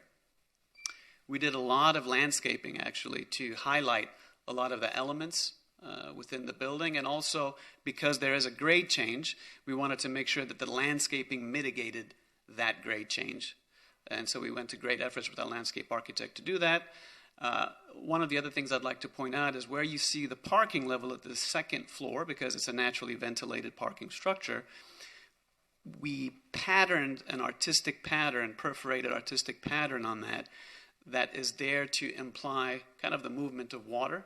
And you'll see a little bit more in terms of the detail of that. So it's there as kind of an artistic element, but it's also there functionally to block the headlights of the cars that are being parked, because it's a lot more transparent as it goes to the top, and as it comes down to the bottom, it becomes a little bit more solid.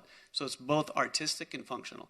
The other thing I wanted to point out here is you can see that the balcony edge actually becomes slightly taller on 20th Street facing Palau building. The reason we did that, again, is to respect the idea of privacy from the Palau building, to make sure that they're not necessarily looking directly into the balconies, or if there's something that's happening on the balconies, we didn't want that to be visual clutter for the Palau building, and that's kind of done, again, with intention. Next.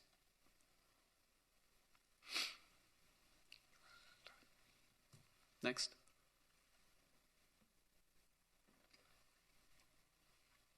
Next slide, please. Yeah, I think it's probably stuck. That's probably what it is. We'll give them a second or two.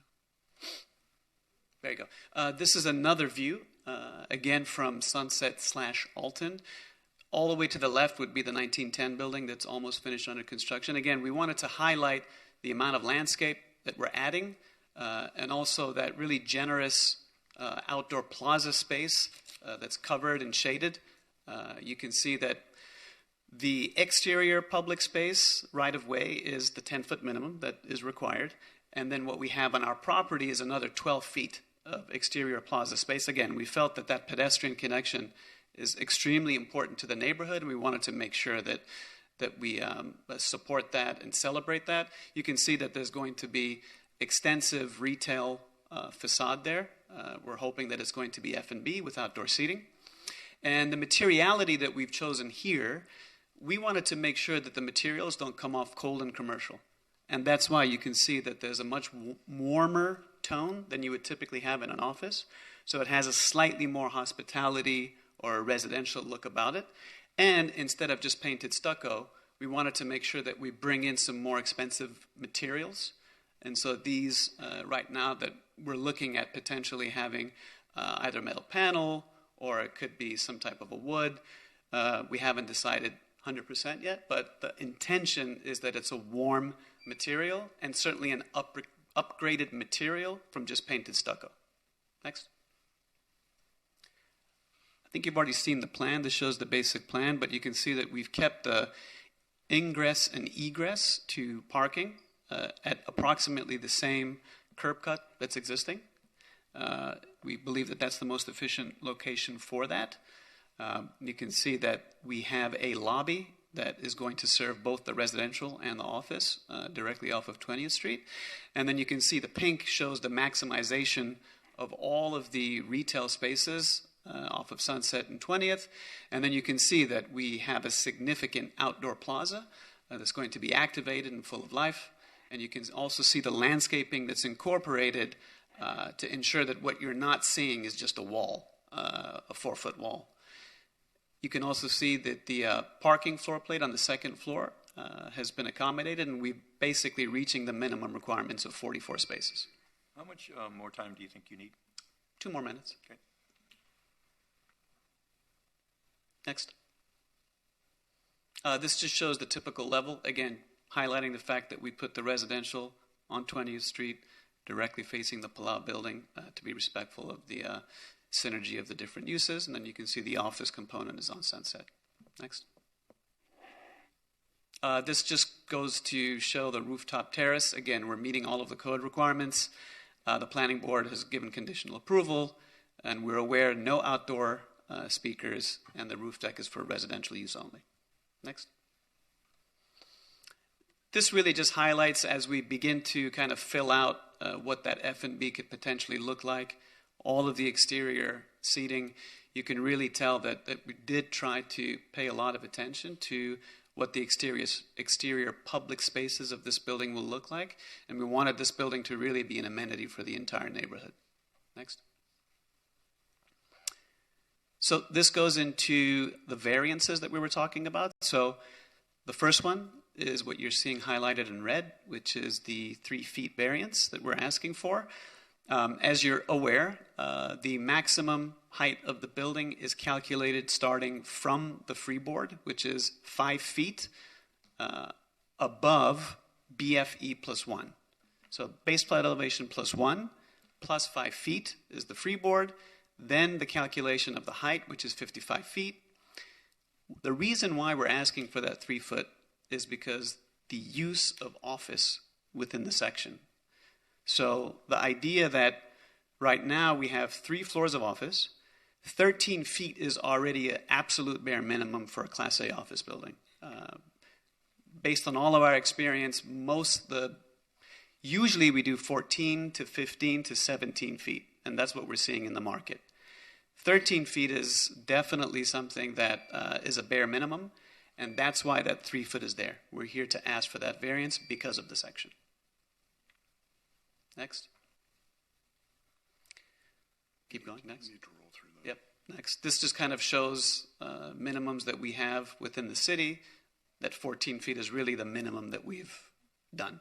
Next. Next. The other variance is really about that lowering of 1 feet, which you can see. Typically, it's BFE, 17 feet to top of slab. What we're requesting is 16 feet to top of slab for 2 reasons. Again, number one, to lower the total height of the building, which is, I think, what everybody would like. And number 2, because all of the streets have already been raised surrounding this particular building, and we felt that 16 feet would be adequate because that's already been mitigated and done. And for retail, we believe that that still works. Next. The third one was the loading dock. I don't know if you wanted to touch on that. I think we've taken enough time. Let's hold and we'll answer questions about that and come back to it. The staff has come up with a solution we can work with. We can talk to you about that under Q&A if possible. So that completes your presentation? Yes. Okay, thank you. I'd like to reserve a little bit of time for rebuttal, but if necessary, yes. If anyone wants to come forward, please do so at this time.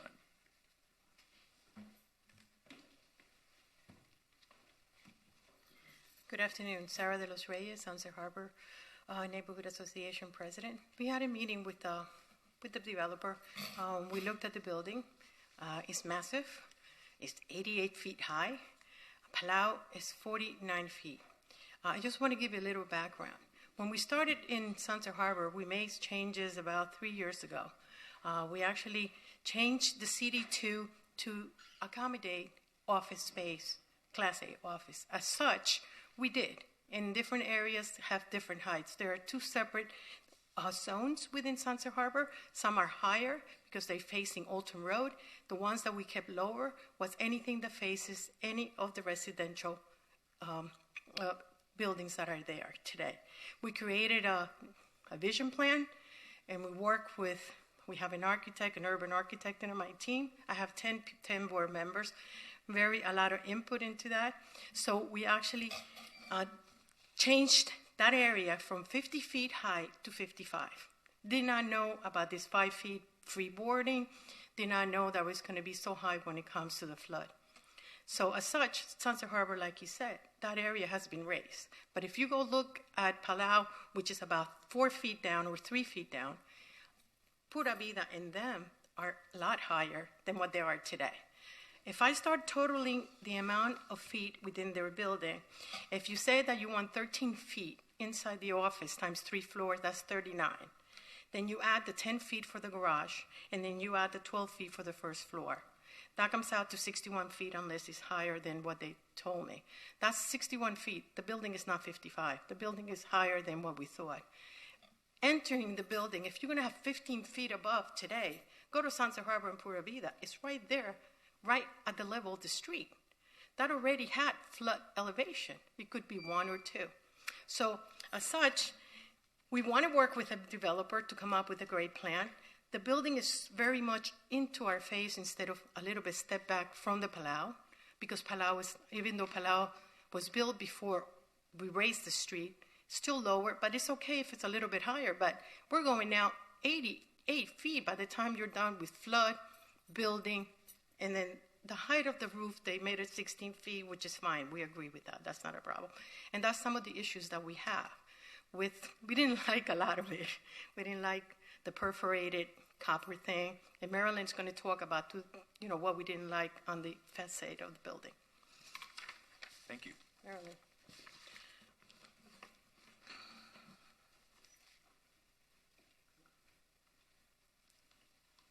Hello again. Marilyn Freundlich, Sunset Harbor.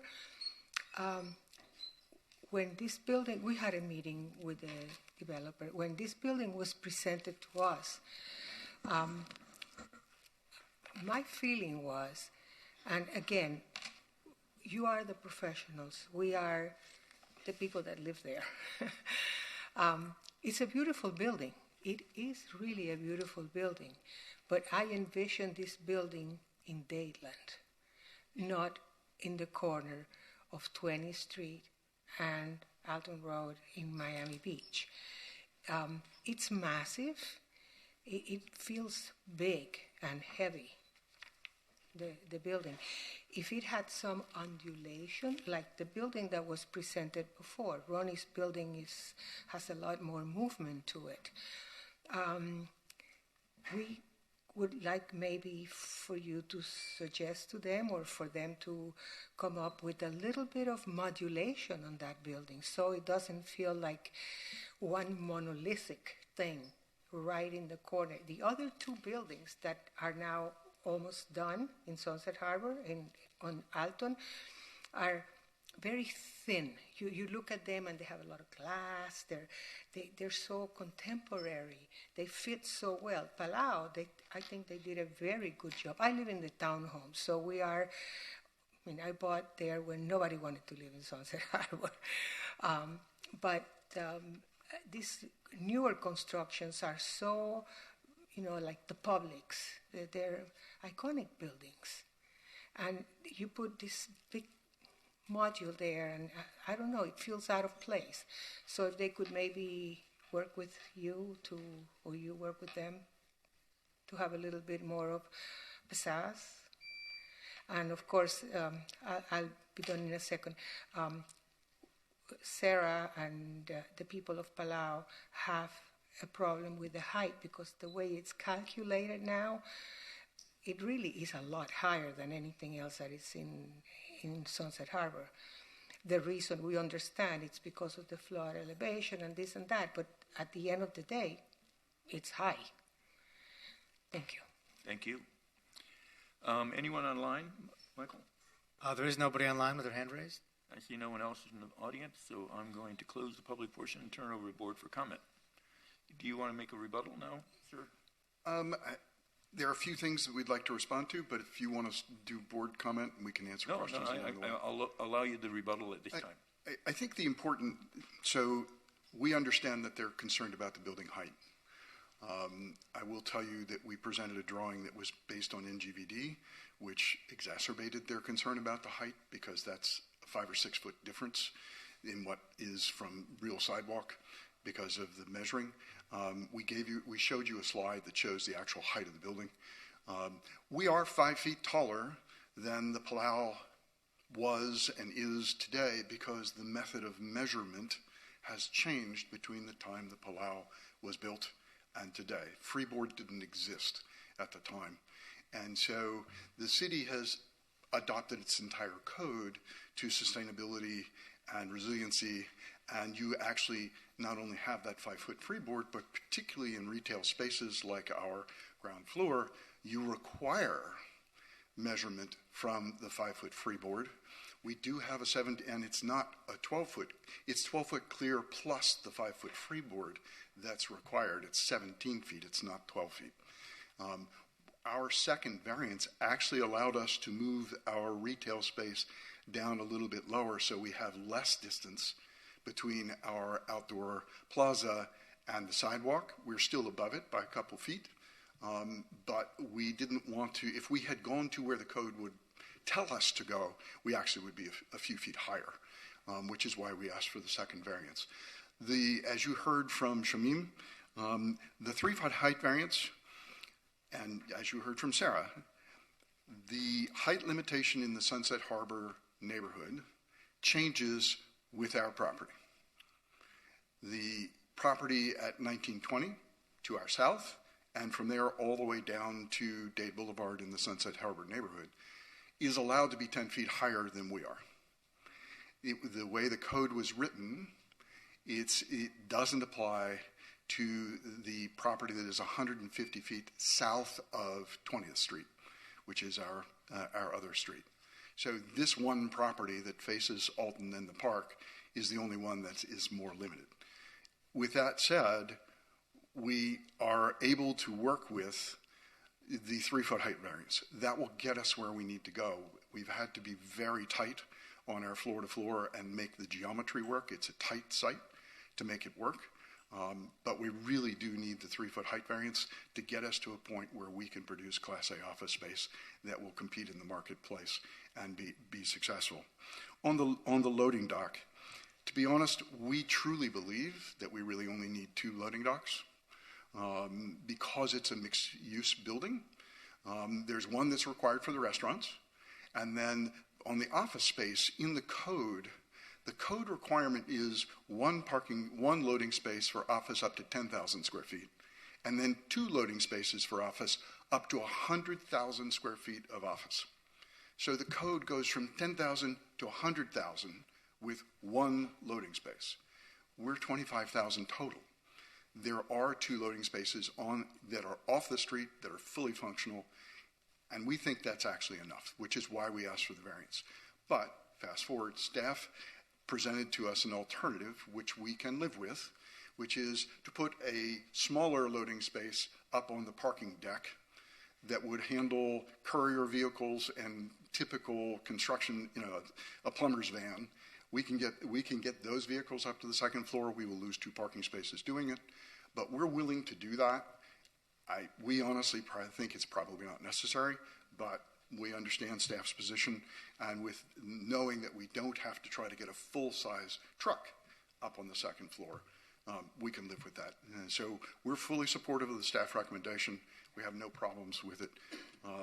And we've done our best. I guess the only other thing, and I think I would ask Shamim to talk to you about a little bit, is the response to the Palau and our intentional changing of the facade as it turned the corner and faced residential. we're willing, and we told the neighborhood, we're willing to work with them on that. They expressed some concern about the material and heaviness of it. So I'm going to let Shameen, if you will, just talk about that a little bit and where we feel we can go if you would like us to work with the staff and with the neighborhood. And is this all part of the rebuttal to their comments? Yeah, I think it is, unless you want us to just answer questions otherwise. Just directly address their point. Yeah, I mean, I can directly address one of the points that was made, which had to do with the monolithic nature of the project. And as you saw in the massing diagrams, we intentionally were aware of that and sensitive to that. And that's why we have very deep notches that actually separate what could be a monolithic building, L-shaped building, into 3 separate pods. And so just as a response to that, I think we did respond to that very intentionally and respectfully because of the Palau building across the street. So, and to take that one step further, and Shamim already described it, the masonry portion of the slab edge is thin with a glass rail facing north away from the Palau, and then it widens and becomes a larger concrete element. I think we understand that. Okay. If that is of a concern, we're happy to go to a thinner edge with a different screening mechanism on that side, if that's a concern. Thank you very much. Thank you. Okay. If I close the public portion now, I'll turn over to the board for comment. Where are you putting the parking space in the garage? Because we often do approve it, but we usually know where it is. I was wondering where the elevator that comes down from the... There is a service elevator that goes through the garage to the one level. Restaurant. So there are 2 places where we believe we can put it. One would be in the northwest corner near the bike storage. There are 2 parking spaces there. The bike storage is longer. We need 20 feet in depth as opposed to 18 for the loading space. We need 20 for the loading space as opposed to the parking space. We believe we can put that there. It will take out 1 parking space, but it will work from a logistical standpoint. It won't interfere with the circulation.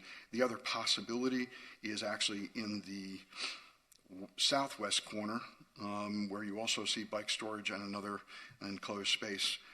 Again, there's a little bit more length there without invading the two-way drive. And we'll work with staff to make sure that we meet the requirements. You know, on the parking level next to the service elevator, there's a column. But that column disappears when you go to the floor below it. So you might want to think about whether or not you need that column, since you don't need it on the ground floor.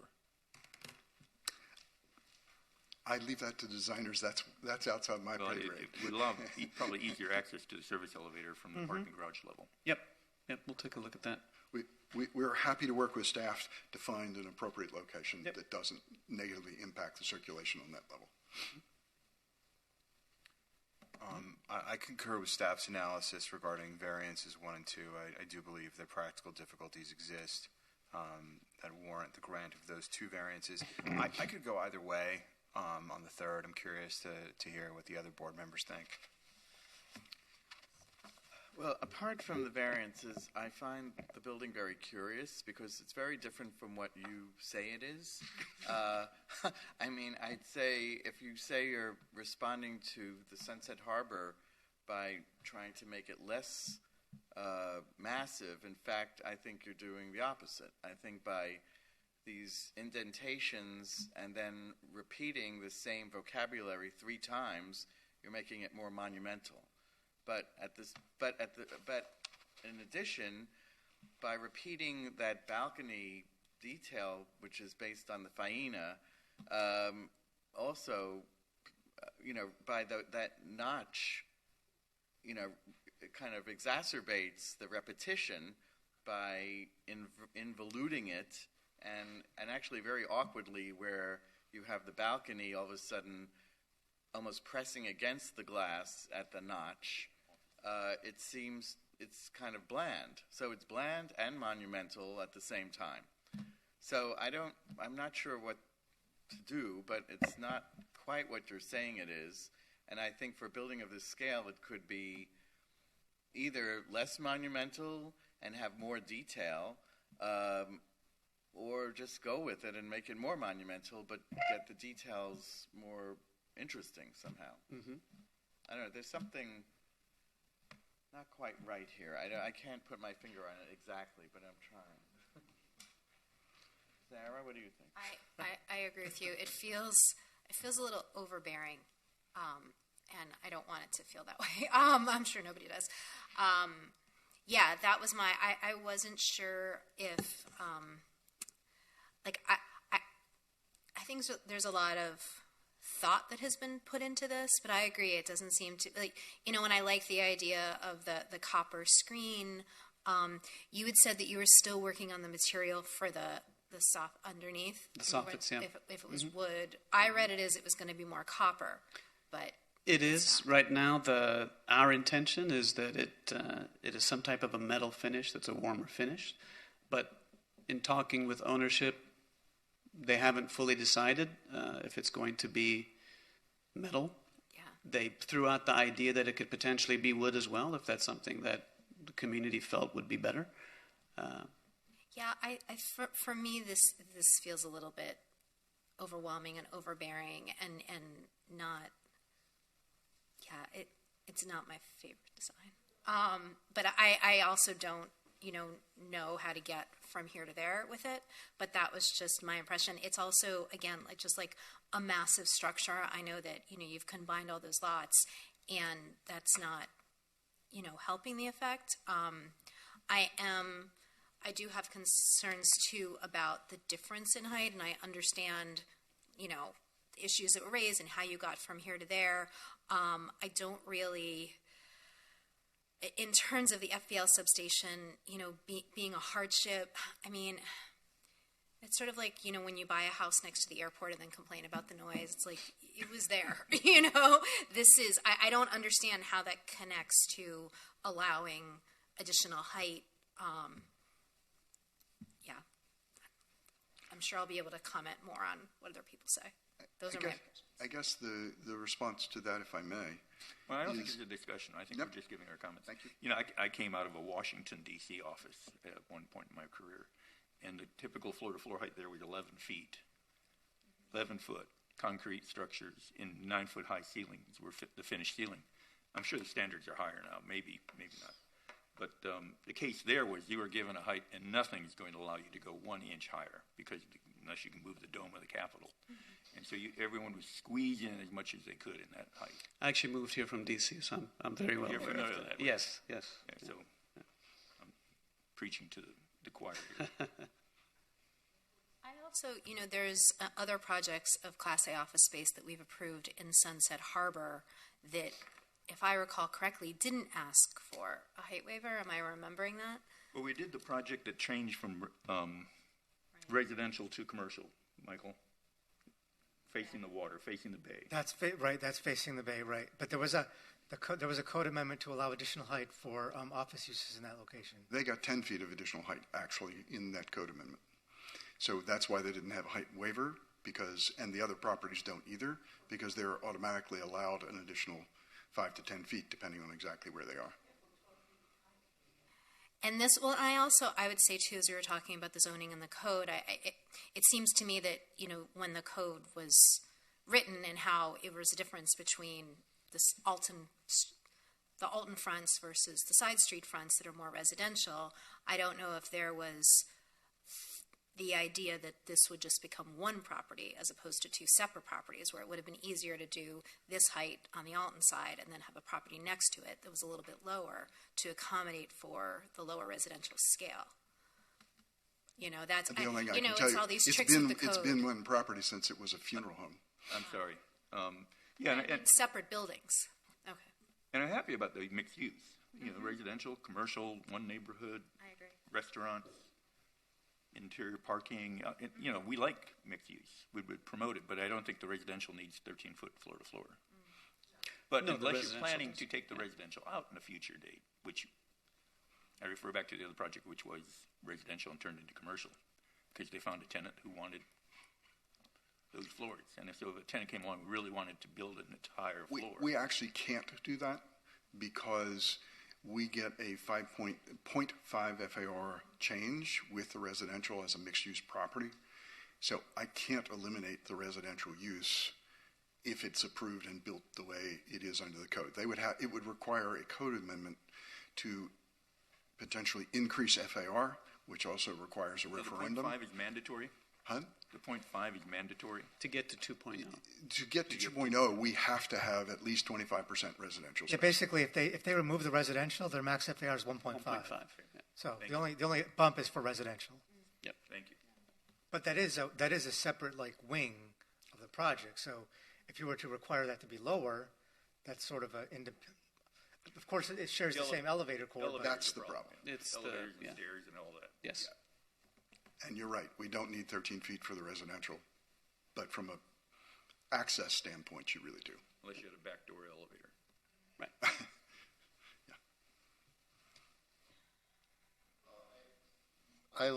I have to say, I like the ground floor, and I like the idea of that big overhang and all the glass. I think that's really nice.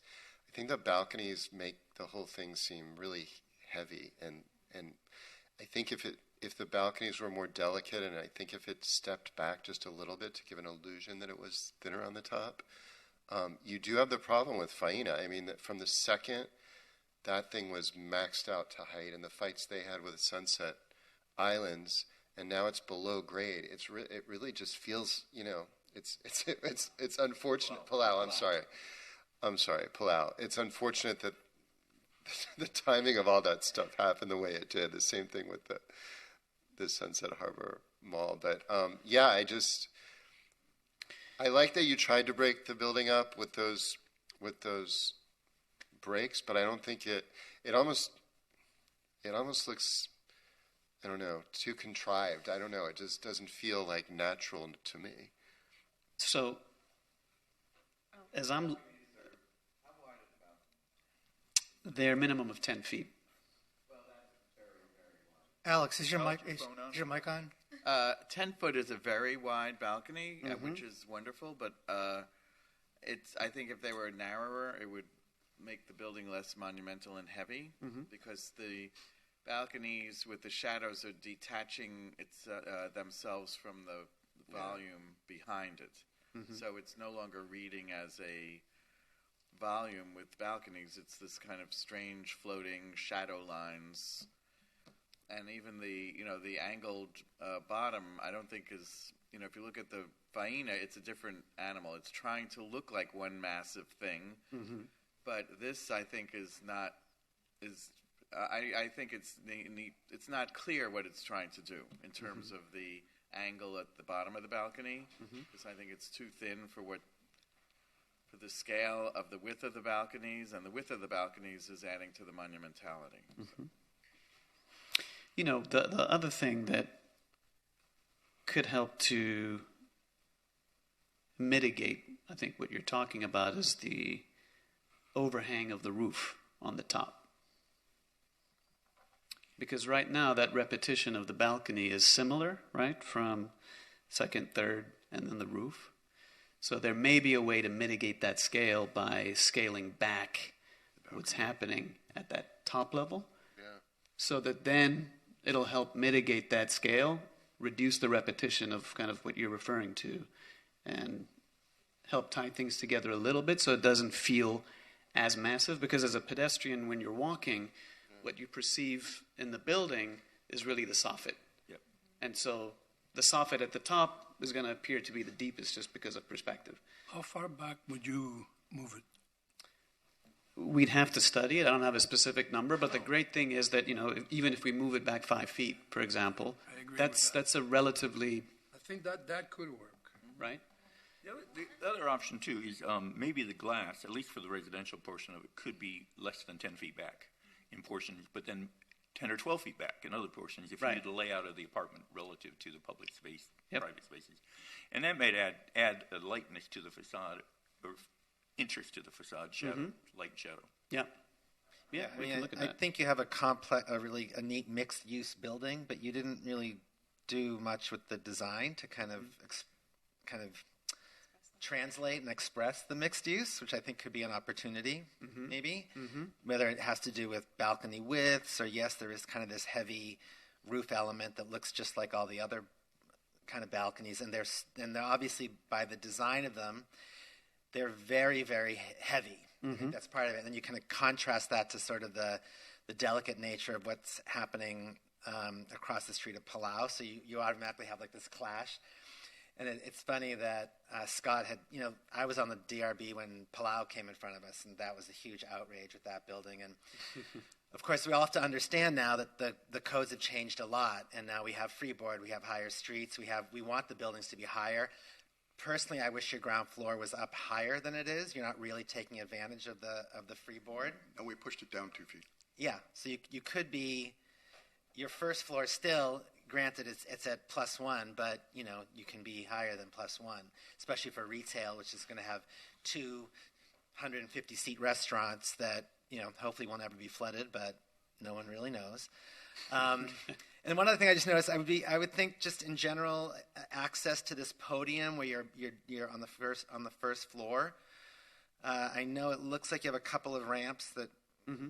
Maybe there's like one way at one corner and one at the other. I'd like to see that access more prominent for somebody that's in a wheelchair has a cane or something, not just like in the corner or the back of the building like they are. I believe that's a ramp at the lower corner. We have two on either side. They're kind of like way off to the side, and everywhere else you have like these dramatic staircases to come up, and it would be nice if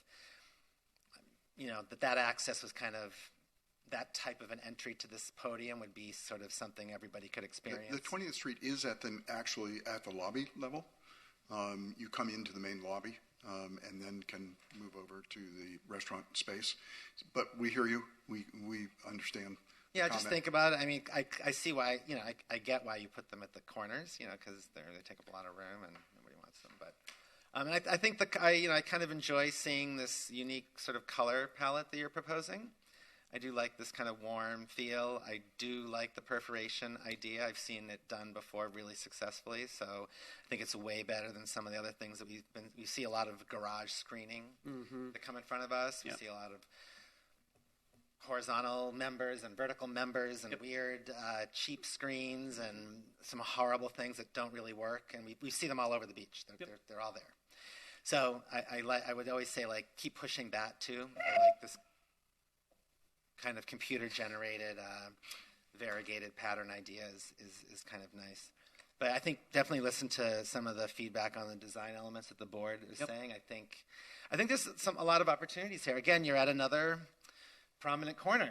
I mean, this is kind of becoming this, the buildings next to, south of you, the new one, then all the other little old ones that are there, those are not going to be around much longer either. So this whole row is going to be, from Michael's and then, or ex-Michael's and then beyond to where the last project was we just approved.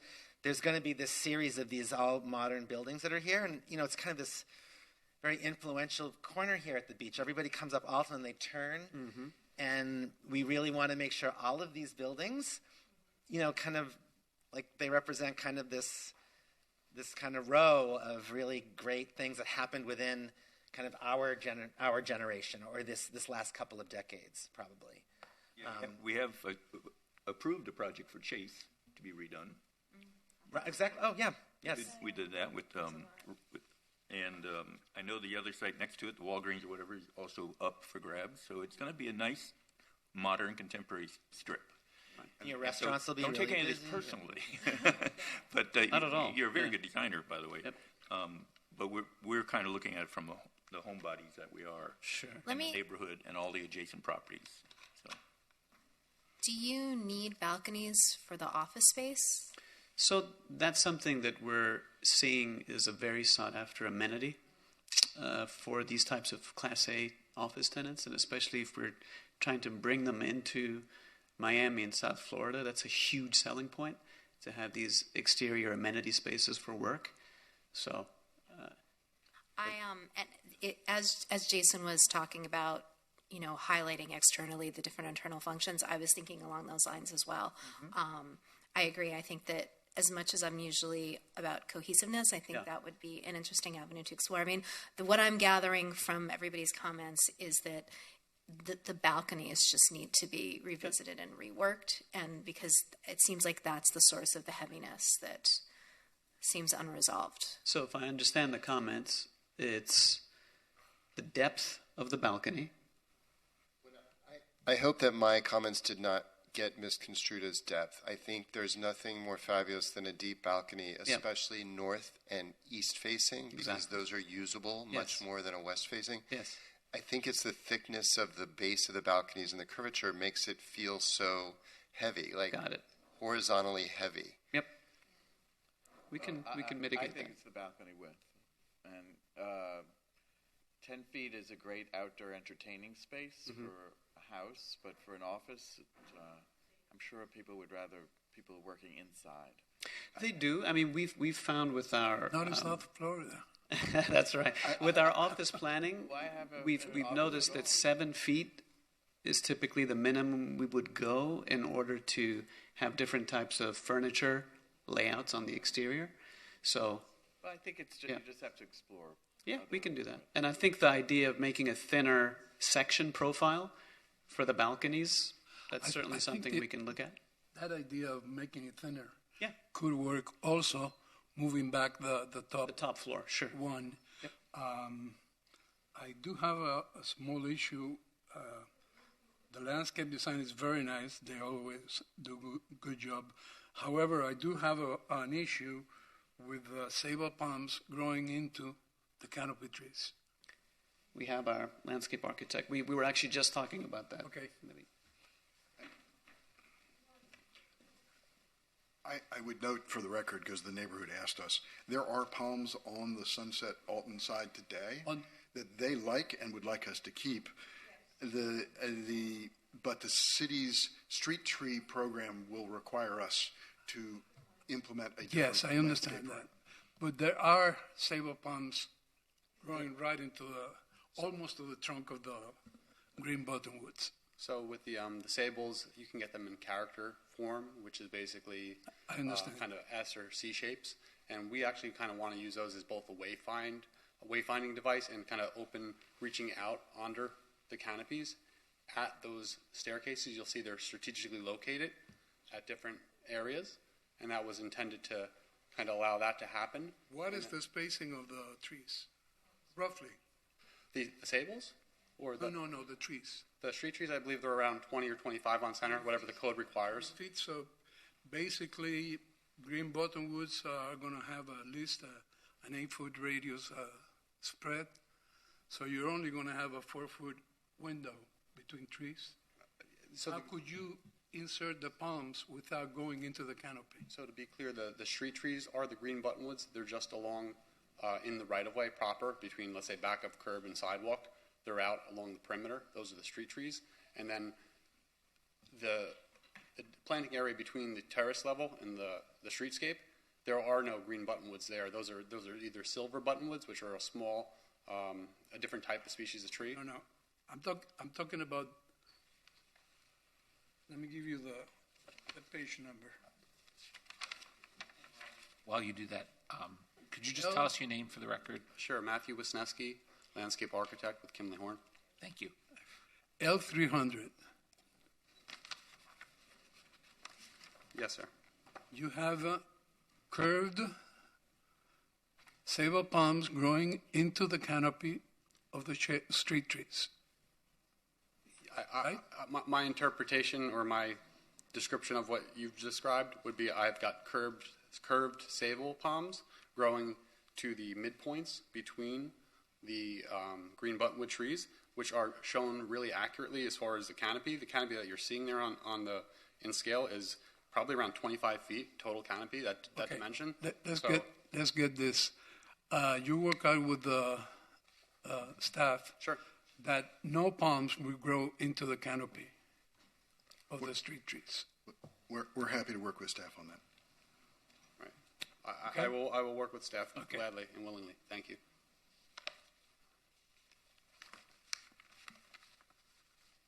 I make a motion to continue the project based on comments. I second that. Motion made by Ms. Garnelson, To- seconded by Mr. Gorlin, to be to the February 7th meeting. All in favor of that motion? Aye. Any opposed? Items continue to the February 7th meeting. Do you have clarity on what we were saying? Yeah, we understand. Yep.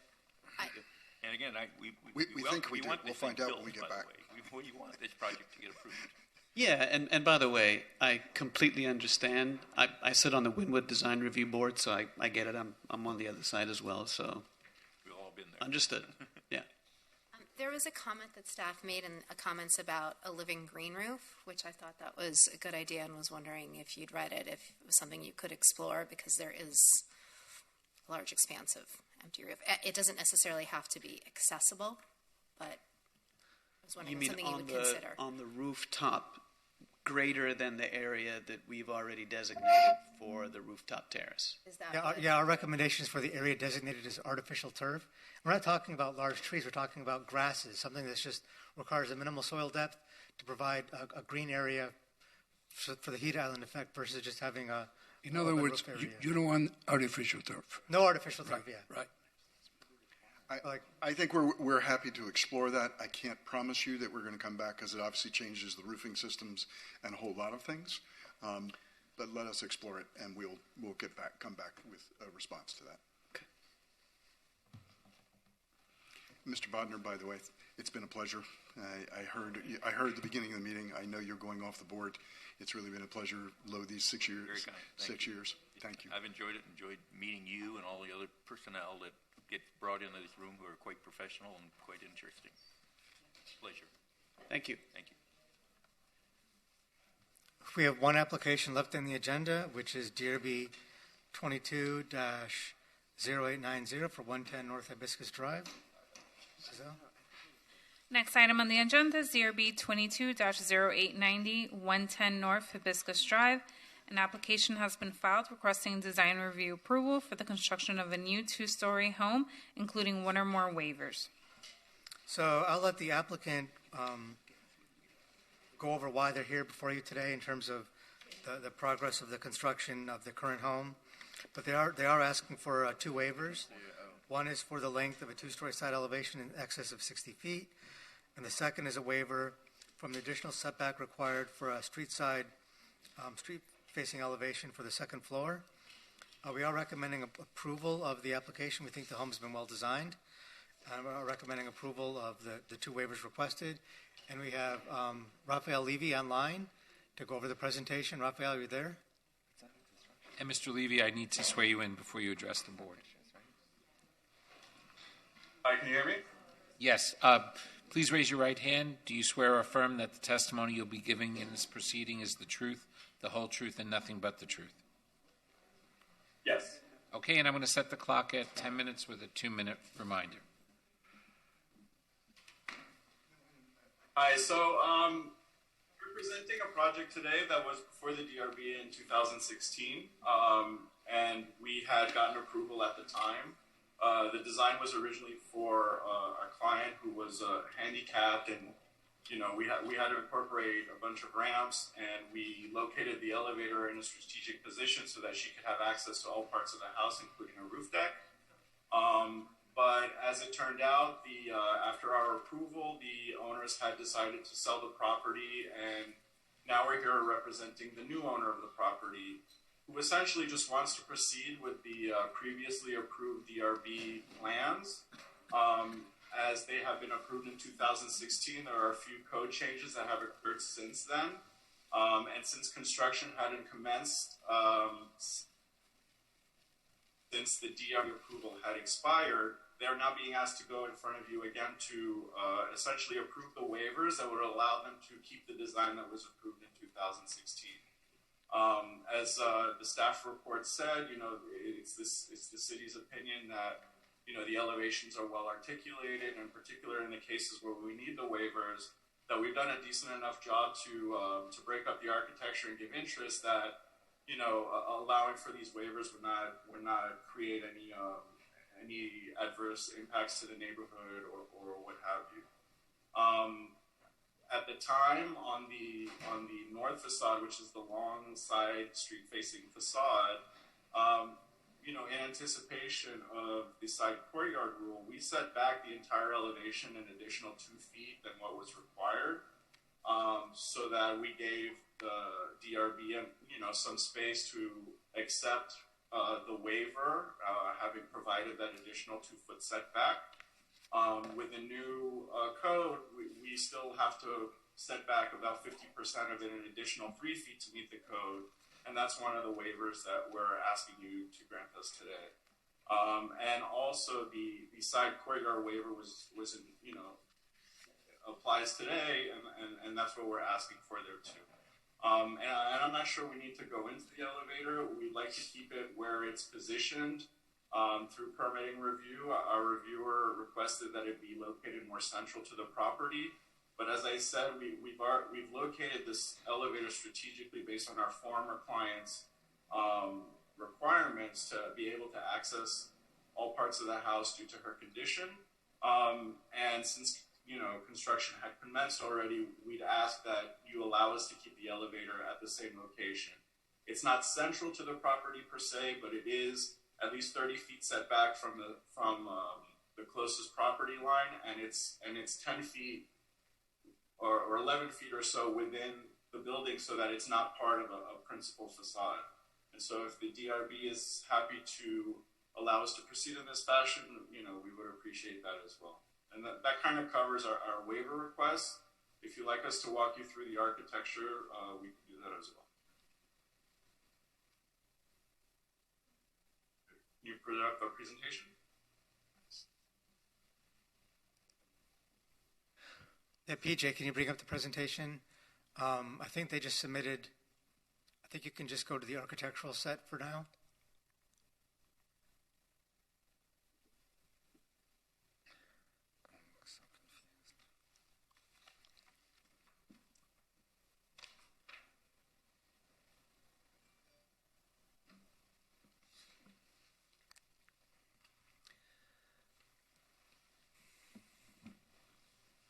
So, Michael, these waivers didn't exist when we approved it back in 2016? Or?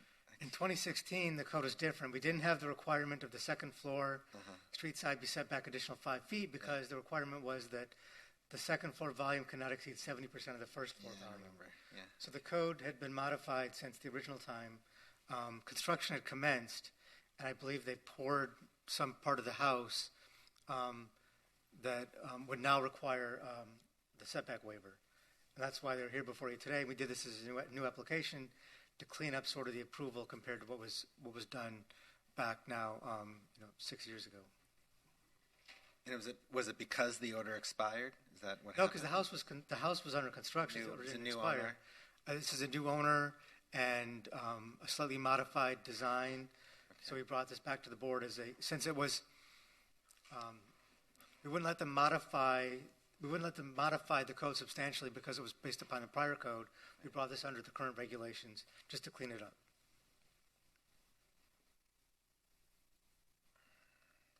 So if you could skip to page 13.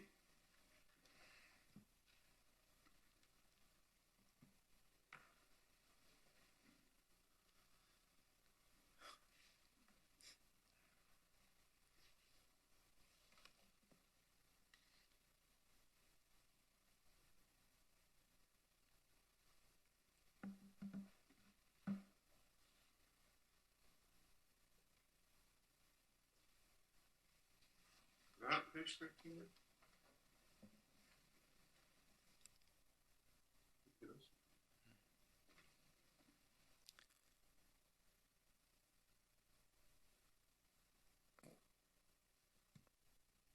I'm looking for a first floor or a site plan.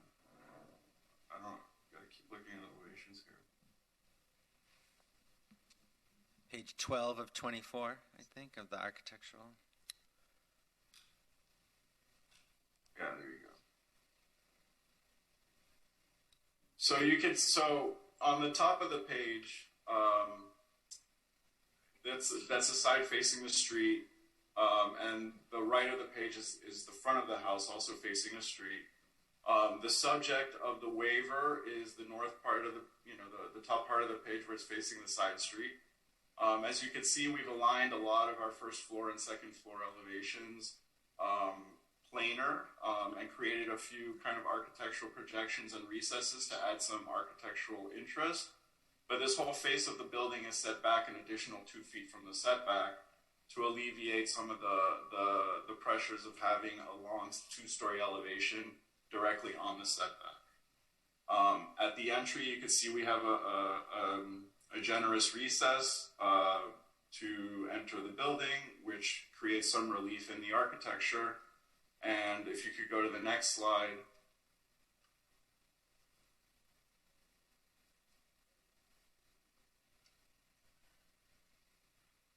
Looking for a second floor.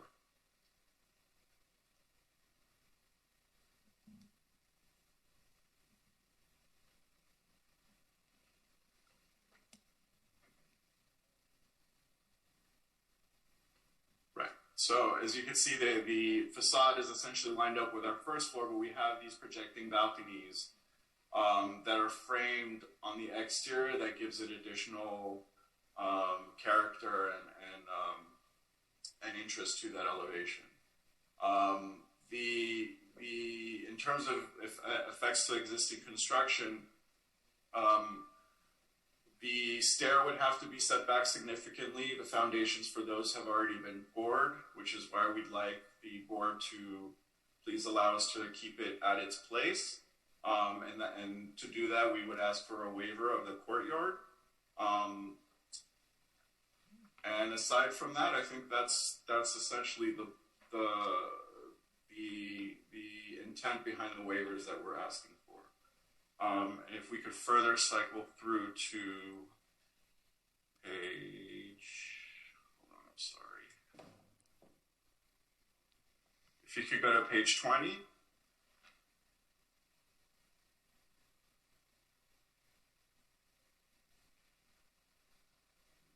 This is the elevation that we've been discussing. You can see there's a nice differentiation of materials, articulation of volumes, and a lot of projections and recesses that really give this facade a lot of life. And I think because of that and because of the additional 2 feet setback is why I think staff is comfortable to allow us to proceed in this direction and doesn't see it as, that incompatible with current codes. And with that, if you have any other questions, I'm happy to respond to them. So that completes your presentation? Yes. Okay, thank you. I don't think there's anyone in the audience who wants to come forward. And is there anyone online, Michael?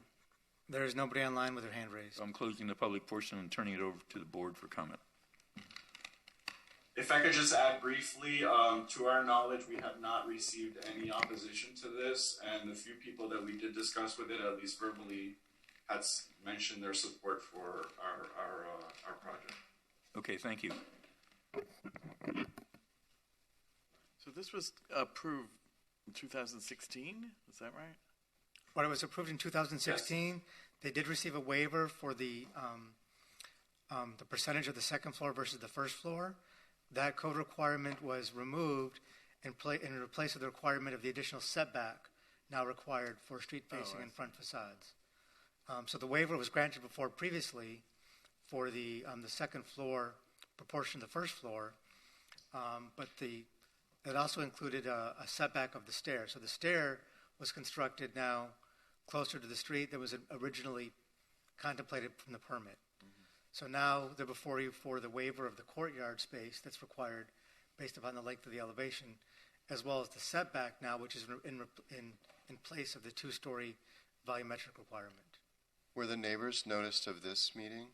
Yes, this has been noticed as a new application. I mean, there seems to be no opposition. I would venture to say that most people would beg to have construction minimalized, and that if it's already I don't think they'd want you to re-pour a foundation and move an elevator at this point unless there was, that's my view. I agree. I think it's very elegant.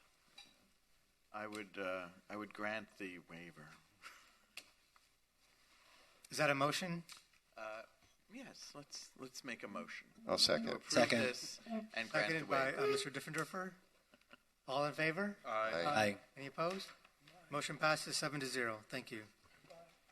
Thank you. Thank you so much. Have a great Congratulations. And our next meeting is January 3rd. We'll see you, Jim, I am not going to be here. Thanks, Orlando.